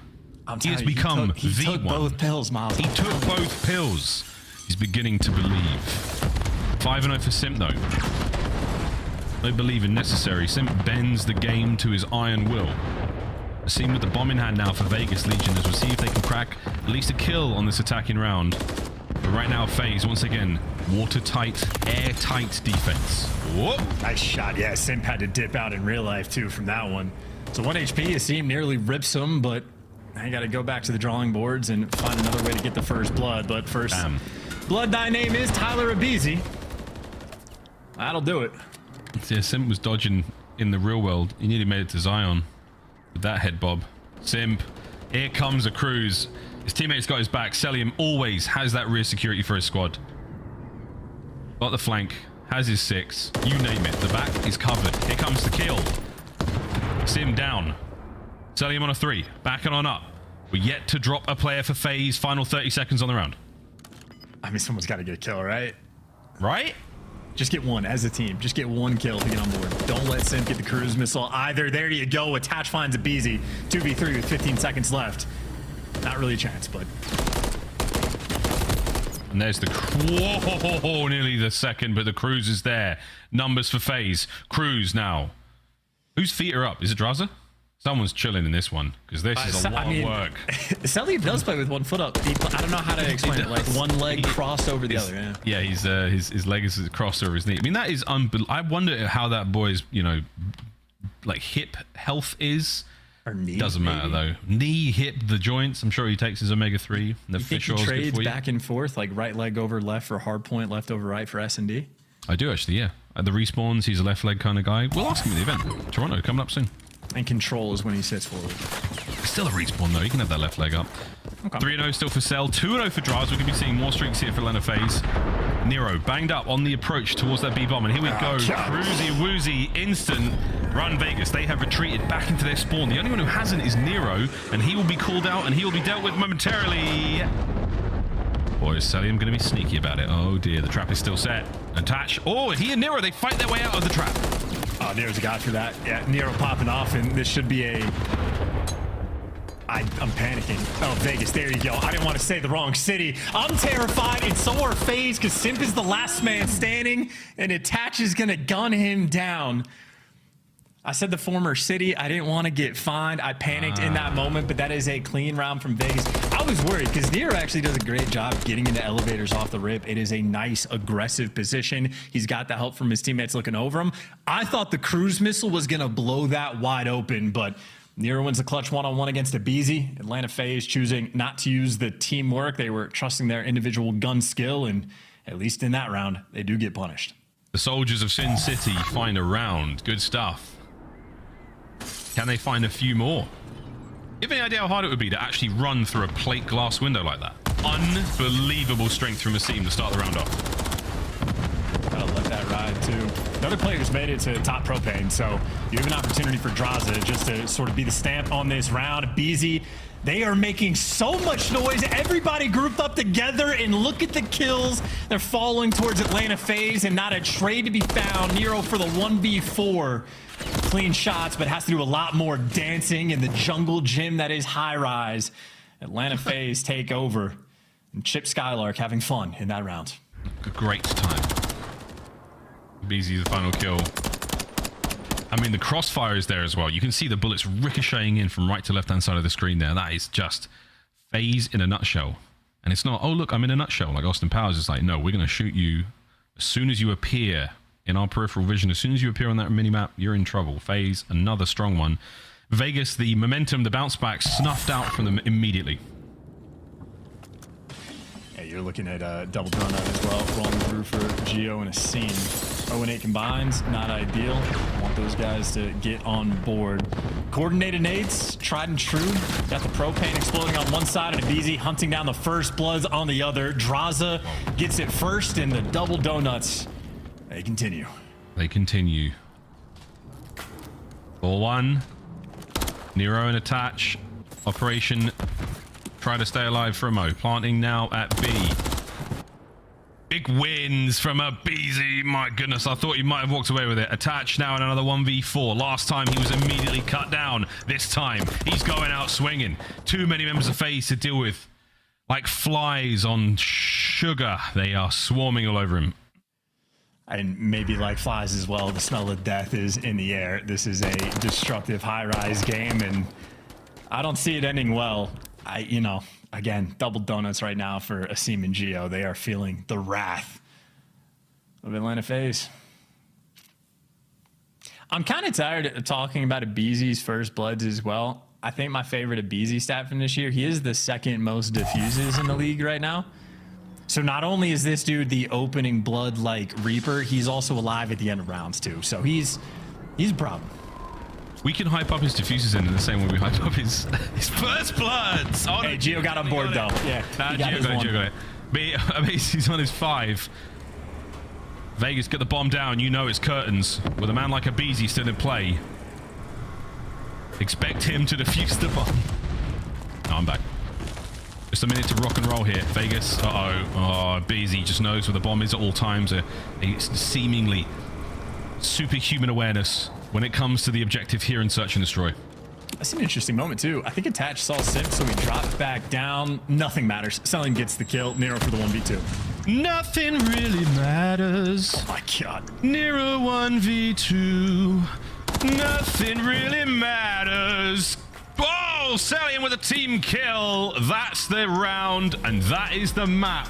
And Vegas did what they could. But Faze right now, they are a different kind of disgusting. 6-1 in the Search. And Selim, true to his word, he said in an interview, or he tweeted it out maybe, he's shooting everyone's body, including teammates. Killed Simp there at the end, but that just makes Selim an honest man. Poor Asim, believe he did finish with a donut in that game. I think Gio able to get the one, or Abizi rather. He had 2 first bloods effectively stolen from him too, just slightly off on the timing. So got to take those away from the kill count. As you can see, Abizi honestly slacking off, only 1 first blood, barely did his job. 7-3, I know you're thinking it's good, but underperforming, I would say, for Atlanta, looking for a bounce back in map 3. Yeah, didn't get the defuse either. So Atlanta Faze, their lethality is only matched by their good vibes in game and their camaraderie. 195 there on Vista, an absolute slaughter. 6-1 on High Rise. The same could be said. Chance they have not skipped a beat. Faze have not missed a step, and now on High Rise, we know the moves, we know the music. It's soon time to dance. This might be the last dance of the series though for the boys of Vegas, because this one is tough. We'll find out exactly how this one goes down after this quick commercial break. Chance has got loads to say, but I'm not going to let him talk. I'm going to roll this commercial break out all the way until the very bitter end. What a series we have so far with Atlanta Faze and Vegas Legion. Faze continuing their dominant run. No one can seemingly bring down the Red Devils. Not even Vegas. With their plucky attitudes, their sweet gunny, and their cool orange skins can find success here. Or will they find it on this high-rise control? We'll find out after this break. Upgrade your game with the Scuff, the official controller of the Call of Duty League. The Call of Duty League is brought to you by Monster Energy, the official energy drink of the CDL. Ballin', can't beat me up 'cause I'm back in my zone now. 'Cause I'm back in my zone now.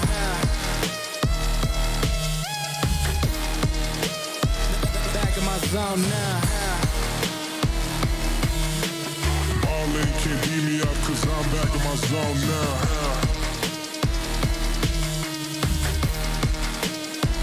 Back in my zone now.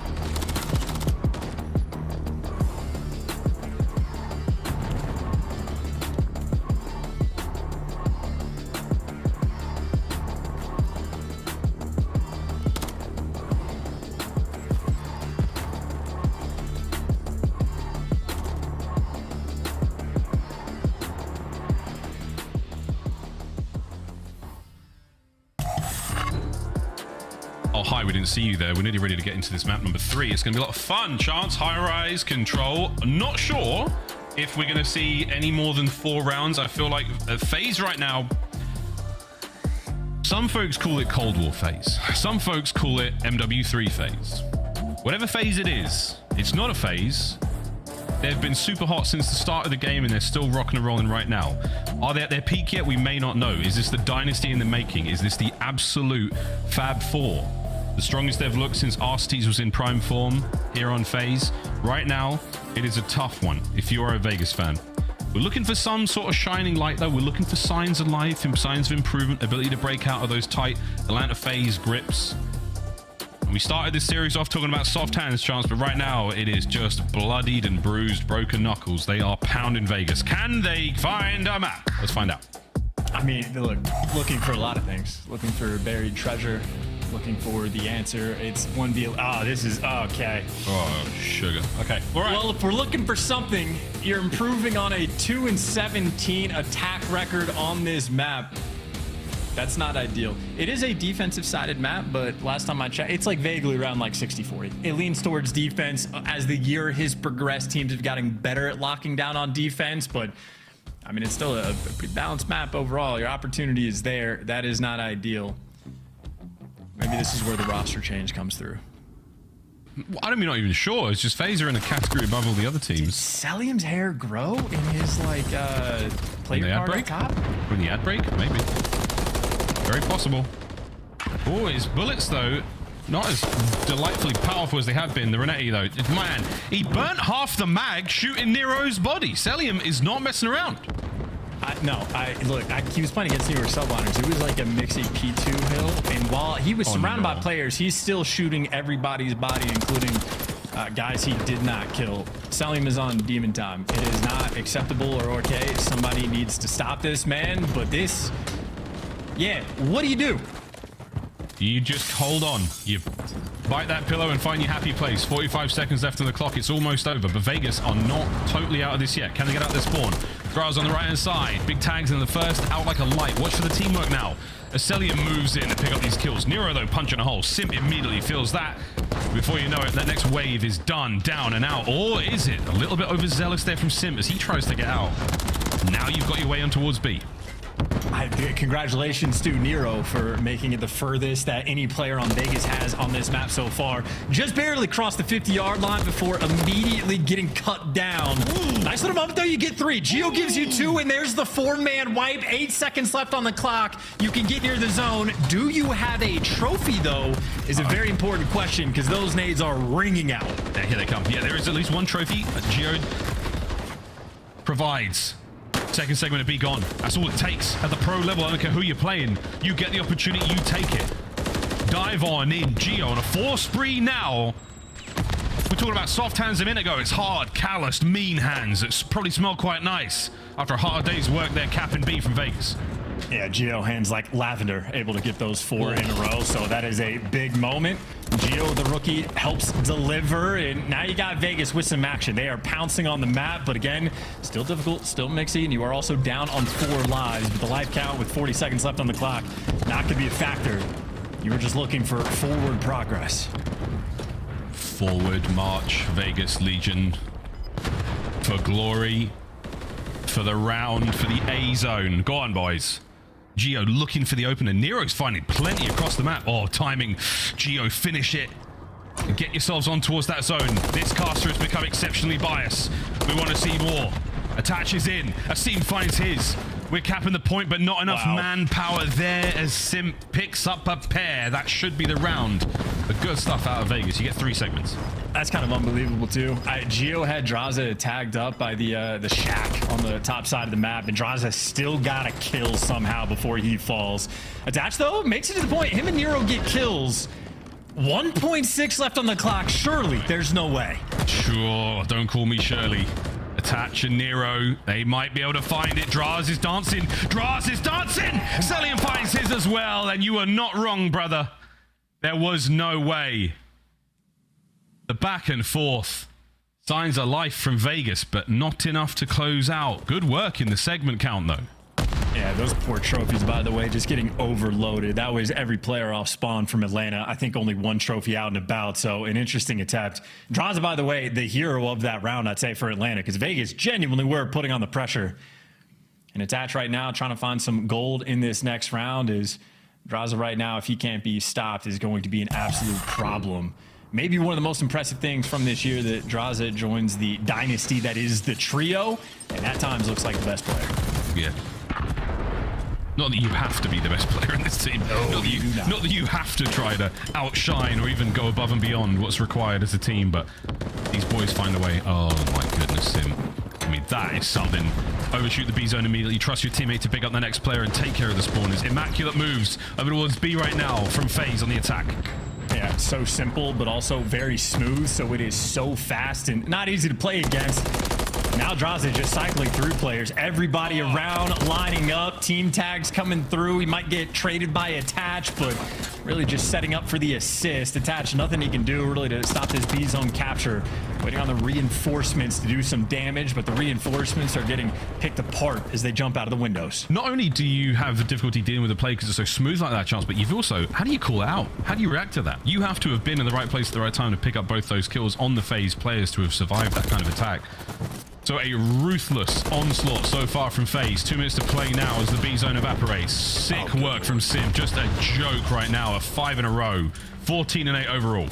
I mean, he shoots through the fence like it's nothing. That is not an easy gunfight, but straight shooter on a 5 spree looking for another cruise. Who's the man that's going to be falling in line to die by the looks of it? Nero might just end up being that guy, but as players fall, Sim waiting for some spawners. And well, it's actually Geo that's going to have to bite that bullet. And players just dancing. I mean, Nero's been in between a couple different players from Faze. Finally, the spawner's able to root him out, but not before the damage is done. Cruise missile secured and a BZ. Well, one of the terrors always in your spawn. Oh yeah, always. BZ sitting at 9 and 8. The low right KD is what you're going to be looking for right now, folks. That's 10 and 8.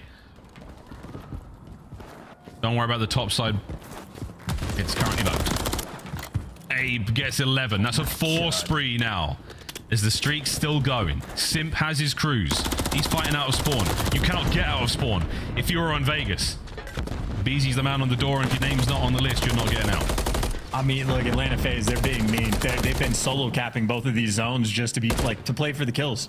I mean, quite literally, just setting them up, funneling them through the windows, and see if they can run it up. 14-5 on the life count, and the only person interested in that zone was Selly. Maybe it's because they didn't have any trophies. Maybe that's the strategy rolling through. But a minute left and 3 lives remaining. Let's see who that last player standing is going to be. Few moments left to capture the A zone. Celium trying to hold it down. 9 and 12 Cell right now in this second round. Not that it matters too much. Busy finding kills other side of the map, trying to soften up the defenders. They're gone. The lives eliminated, and the fist bumps also.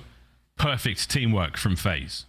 Yeah, and it is somewhat of a rarity. It does happen. I feel like it happened a decent bit more towards the start of the year, but a round of attack won on lives. Yeah. Certainly not an impossible feat, but Atlanta Faze felt like a bit of a statement in that round, winning however they want. Well, at this moment in time, I mean, it's try as much as you can. Learn to find these different ways to, you know, approach situations. Faze right now is seemingly infinite amount of control. As everything they've ever tried has paid off with dividends. We'll all be studying this, and if I were their opponents, I'd be doing the same thing. How do you handle this kind of ruthless aggression? You win every single fight, it certainly helps. Nero, though, he gets on the board there for Vegas in the round. I mean, you basically have to play perfect Call of Duty. Like, every decision has to be incredibly fast, no time to waste. The trades have to be efficient. You have to capitalize on every little moment that you were given. So, easier said than done on a game plan front. I don't know how much changes for the teams, but execution, it is just insanity at the moment. Geo, though, opens it up again. Him and Asim both strike. They give you 2 kills apiece and another 4 down. Vegas, they have been threatening on these attacking rounds. Yeah, same thing again. You find 4 down immediately. You just line up for the hit. You stack that B zone, boys. Somebody please rush the street. Oh no, Draza just flies in. Oh my god, he gets both. Geo now alone in the capture. Can't win it. It was looking so good. 50% of B done, though. No one there to drain it just yet. Attach over towards the A side of the map. Punches his hole. Fly forward. Gets a nice two-piece. Onto the point for a Mo, but there's nobody home. The rest of Vegas might be able to help out there, but they're going to beeline it over towards the B zone. Hope to get the capture done there. Problem? Abizi. Yeah, he's behind you, and he's just turning heads. And again, a distraction. Not only is he turning heads, he's picking up every kill. Didn't even shoot at him, and he was able to pick up the two-piece, so... a tough moment where, again, you have to be on point constantly because Abizi, another 5, make it 6. He gets to do whatever he wants. Calling it in, sending it, just to let them know that you had it. 666. An absolute massacre on high rise. No mercy, no prisoners whatsoever, as Faze closed the series out in possibly one of the most dominant ways we have seen. Damn. I thought Nero's cam froze. No, he was just stuck in time contemplating that loss. That is difficult. He had to wait all day to play that match, and I mean, I don't know what the speedrunning record is for a 3-0, but that might be a contender. Ladies and gentlemen, your Major 3 champion. That's what it feels like, man. That's this what has it been feels like. Absurd. I mean, and even watching the Optic series, it's like, damn, man, you think Faze are just looking around at, like, new real estate places to put all those trophies they're going to win this year? My good God. Strong team indeed. The stats are broken, but I do think Abizi did. It should go 23-12. The rest of the team all pulled their weight in their own regard, though, but damn, Faze are untouchable right now. Yeah, these guys, undeniable. I think, I mean, I know the typical for Faze, like historically, even in the Cold War season, they were never perfect in the online stages. They would like always go, well, however many maps you played, like 4-1 or 3-2, and then they'd come out and slam on land. These guys right now, even online, are just looking crazy. So, look, we know what the story is going to be going into Major. As far as this match is concerned, though, Faze, they just take care of business, clean wins across the board. They're just making a stand, too. Like, if you're of the mindset that you have to ban Rio against these guys for those Hardpoint S&D and you get a double hot, like it's tough, man. Very few teams I think are going to be able to contend with Atlanta Faze. It is a very short list, but those teams got to bring it together because a lot of struggle buses have been boarded, I would say, so far in stage 3. Running out of room on the struggle bus right now when it comes to Faze. They're in a totally separate vehicle. Guys of the desk and Ali, what in the absolute what is going on? That match was faster than Optic's game 1. Pretty good stuff here, Allie. Yeah, it was actually, honestly, if you did count the game time and the replay and you were in the blender in that series, Joe. I had a great time. Yeah. That's all that matters. It looks like Faze had a great time, too, during this series. On the other side of the matchup, I mean, it's not a fair fight coming in if you're looking at the numbers, but Vegas didn't seem to be in this at all, especially in that search and destroy. They haven't been in this since they made a roster change, if we're being honest with ourselves. The Vegas Legion we had come to know and love and was changing kind of the overall story of this franchise has now fallen incredibly short in every single series so far this split. And this one is no different. That first map, it was a within 50-point game, maybe some opportunity for Vegas. They had the lead to start things off, but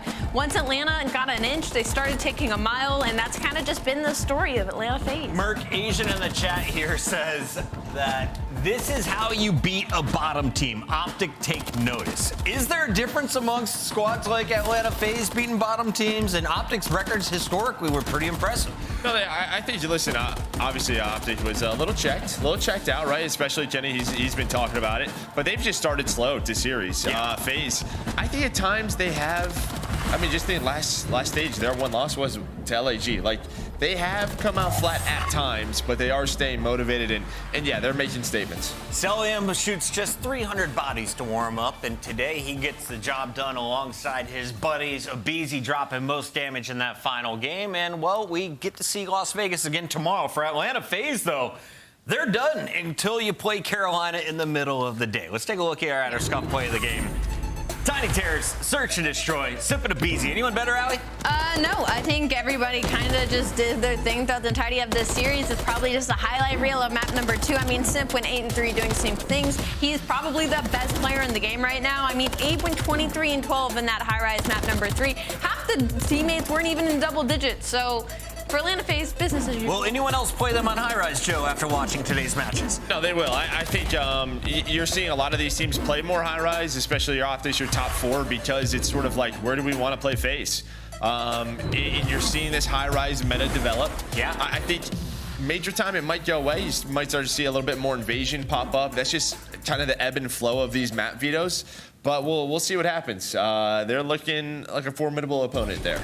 Atlanta Faze is rolling on the other side. Vegas is still looking to find their footing. Tomorrow they play New York Subliners, who definitely bounced back. Can Vegas pull off an upset over a team that got upset twice last week? Maybe, just because the way New York's been playing lately. I will play devil's advocate for just a moment here for Vegas Legion. They've had an incredibly tough schedule. They've had to play Texas, a surging Seattle Surge, a surging LA Thieves, and now Atlanta Faze, the #1 team in the standings. So maybe we see some more life out of them tomorrow versus New York. All right, Olive is asleep, which means it's time to wake her up with an interview. It's our Monster Winner Spotlight. It is coming our way, and we're going to be chatting with Simp, it looks like. Hey there, Chris. How we feeling today after a very swift 3-0? Oh, I'm feeling fantastic. You know, I mean, there's a little bit of delay with that second series, which kind of delayed us, but I think we came in, got the job done, sent everyone home a little bit earlier. Absolutely, Simp, and thank you for that consideration. There's only so much I can ask you after a series like this. I want to ask you about your opponents in the Vegas Legion. I'm sure you scrimmed them before they made the roster change. Do you agree or disagree with it? Honestly, I don't really know, because I'm not obviously on the team, so I don't know how things are on the inside, but I feel like they were kind of hitting a moment when they made a roster change, so I don't know how things were going, but, you know, I don't know. They're just Vegas Legion. Yeah, for sure. I just want to ask you, I mean, what is keeping you guys motivated so far throughout this year? It just feels like you guys are the clear #1. So what little things are you guys working on? What are you still trying to fix for the major? Honestly, everything. I feel like we've been kind of working on, you know, teamwork, map pool stuff, all the modes. I feel like with the amount of effort we're putting in right now, like, no team can outwork us. Oh, and you're spreading democracy with me and Clint, so. We love to hear that. My man. Got to be diving. And of course, I got to hear it from the chat. A lot of people are finding some faith in you. Some maybe even investing. Who do you think is the most positive player on your team day in, day out? Who do you think puts up the best numbers on your squad? Most positive player, like numbers-wise, probably have to be MC. I feel like he's the most consistent, absolutely just demonic guy, just killing everything. And if anyone is going to have a pop-off game, who has the highest ceiling? Sorry to cut you off there. Who has the highest ceiling? I'd say probably me. I feel like when I'm in kind of like a flow state, I kind of just do absolutely everything. I'm a human UAV. And if I'm gunning, actually no one can stop me. That's the answer we were looking for. Simp, congratulations on the win. We'll let you go celebrate with the team. I appreciate it. Thank you, guys. Awesome stuff there from Simp at our Monster Winner Spotlight, and great stuff from Atlanta Faze all major long. They continue to impress with a perfect 5-0 record, but there were 3 winners on the day. Let's take a look at the start of it as we went all the way back to the Subliners, Mr. Merck, as they bounced back against the Heretics. You were watching this one with us in the green room. What do you think about this battle? Yeah, outside of map 1, I think they controlled it. It was a series that they needed, right? You lost 3 matches in a row, and it's not like you're losing to the top 4 teams. They obviously have a loss versus Faze, but outside of that, you were losing to teams you just don't want to lose to in the standings. They started off this stage 1-3. There was a chance, you know, they still have to continue to win matches. So for them, I think it was just, hey, we have to come out and play some of our best COD, and they were able to do that today. Hardpoint was just a 30-point game, but the Search and the Control, pretty dominant showings. Who are you most impressed by, Allie? I'd have to shout out the fact that, you know, Kids and Sib showed a lot more life in this series than previously. I brought up the fact that they had huge differentials between their last qualifiers and this one when it came to the slaying department. So they got comfortable versus Miami Heretics. We just need to see it against some of the better teams. 6-1, 3-0. They got the job done, and it looks like the Subliners are going to be a team to contend for best on Invasion when we get to Toronto. The other squads in the running, would you put Optic there? They had a little tough day against Boston Breach, but this is a squad that seems to be slaying across all the respawns, ignoring their slow start to Karachi here. I mean, listen, they haven't lost to anyone outside of Faze. Plain and simple. Like, yeah, have they gone the distance maybe with some teams they don't want to? Sure, but they're playing with their map pool. They're playing a lot of different maps.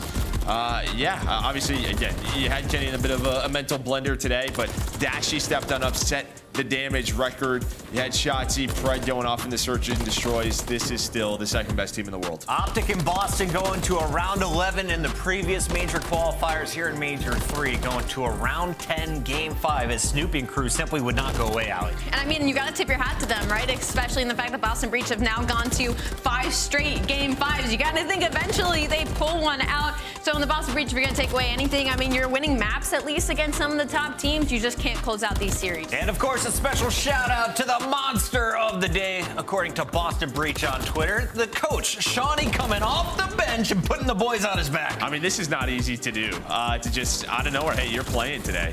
To lock in, and I mean, he put up some great numbers versus Optic. Snoopy was going off. But yeah, it was fun to watch. Obviously, I'm sure Shawnee and the boys had fun. They would have loved to have a victory, but I think it's something to smile about. Absolutely. For Boston, you do have another thing to smile about, and that is the fact that Snoopy has tied Gwyn's series kill record at 115. The rookies are making some moves. You got 2 rooks ahead of guys like Simp, who's on that board twice. Yeah, it was a crazy performance out of Snoopy today, and maybe something to look forward to as we move on. You know, he's a younger player, he's a rookie, and his ceiling is incredibly high. We've only seen moments of what he's able to do. And kills are pretty impressive here, but if you're an AR player like me, you appreciate the damage. And Dashy dropped the numbers to Dave Merck, 22,200 across 5 maps. Yeah, I mean, putting shots in everywhere, right? Just every single map, doesn't matter the map or mode. He's got your long-range cover. That's what's impressive to me. You have Simp number 2, right? You think the AR is the damage with that MCW, long-range shots, but Simp coming in at number 2 right behind him. But yeah, it was a grueler for Dashy, but he survived. Great matchup today. Snoopy is going to get the 4th spot after his performance in this match, by the way. And Shawnee, he took to Twitter saying, good games, lost in a game 5, stepped out of retirement for a few moments, and it looks like he may be going back soon. Do you think he stays out here with the starting lineup, Joe? No. He looked good, though. He did look good. In the hard points. Yeah, maybe if you fix the search. Keep it a buck. Yeah. Sean, we love you. Thank you for playing for us today. Tomorrow, we don't expect to see your face, but we will see Vegas bright and early against the New York Subliners. That's coming up at 3 o'clock. We got Carolina taking on Atlanta. Faze and all of is fired up for our Monster Energy matchup. Optic, Texas, taking on LAG. We'll wake her up for that one, Allie. Yeah, I think she's just taking a nap so that she can teleport to tomorrow. Much love to the Pug. We are going to be breaking things down here on the desk, starting bright and early. Headquarters kicks off at 2:45 Eastern. Joey D. Hello. Final thoughts on joining us here on the desk. How does Nameless's chair feel? Oh, it's great. Yeah, it's nice and comfy. I'll be here tomorrow in headquarters. What, 2:45? I'll be here. 2:45 Eastern. We'll see you there. Thanks for tuning in tonight. It's a little short. You gotta move it up. Oh, sorry. Wait up. Wait up. Wait up.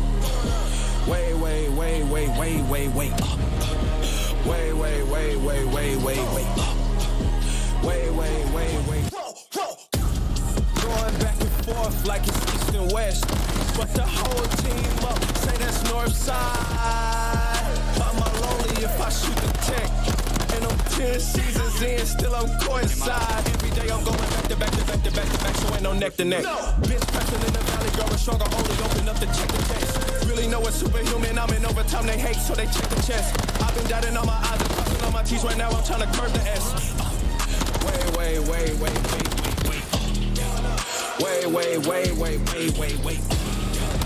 On the gas, and I'm smashing it. Hopping in my lane, I'm probably crashing it. Wait.